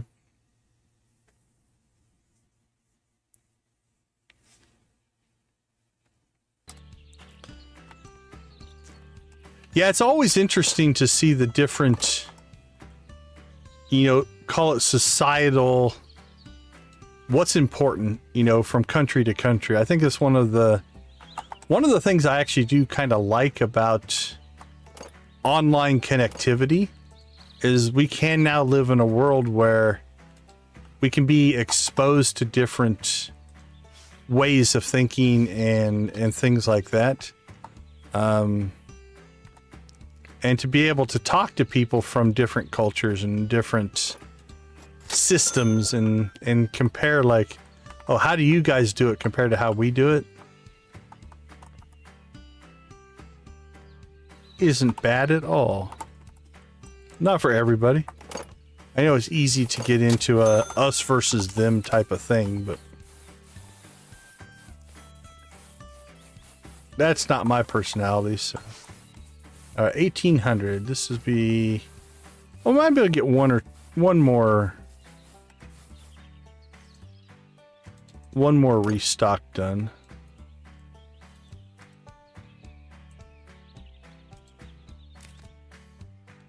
But we still haven't found that high-end item, and I don't remember what it was, so.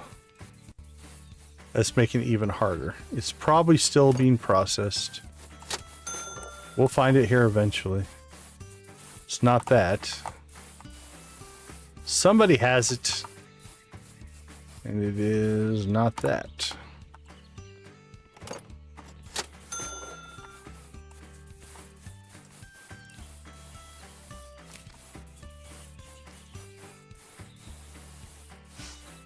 So how about yourself? Where are you on your YouTube journey? I can't say that I have a lot of familiarity with your channel. Let's take a peek here.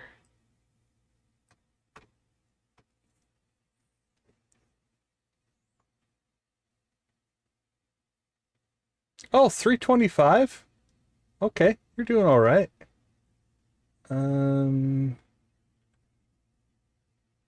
22 videos. Oh, sorry, 398 videos. 22 in the last month? That's doing well. You're putting out some content. That's cool. What do you have for subscribers?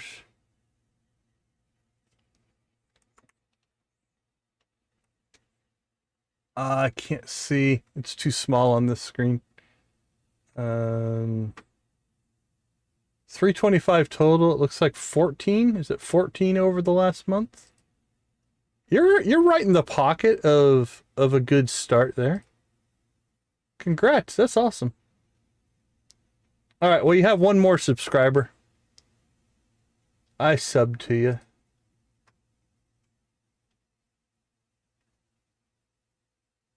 Supercar collection simulator.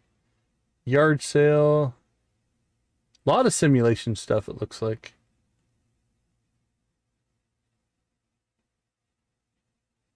I'm gonna definitely check it out. I'll check out your stuff.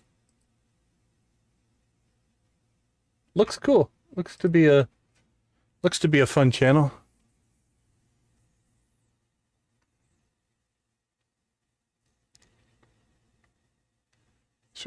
Wish we can come in. I always say that when you my child or my grandchild.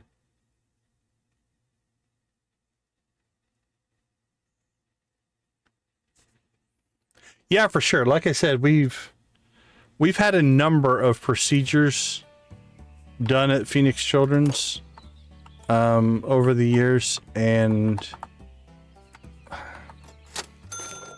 okay, that's got to be it. That's got to be our item, right? The way I've described it in the past is Phoenix Children's Hospital is simultaneously the most amazing, happiest place and the most heartbreaking place. There it is.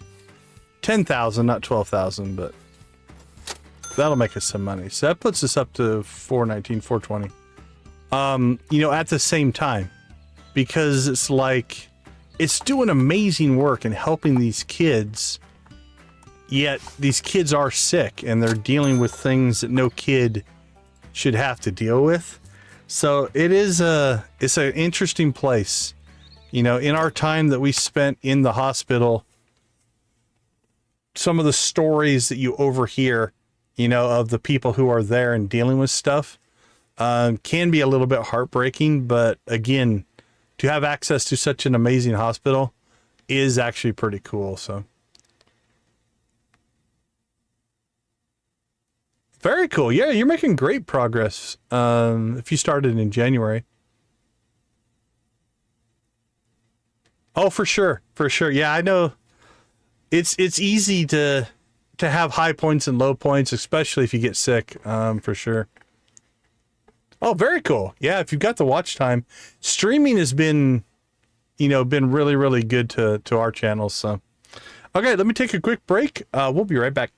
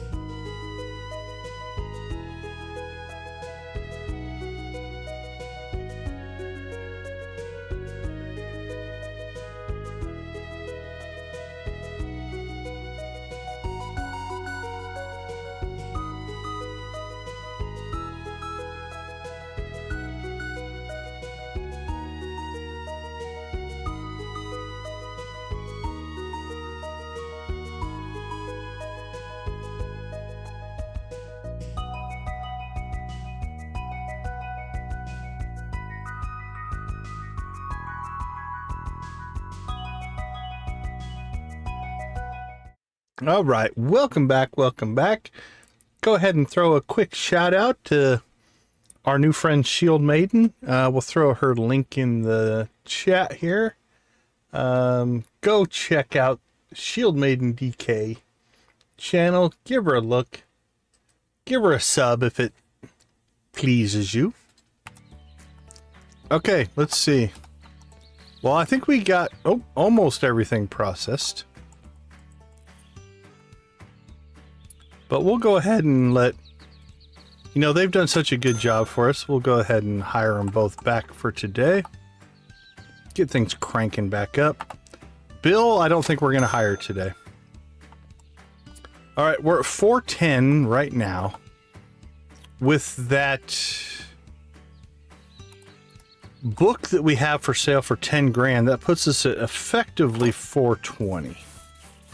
Which means we still need 30,000 in 2 days. I don't think I can pull that off. We're going to say we have been successfully sabotaged by AMP. She slowed us down. Slowed us down enough that we're not going to get to the... I don't think we're going to get to the 450 mark, which was kind of our goal. 440? Might be able to get 440. Let's see, what would that put us at? 420, 430, 440, 75, 15,000. I think we do 15,000 in 2 days. So 410, 420, 435 to 440, I think is very doable. All right, let's go grab a refrigerator or something out of the water. Boop, boop, boop.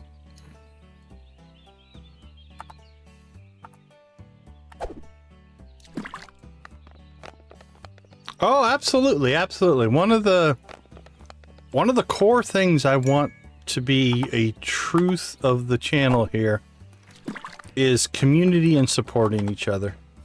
I've said it before. YouTube, the YouTube infrastructure, the YouTube ecosystem, whatever you want to call it, is plenty big, right? There is no need for me to not help somebody else out. It's not going to cost me views. It's not going to cost me anything.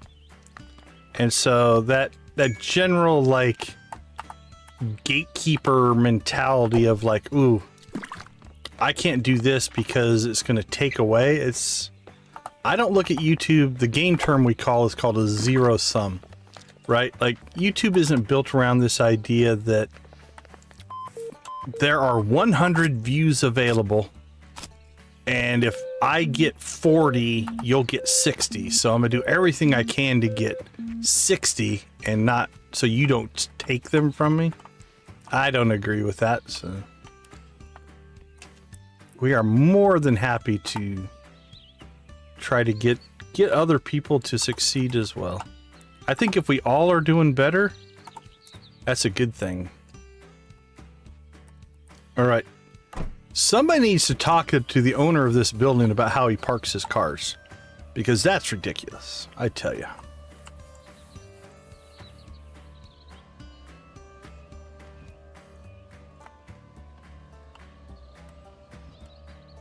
Ooh, we made the corner. Hey, buddy, what do you got for us?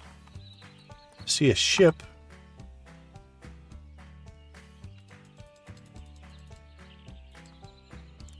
I don't know. I kind of look at it like this. It costs me absolutely nothing to help somebody out.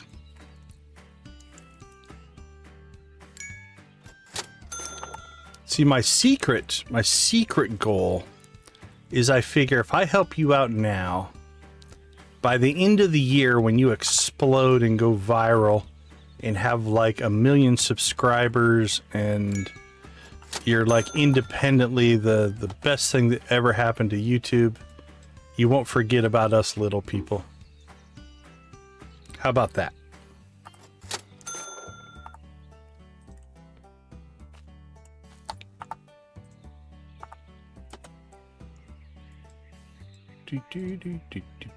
I love this music. It just calms me. It's just kind of a chill vibe, if you will.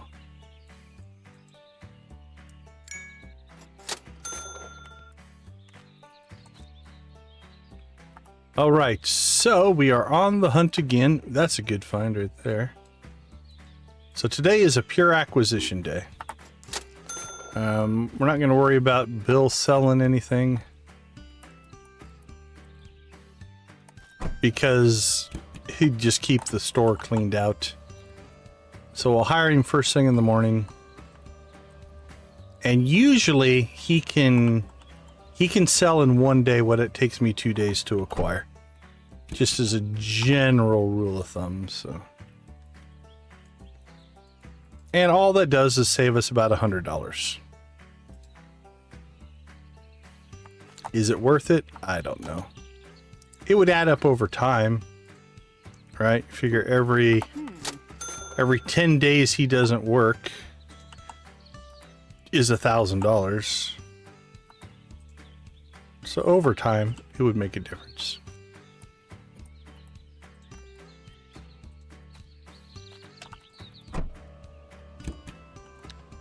I couldn't sleep? Oh, that's rough. Well, welcome back. I'm sorry you couldn't sleep. We don't mind you hanging out with us, but all things being equal, I would rather you get a good night's sleep.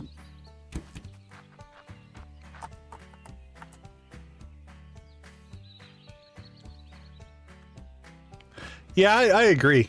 Oh, that was a good find right there. Did you see that? 2,500. Nice. Wonder what that'll sell for. That's got to be like a $5,000 or $6,000 sale there. That'll help.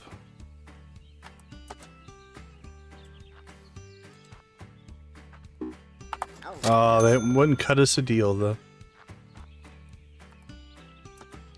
$100 drum. Oh, not the syrup.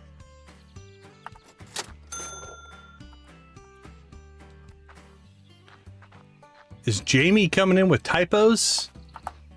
Is that what that was?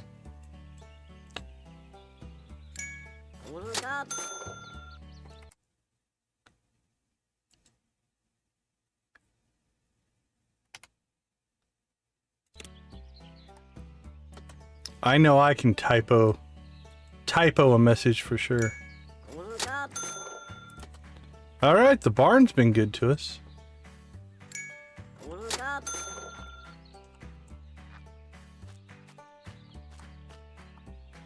Ooh, two designer chairs. Gave us one cheap and one expensive. Ah, it's not autographed. Too bad.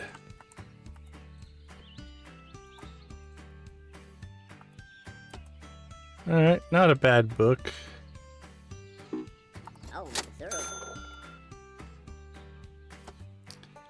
You know what? Let's move some product.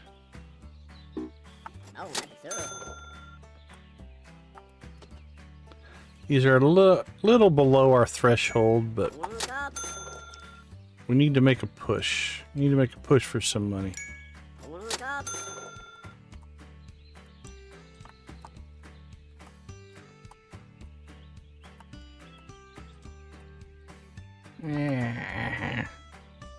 Alright, I'm starting to get a little bit out of my normal range here. There we go. That's what we're looking for. Alright. I think because our guys don't have a lot of work to do, let's go ahead and get this stuff back to the shop. That way they can start processing and we can go acquire some more stuff. Beauty sleep is a thing of the past.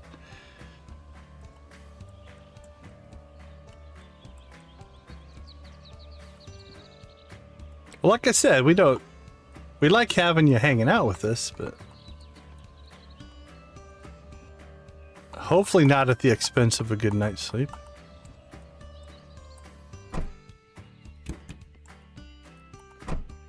But I've been there. If I am in the middle of a project or excited about a project or something like that, I can lay in bed for hours and not be able to get to sleep because I just can't turn my brain off.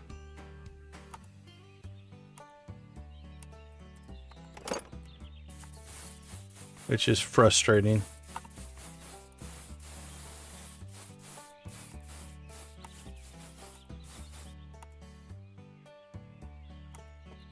You can make yourself tired enough, I guess.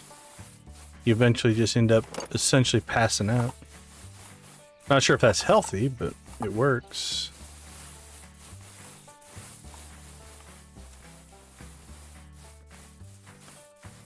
Okay, we've got a decent inventory already building up on day one. I think we're in pretty good shape.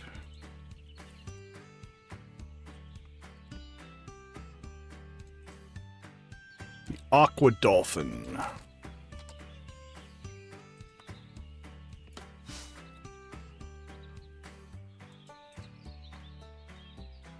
Bender Catocaster.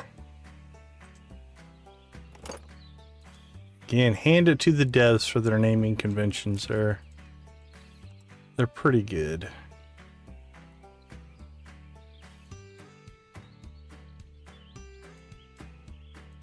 All right, let's go ahead and shoot down the street here.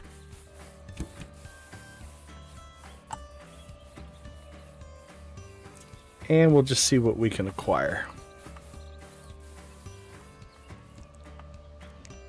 we'll just make a run down Main Street. We've already done the corner house there on the right. And so we'll see what else is available. This house looks like they have some stuff. Hello, hello, hello. I see TVs. What are you hiding, though? That's what we want to know. Anything good? Trousered aliens, no thank you. Greenie baby, I don't think we need that one. Again, it's on the lower side of our threshold. Our usual threshold is $100. That's kind of where we start to build out our system, right? Right now we go for anything like $100 to $500 is kind of our low tier. That 500 to 1,000 is our mid tier, and then 1,000 to say 2,000, 3,000, 5,000. It doesn't really matter. Is our high tier, and then our ultras are those crazy finds, right? Those ones that are like gonna sell for 10,000 or 12,000 or something like that. We're happy. Those are the finds of the day, maybe the finds of the stream. I think we've only gotten one in this stream, maybe two of the super high-end things. So those are always fun to find, especially if you get it at the lowball offer. If you don't get it at the lowball offer, it's still decent profit, but you can make a couple $1,000s more if you get the lowball offer to hit. I think this guy robbed a TV truck or something. He's got more TVs. He did not like taking those offers, but he took them. Yeah, typo. Yeah, for sure. I do the same.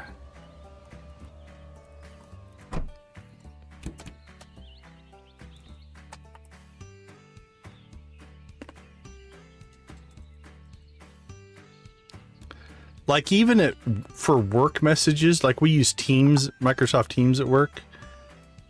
If I notice, even if the next day I notice a typo, I'll go back and edit it. Like it doesn't matter, but it bugs me. And no one else probably even cares, but.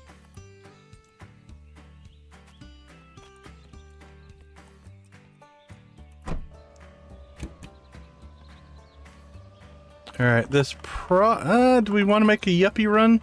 Let's go ahead. Let's go ahead and run out and talk to the yuppies. Yeah, we cracked 400,000. We're sitting on, I have a $10,000 book on the shelf right now, so that's 410. Actually, I think we were up around, did we hit 410 today? I can't remember. But yeah, I think in stuff that we have for sale, we're probably around 425 if you took our inventory right now. I don't think I'm going to hit, I was shooting for 450 today, and I don't think I'm going to hit it. I blame Amp. We all let her know that her sabotage worked, because I don't think we're going to get to 450.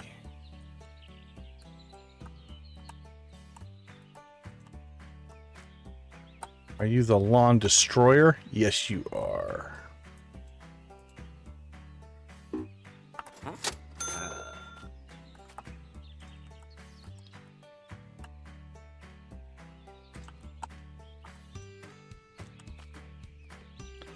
That's our inventory look. Okay, we're almost done with this run, so I'm not going to put it in the car.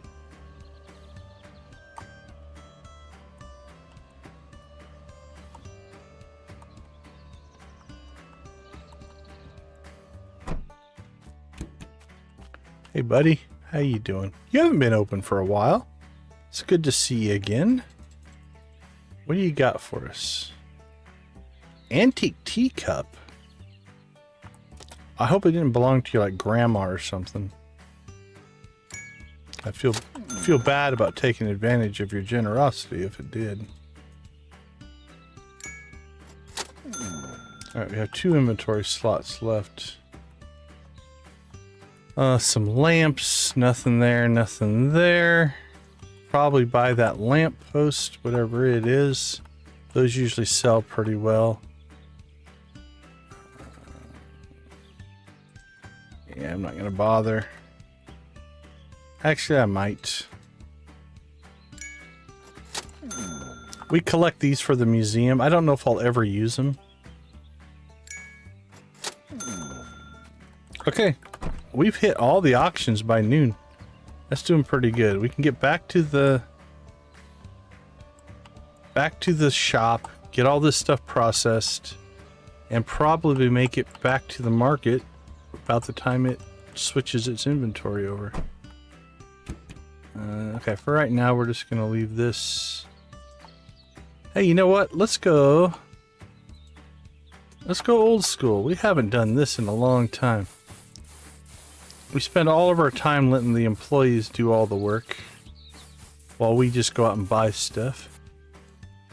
Let's go ahead and see if we can do our own repairs.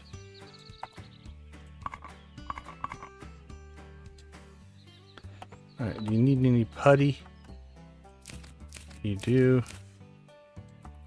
Paint.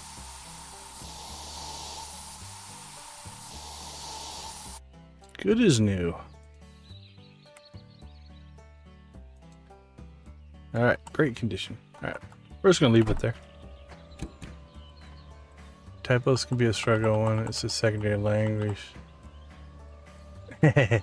Hey, good, mad respect for anybody who is multilingual. I think that is, again, something that people in my country maybe don't give enough credit for. My youngest son is working on his 3rd language.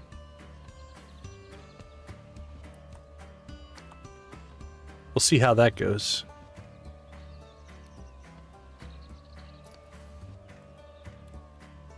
I will admit that I am not multilingual. I used to be able to struggle my way through a little bit of sign language. I used to know a little bit of Spanish and a little bit of French, but not enough that I would consider myself even near conversational, let alone fluent.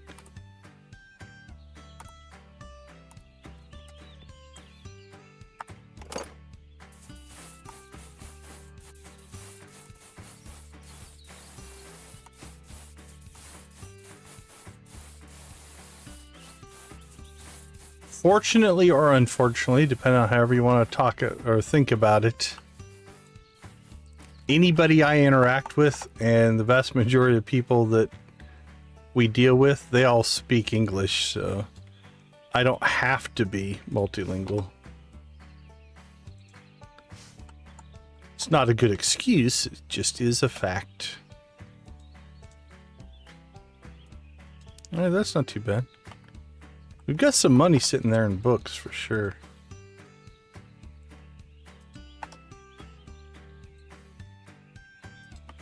Couple of TVs. So yeah, more respect for anybody who is doing things in a different language. Oops.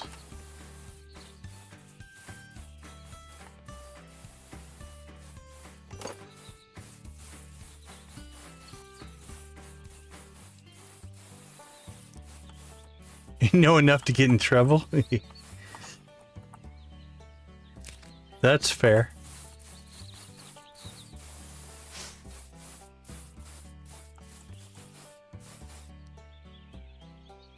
Oh, the boys have been busy. Actually, we probably should have went shopping.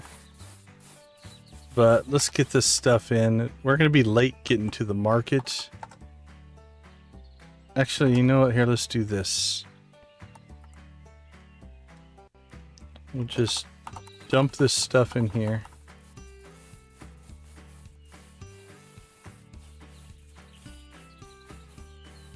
There we go. And then we can put out some of the stuff, and then our inventory will be empty, and we won't be as late getting to the auctions. Because again, the store's not open, so it doesn't matter if we put this out later or right now. So this will work. Precariously balanced on the edge of the counter there. What could go wrong?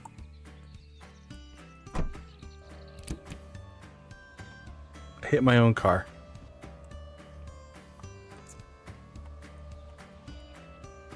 Speak 4, 2 of them not fluently, but I can get by.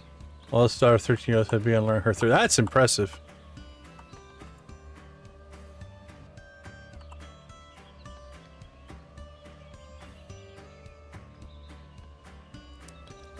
So it depends on your definition. Like conversational languages, no. Over the years, I have been able to write in about, I don't know, 8 to 10 different programming languages. So if you want to count that as knowing other languages, I know a lot, but I don't think that's the same.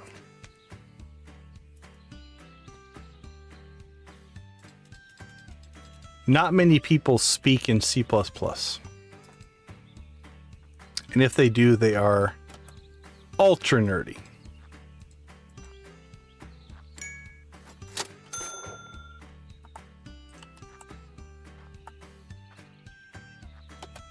I was really hoping that was going to be the Lane Boy Gold, because those are good. I will take that one though.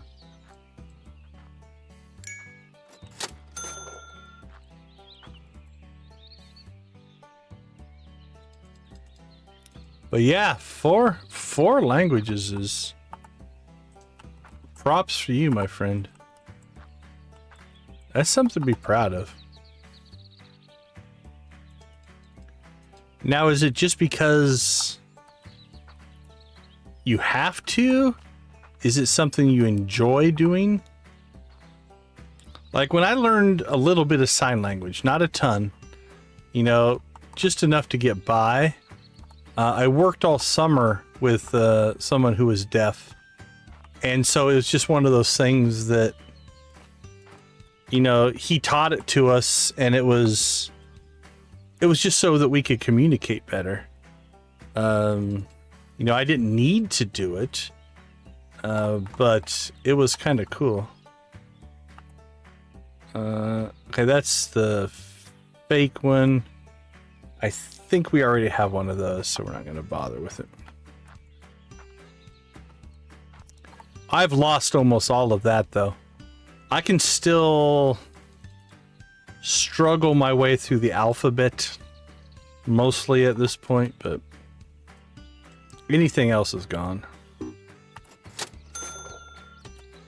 Wow, this guy got some really good deals on shoes. Not sure what he was doing, but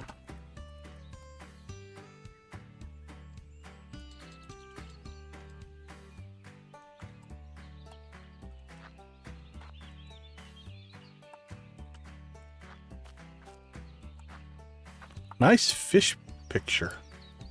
I like how prominently you've displayed it there in the front with pride.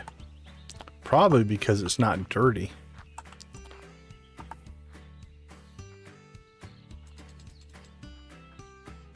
Queenfish.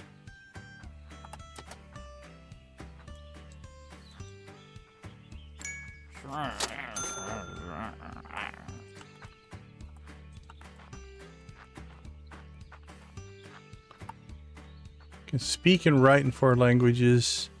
That's what I mean, and do understand 2 others, Swedish, Norwegian.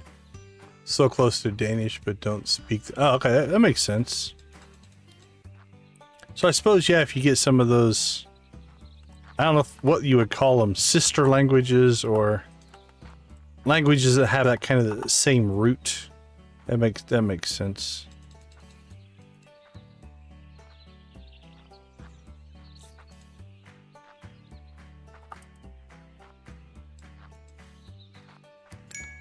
Yeah, in school, back in like, oh man, junior high, I guess at this point, middle school, I took a year Spanish, a year French. So I was able to muddle my way through those at one point in my life.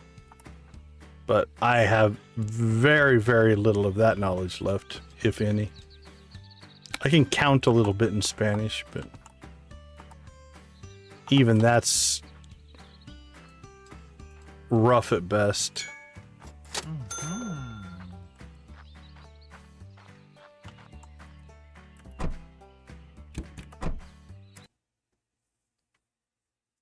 Learned Danish from birth and English in school. 80% of us have German in school as well. Took French. Oh, very cool. Yeah, it's, again, being the lazy American, I think we take it for granted that a good portion of the rest of the world learns their native tongue and English. And it makes us so we don't necessarily have to. Because almost everybody else can speak English. So.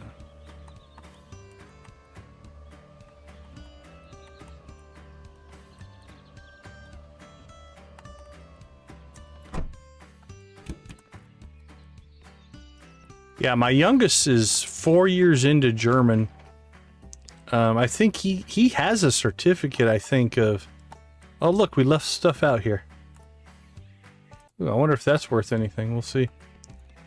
I don't know exactly how they classify it, but like they won like competitions and stuff, given full-on. They were doing plays in German, like performances and stuff. So he did 4 years of German, and then now he's doing Chinese as his third language. So that's a combo. English, German, and Chinese. He's got me beat.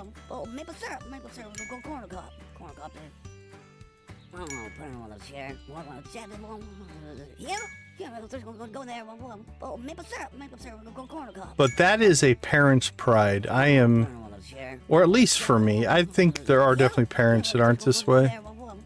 I am more than happy that my kids do better than I do in anything they want to do. I'm 100% okay with that.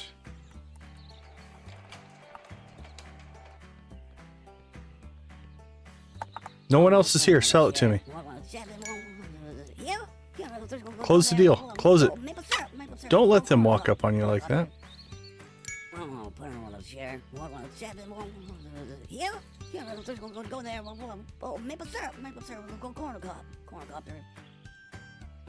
Wow, $200. Nobody wanted that one. Oh, looks like we're gonna get a third today. Beautiful. Run, run, run, run. Oh, both of these were cheap. Although if there's one really good item in it, we actually might make more profit than those $5,000 auctions. So. Oh, we're down below 400,000 again. Bill is going to have one heck of a sales day tomorrow if we're going to recover here.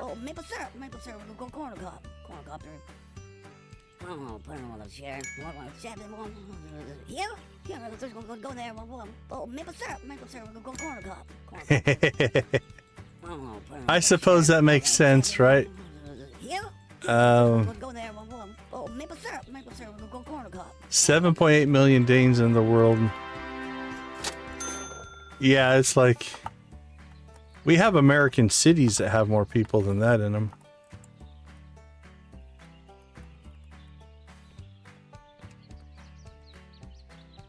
I'm trying to remember what's the Phoenix?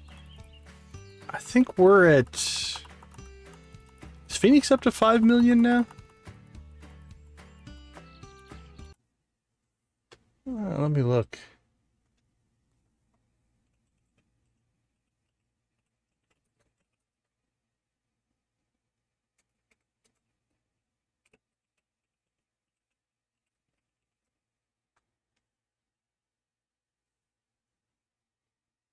Well, that's just the Phoenix City. Greater Phoenix area. That's what I'm looking for. 5.2 million people live in roughly the city that I live in. So yeah. 7.8 million, huh?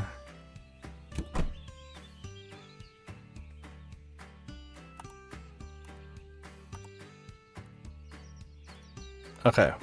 Well, some of those auctions were pretty small. We might be able to get all this stuff in our inventory. Because I don't think they're going to have a lot of stuff. Yep, I think we got everything. All right. Let the processing, cleaning, and display begin for our probably our last day, in-game day. I think we'll crank through one more day. We'll make our run, see how much money we can make. So let's get this stuff going.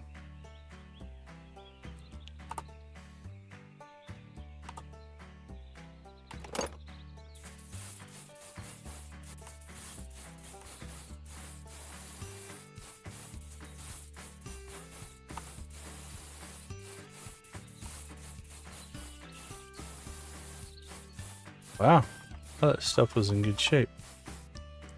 Alright, right now we're just going to dump that stuff in there.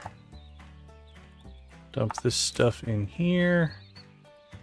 That'll give us a nice, clean, 100% empty inventory so that we can get all of this stuff.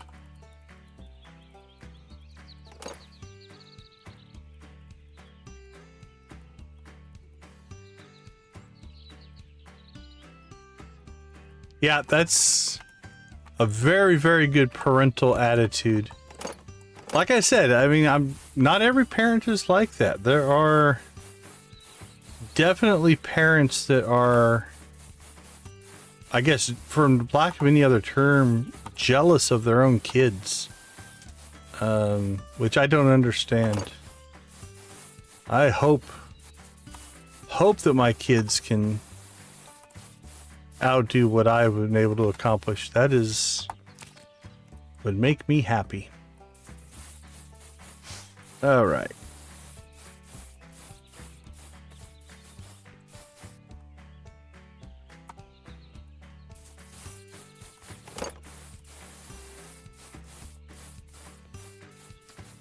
Can't say I would understand that, like, not that they would sabotage, but there's almost like a jealousy sometimes some parents have of their kids' success, which is kind of sad, I guess.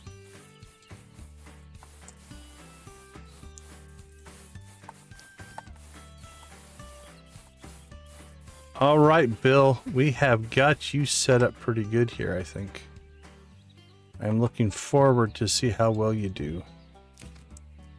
We dropped below the 400,000 mark, so again,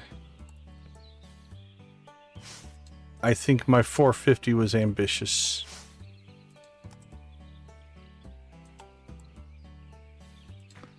Although we've done it before, we've made 75,000 in a stream, I think. So I don't think it was outside of the realm of possibility, but didn't end up working out today.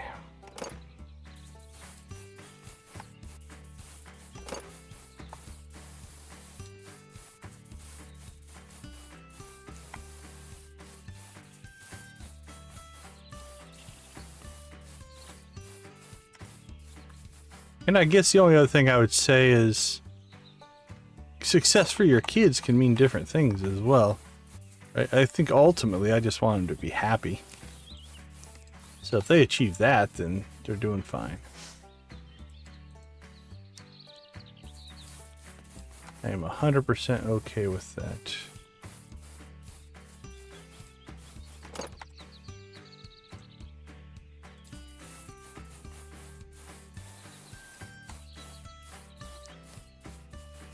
Wow, we haven't sold a pair of glasses in a while. Oh, and those are good ones. That's cool. Oh, we sold our other race car bed? Alright, there you go. There's another one. Sell away.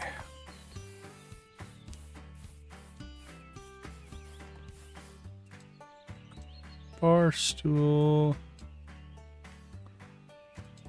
Yep, there you go, Nancy. Right? Like call it legacy, call it, I don't know, call it immortality. Right? If my contribution to the world is my kids make a great contribution to the world, I'm good with that. I think that is ultimately success.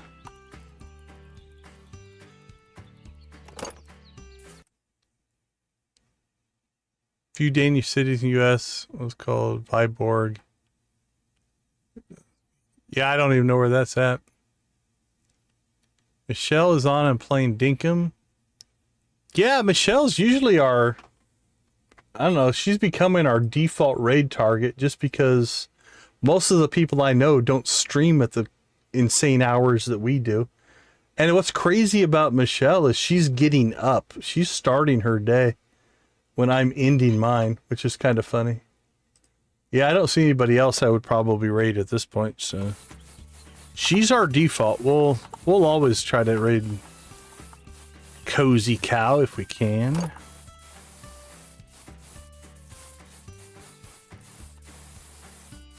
We try to spread it out a little bit, like if Z is streaming or some of the other people we know, like a Wally, we would raid a Wally.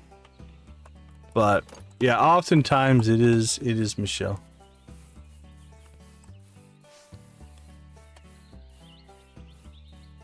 She's playing Dinkum, you said?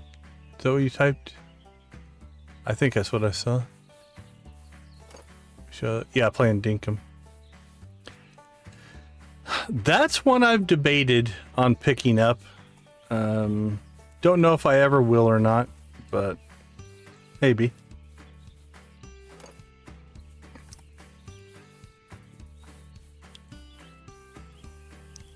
I don't think I'm going to pick up anything until we get through our $1 million achievement here. That is definitely a top priority. Then we'll decide what we're going to do. I am debating on picking up their other game. Is it Fishton? I believe is what it's called. I have to check into it.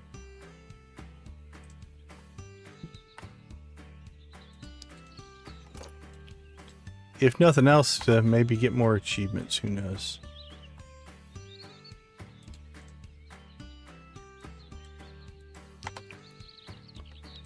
Wow, we have a lot of drums.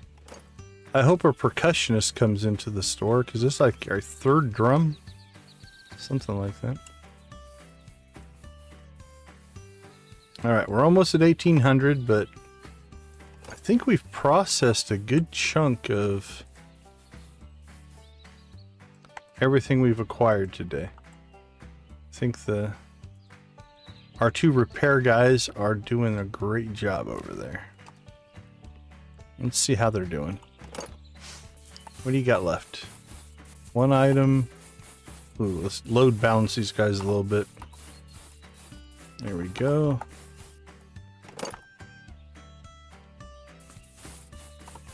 Is that the... Oh, is that the thing we need for the pillow? It might be. We might have found one of the matches for these pillows. I didn't even see us pick it up, but that's cool.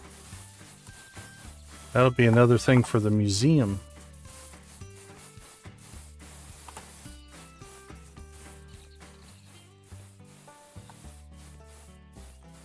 Yeah, okay. We've got a good supply going here. I think this will give Bill a good thing to get started on while we're out doing other stuff. What is that? Yeah, we have that one. We have that one in the museum. We're good.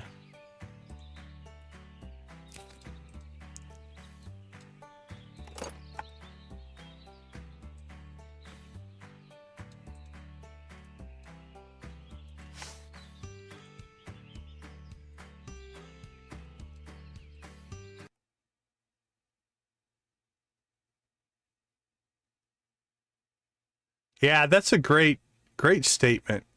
If you raise kind, loving, happy kids, you've done a great job. Oh, I'm never going to get all this out. Well, we can get some of it, I think, but let's see how well we do here.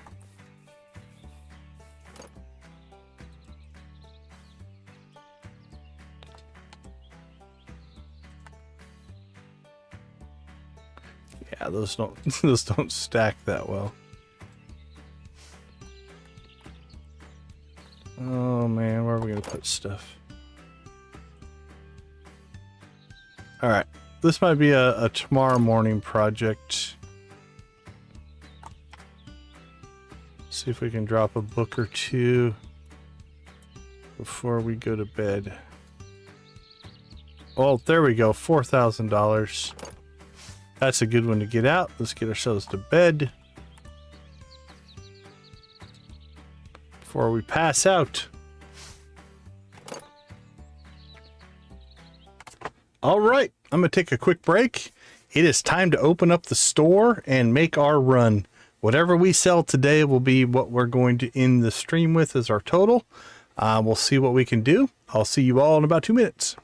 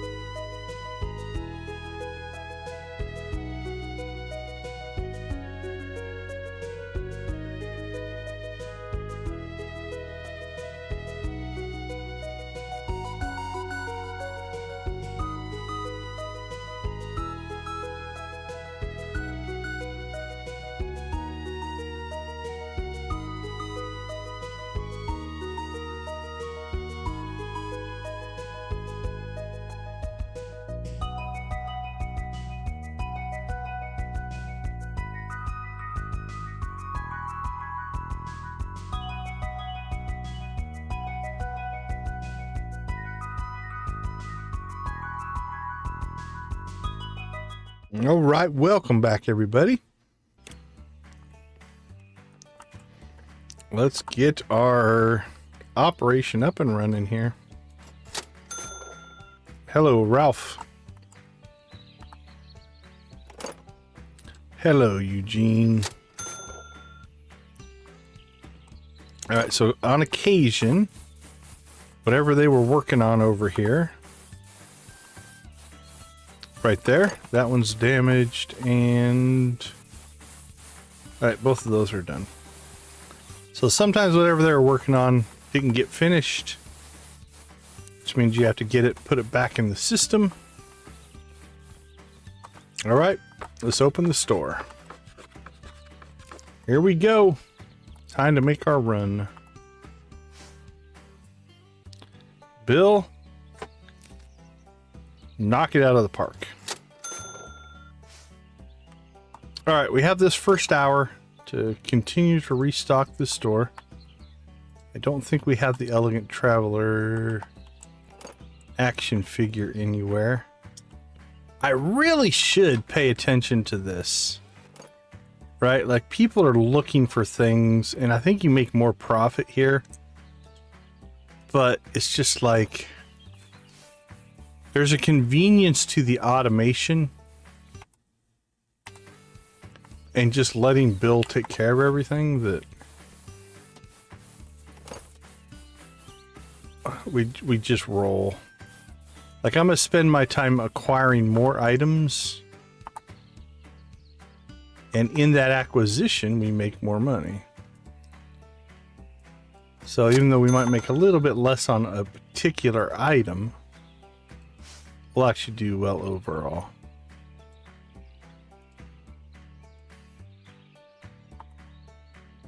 Good morning, Star. There we go. Somebody will buy the action figure and the mug. We'll put them right there together with each other.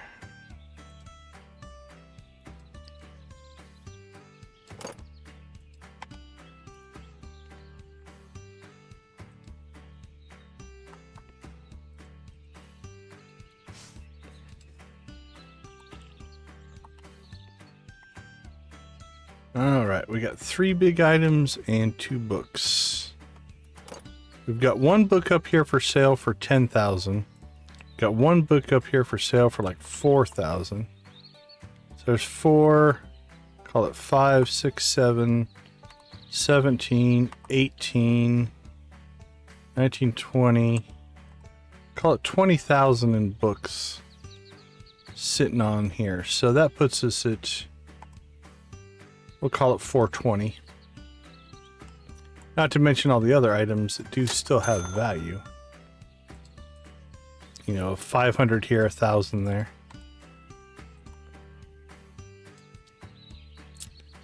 So that's 420. Call all the other stuff. Probably another 10 to 20,000. Okay, so that puts us at 440. Optimistically. 430 conservatively, 440 optimistically. So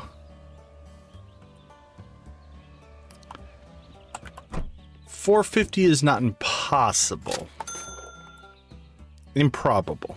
We'll put it in that category. But not impossible. Depends on how we do here. Alright, we started at 397. Let's see if Bill can outstrip my buying. He sells and I buy, and we'll see who can win.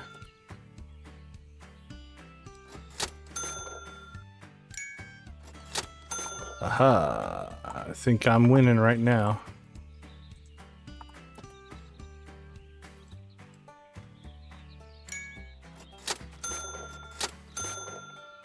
Ooh, that'll help. That'll help get that number down.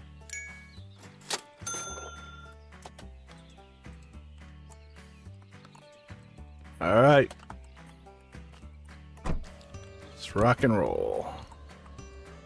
Go find us a barn.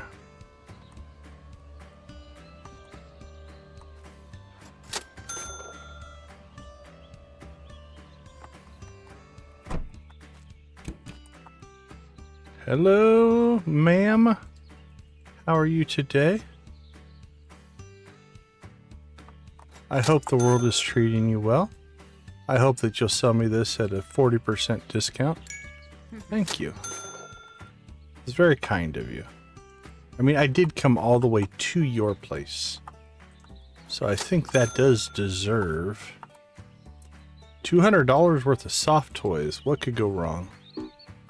Ooh, you want full price for that one, huh? Alright, well, how about you give me a discount on this then? That seems fair. Beautiful.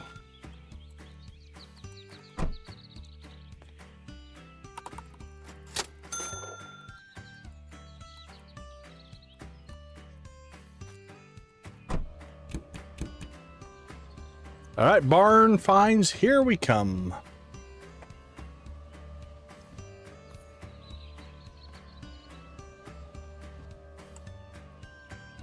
That barn does not look to be active. Nope, no pigtails today. We will miss you, pigtails.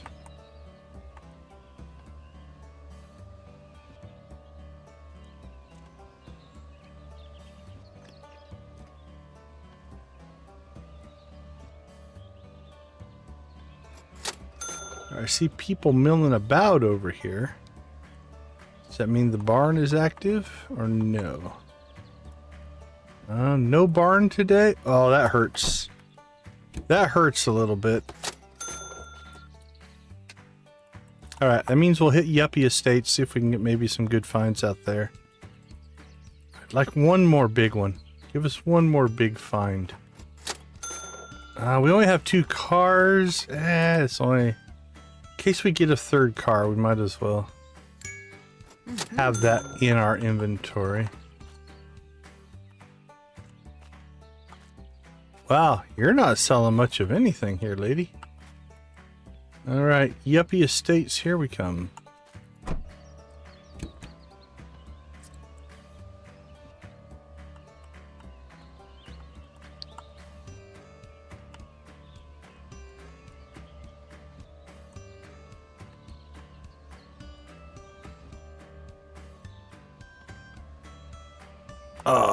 I made that jump once. I haven't been able to make it again. And we barely made it. We bounced the bottom of the car off the top of the fence, but we're claiming that as a success. I'm gonna have to find the right angle and be able to make that jump again.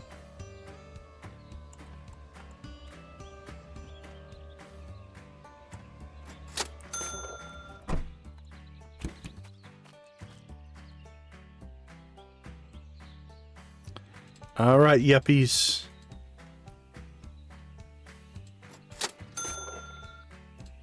Hook us up. Give us the good stuff. Nope. Yeah, we take them. We take the boxes. I can't help myself. Don't know if it's profitable or not, but it's hard to say no. Okay, 200 bucks.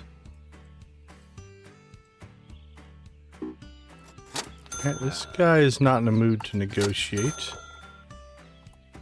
Not buying your cheap crap. You know what? Fine. Ooh, that's good. That bet'll be worth some cash right there.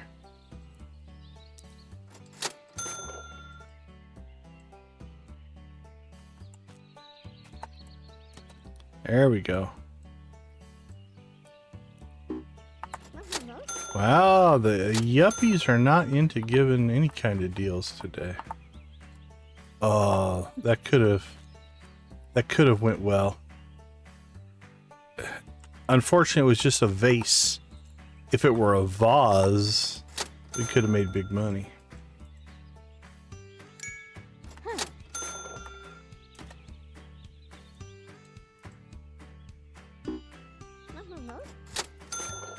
All right.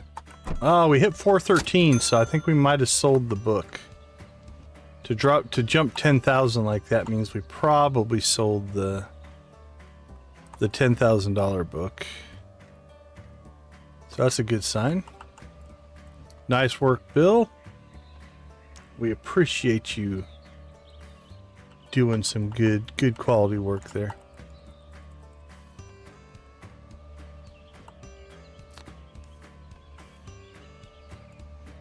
All right, see if we can find any deals on the way back to the city, and then we'll get all that stuff cranking.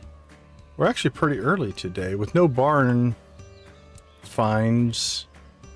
Kind of means we're kind of ahead of schedule. Evidently today is just the day everybody sells their boxes of junk. That's our 3rd box of junk we've found today.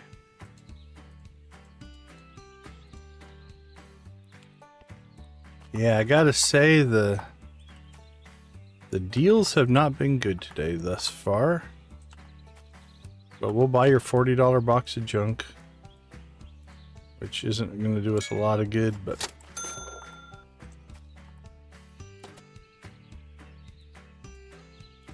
so be it.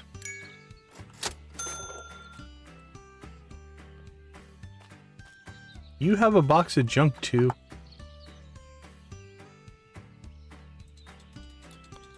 Alright, well at least you had one item here. Pair of sneakers. We'll take those, thank you.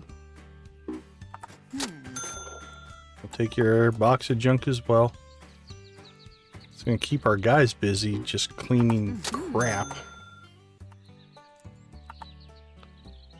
Elegant Traveler ship. Yep, absolutely.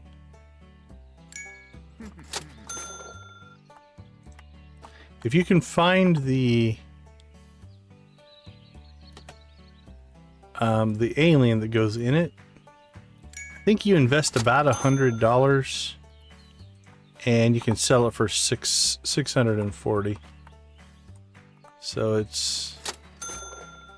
it's worth grabbing them. The other two are the cheaper ones, so I usually don't bother with those. But the Elegant Travelers is the expensive one. And with that one, you can make a decent amount of money.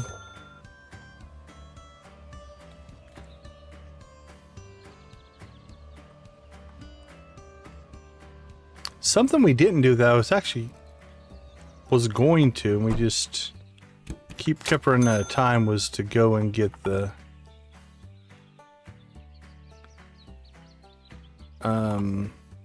what you call it, unlock the little cabins that have the lockpick stuff on them. All right, let's go ahead and get all this stuff processed. So we got not worth a lot. Let's see if what we buy 4 of those. That's like 40, 80, $160. Not really worth a lot. Not worth a lot. Not worth a lot. Not worth a lot.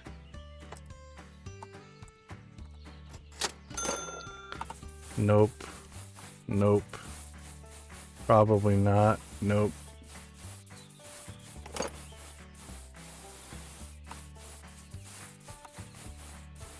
Yeah, we're not making a whole lot off of that stuff.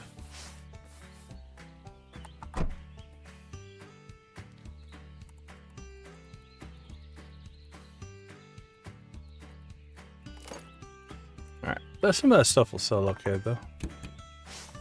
Alright, nothing in there. Nothing in there. Okay. Let's get you guys working.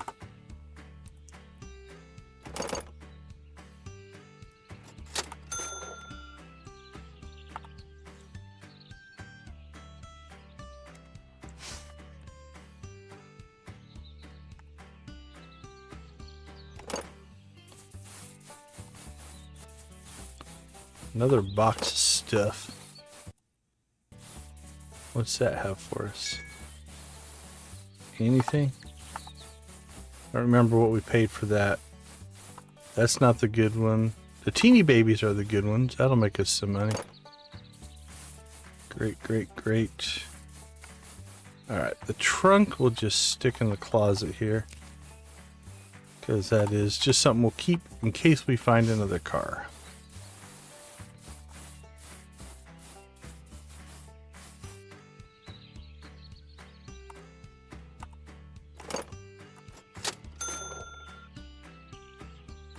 Alright, that bed's worth some cash. Okay, I think this teeny baby dog goes with this teeny baby dog pillow. Here we go. And I believe that is a museum piece that we'll eventually take out to the museum. So let's just put it under there so we don't lose it. Alright, let's get some of this expensive stuff up. Jeez, that's big. It's so big that I think we can put this bed on top of it. Beautiful. And that's so big that we might be able to just put the couch right up on top of it. There we go. A conveniently stacked amount of furniture.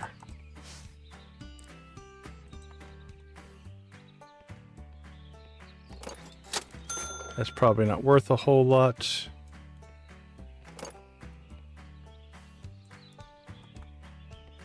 I know this isn't. Yeah. 69 cents. Again, another tongue-in-cheek moment from the developers. Teacup.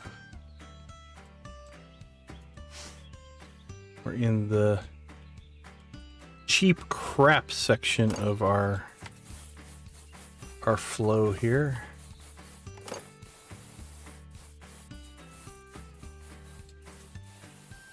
But then we'll throw some of this stuff out.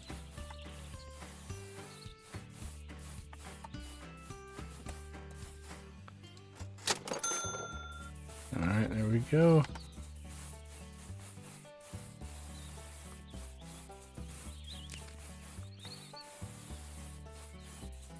Sneaker left.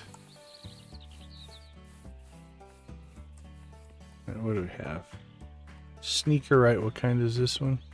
That's just a sneaker left. I think it's a match. It is. Nice. Was not expecting that. It's a pleasant surprise. I don't think these are the expensive ones, but they still work. $27. Okay. Do we clean out the trunk? We did. Alright, it's only 12 o'clock. We have another hour before we need to hit the market. Let's go ahead and get more of this questionable box purchase stuff done.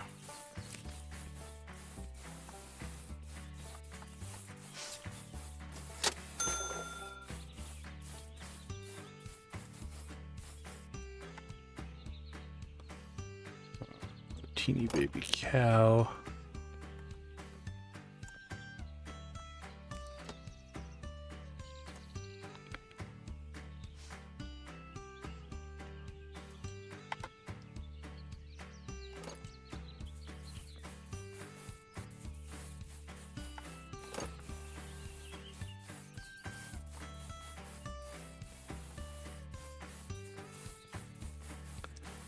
Yeah, this is our cheap stuff.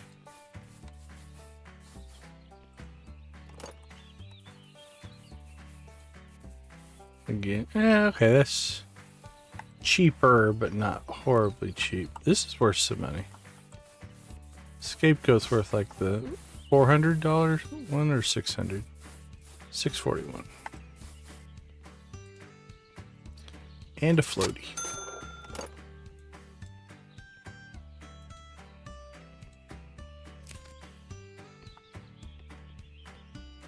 Alright, what do you guys have for us?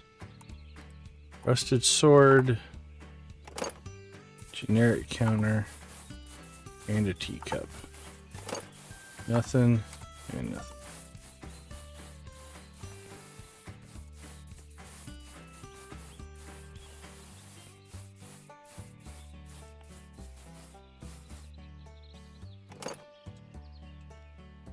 Again, more cheap stuff.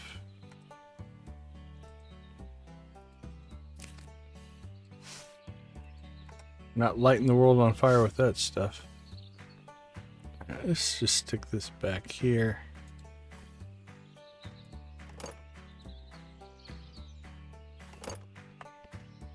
All right, 12:41. I say we'll do one more supply run here, and then we will head to the market. See what we can grab there.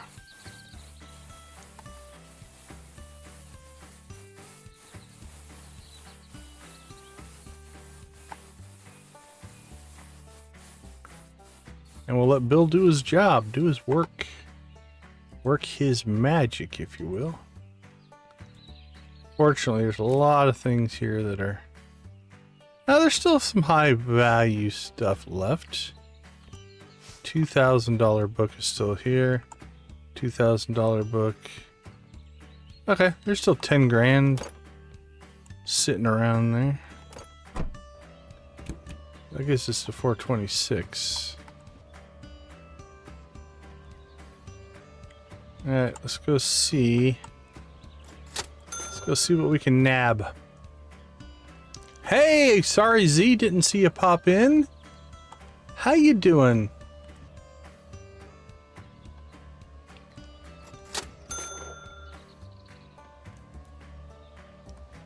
Hope everything's going well for you today.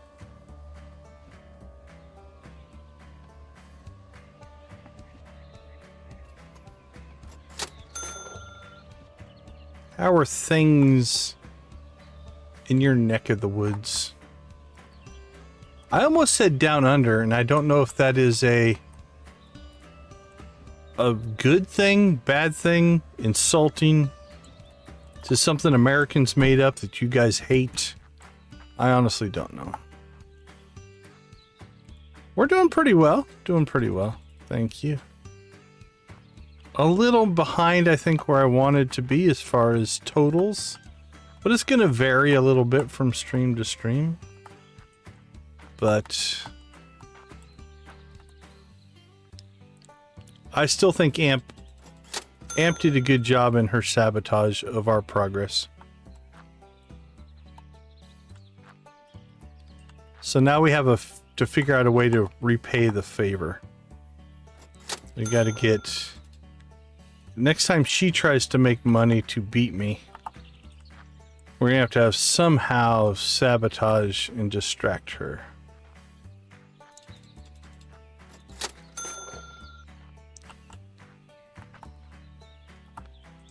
Well, that sounds, if nothing else, like a productive use of time. I'll admit, I enjoy a good redesign, redevelopment, rebuilding of a workspace. I think that can do wonders for productivity.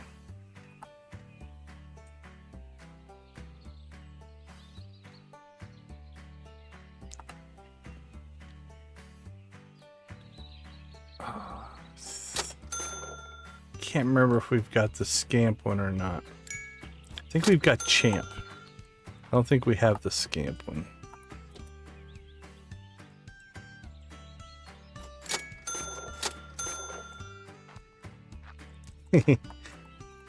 I'm not Australian, I just live there. Yeah, I didn't think it was considered a derogatory term.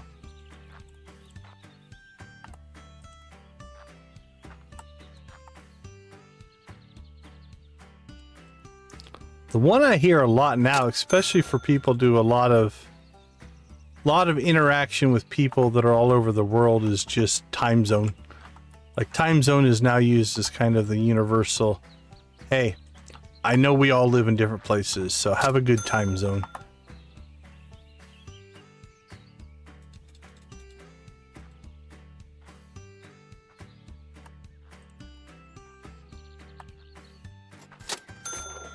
All right, Bill's almost got us to 420. So we're doing okay there.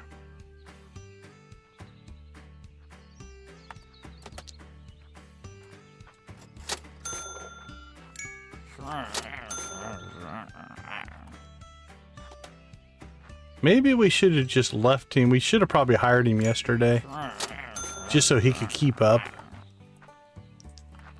Then we'd be maybe a little bit higher, because I think we're going to end the day with probably some inventory left, which means we left money on the table. On the flip side, what that means is probably going to stream this again on Thursday night. So not tomorrow's stream, but the stream after. We'll have a jump start on our day, because we'll already have some inventory in place, which means we might hit bigger numbers on that stream.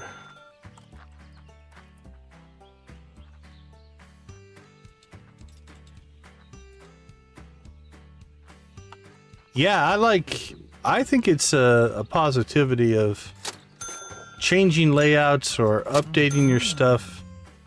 I find myself more productive sometimes if I can optimize where I'm doing stuff, where I'm putting stuff. Oh, I don't think we had near the speed for that. That was horrible. That was a horrible attempt at a... You know what? We'll just use the gate.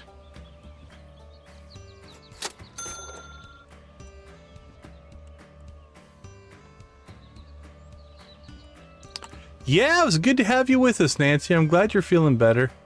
But, I don't know, much like you would tell a child, not that you're a child, but you start to get to feeling better and then you overdo it and then you get sick again. So, get your rest, take care of yourself. Stay hydrated.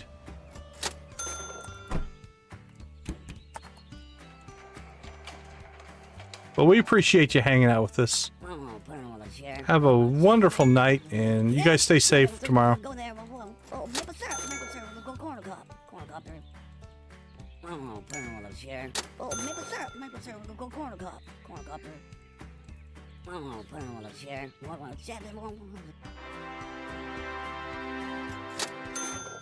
Alright, we got our first win of the day. Oh, there's a book in there. That can be a good purchase.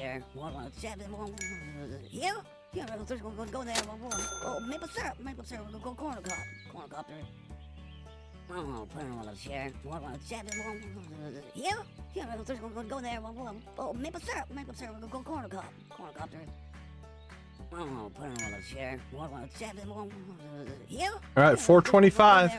450 was our goal. I don't think we're going to pull 25 in the last 3 hours of the day, but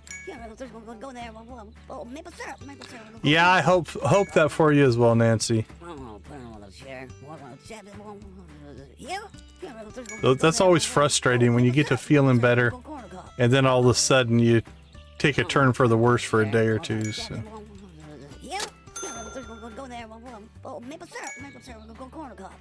Well, this is going to cut into the profits a little bit. Bill got us up to 425 and we're going to drop that number down.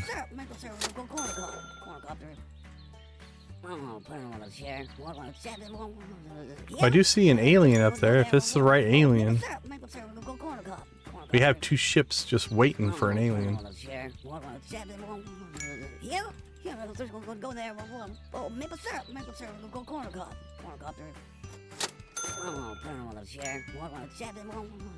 Holy cow. They just keep extending this auction.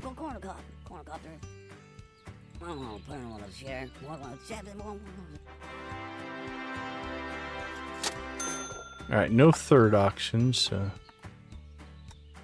Alright, full inventory.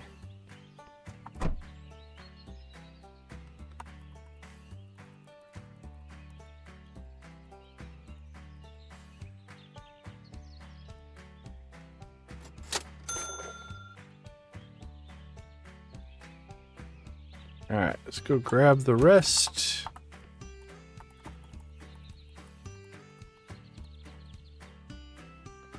Everything looks clean and clear.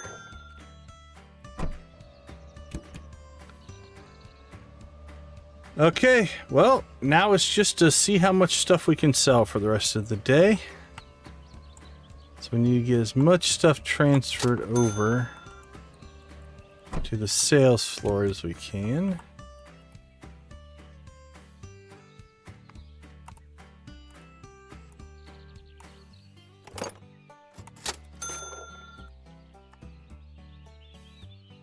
Get these 2 fine gentlemen busy. Doing some work. Ooh, that Lane Boy gold is good. That's an expensive item.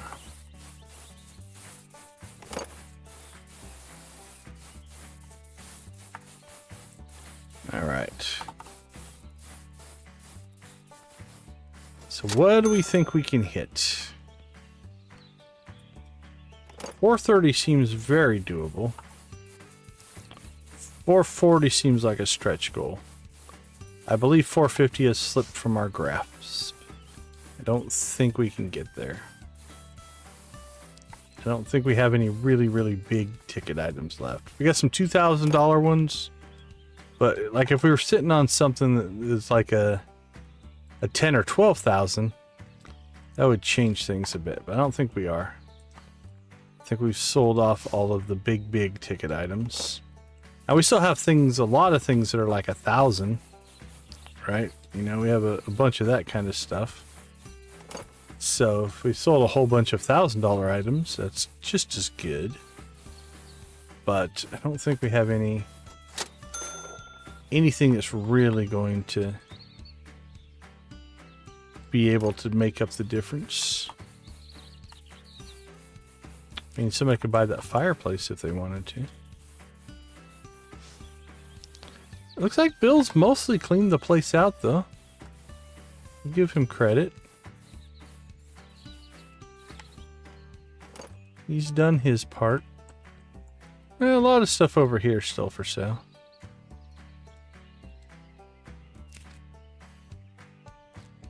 All right.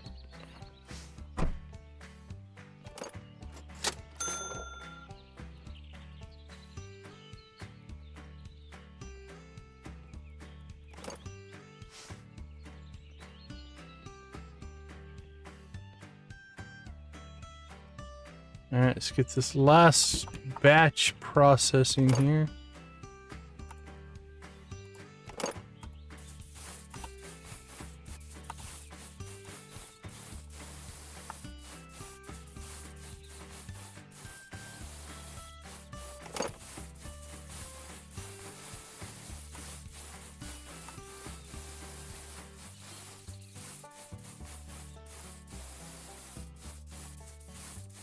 Alright, the rest of this stuff goes over here, but we do have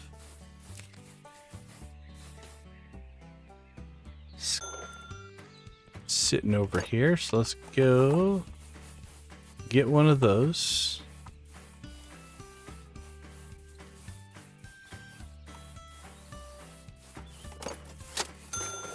And now we can sell that for 600 bucks.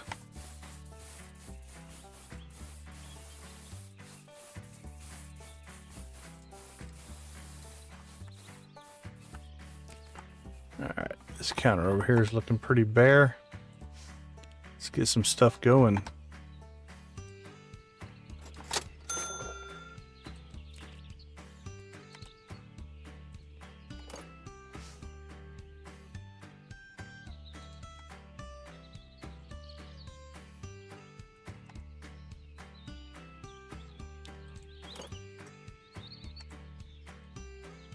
Alright, green baby duck, 18 bucks.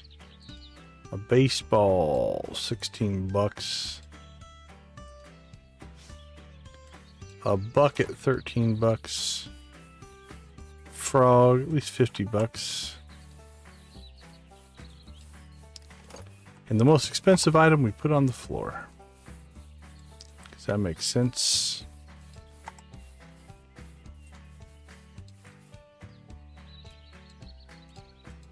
I don't know, Bill. We're running out of time, buddy. Gotta do something for us here. Got a few $1,000 items in here. That's one. That's two. Book-wise, 3, 4, 5, 6. Yeah, there's all of $8,000 to $15,000 in there. That if we can move some product in this last hour, again, 4:30 is not. Teeny baby dog on pillow, teeny baby dog on pillow. Okay, we can sell one. We have the other one for the museum.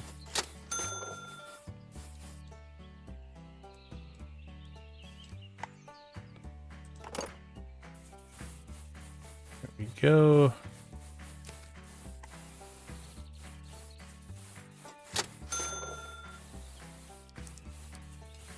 Ooh, that's a good one.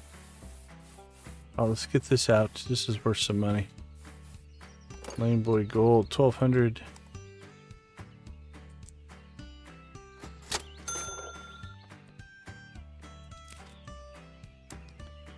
All right, the midnight hour is close at hand. Let's help Bill out here.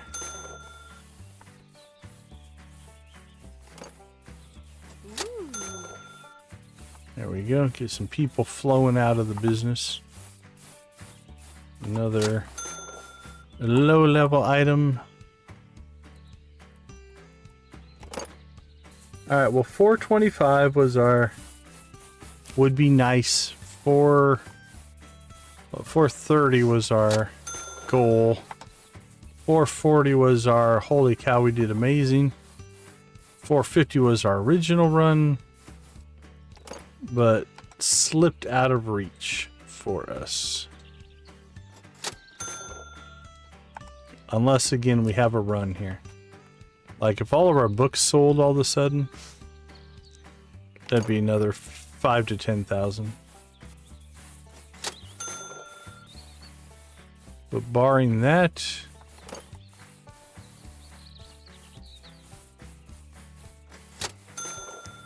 now I don't know if it's a good strategy. You could make the case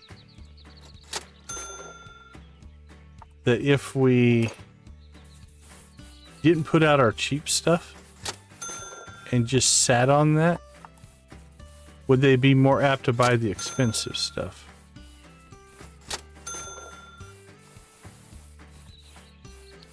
I don't know if that's true or not.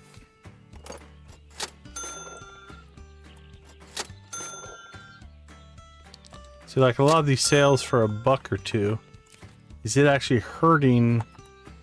Like, would that person instead have bought an expensive thing or not? Not sure if that's how the system works. Alright, we're almost out of time. Let's get our last couple of items over. Alright, there's 430. That was a nice little flurry there at the end. That was a $5,000 flurry. So did Bill sell one of the books? Let's see. There's a 2,000. No, he didn't sell one of the $2,000 books. Sold a lot of items from over here, though. You could sell both of those books. You could drop another 5,000 right here at the end. Probably not going to happen, but there's 431.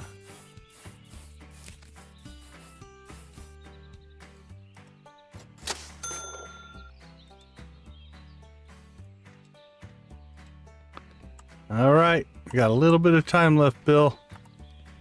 Let's keep moving product.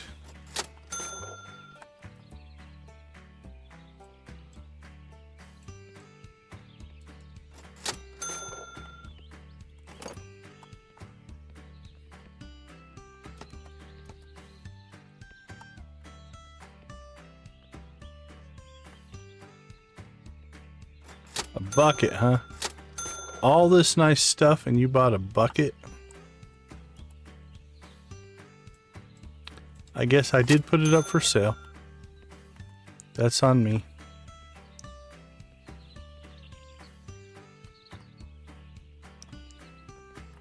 It's looking like 43. 43% is probably where we're going to end here. I was really hoping for 45. We got to 43. So 450 instead of 430 in the money run. Again, we're looking at, there's 4 grand in books right there. Come on, guys.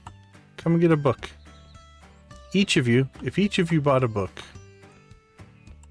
we could end strong. No, don't walk away. Come back. All right, let's get out of here in case we get trapped. There we go. All right. 43% is what it looks like. That'll be our ending total. So let me make a note of that here so I can build the next thumbnail. All right, 2% short. Not too bad. We're hoping for 45, 450. We got to 430, which is 43% as opposed to 45%. All right, let's take a quick break. We'll be back. Going to do a wrap up and we'll get our raid set up. I'll see you all in a couple minutes.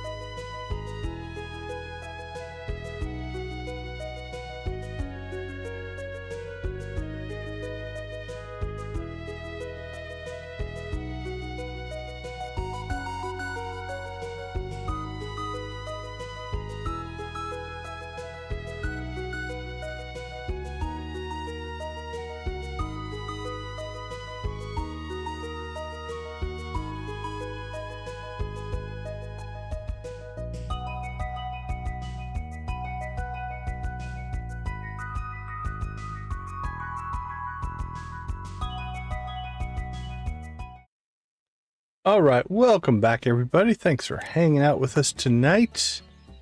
Let's go take a look at what we're sitting on. So 800 junk, 16, 20, 25, 25, 26, 36, 78, 39,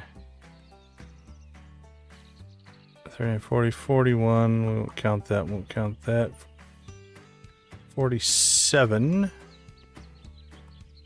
48, 49, 55, 58,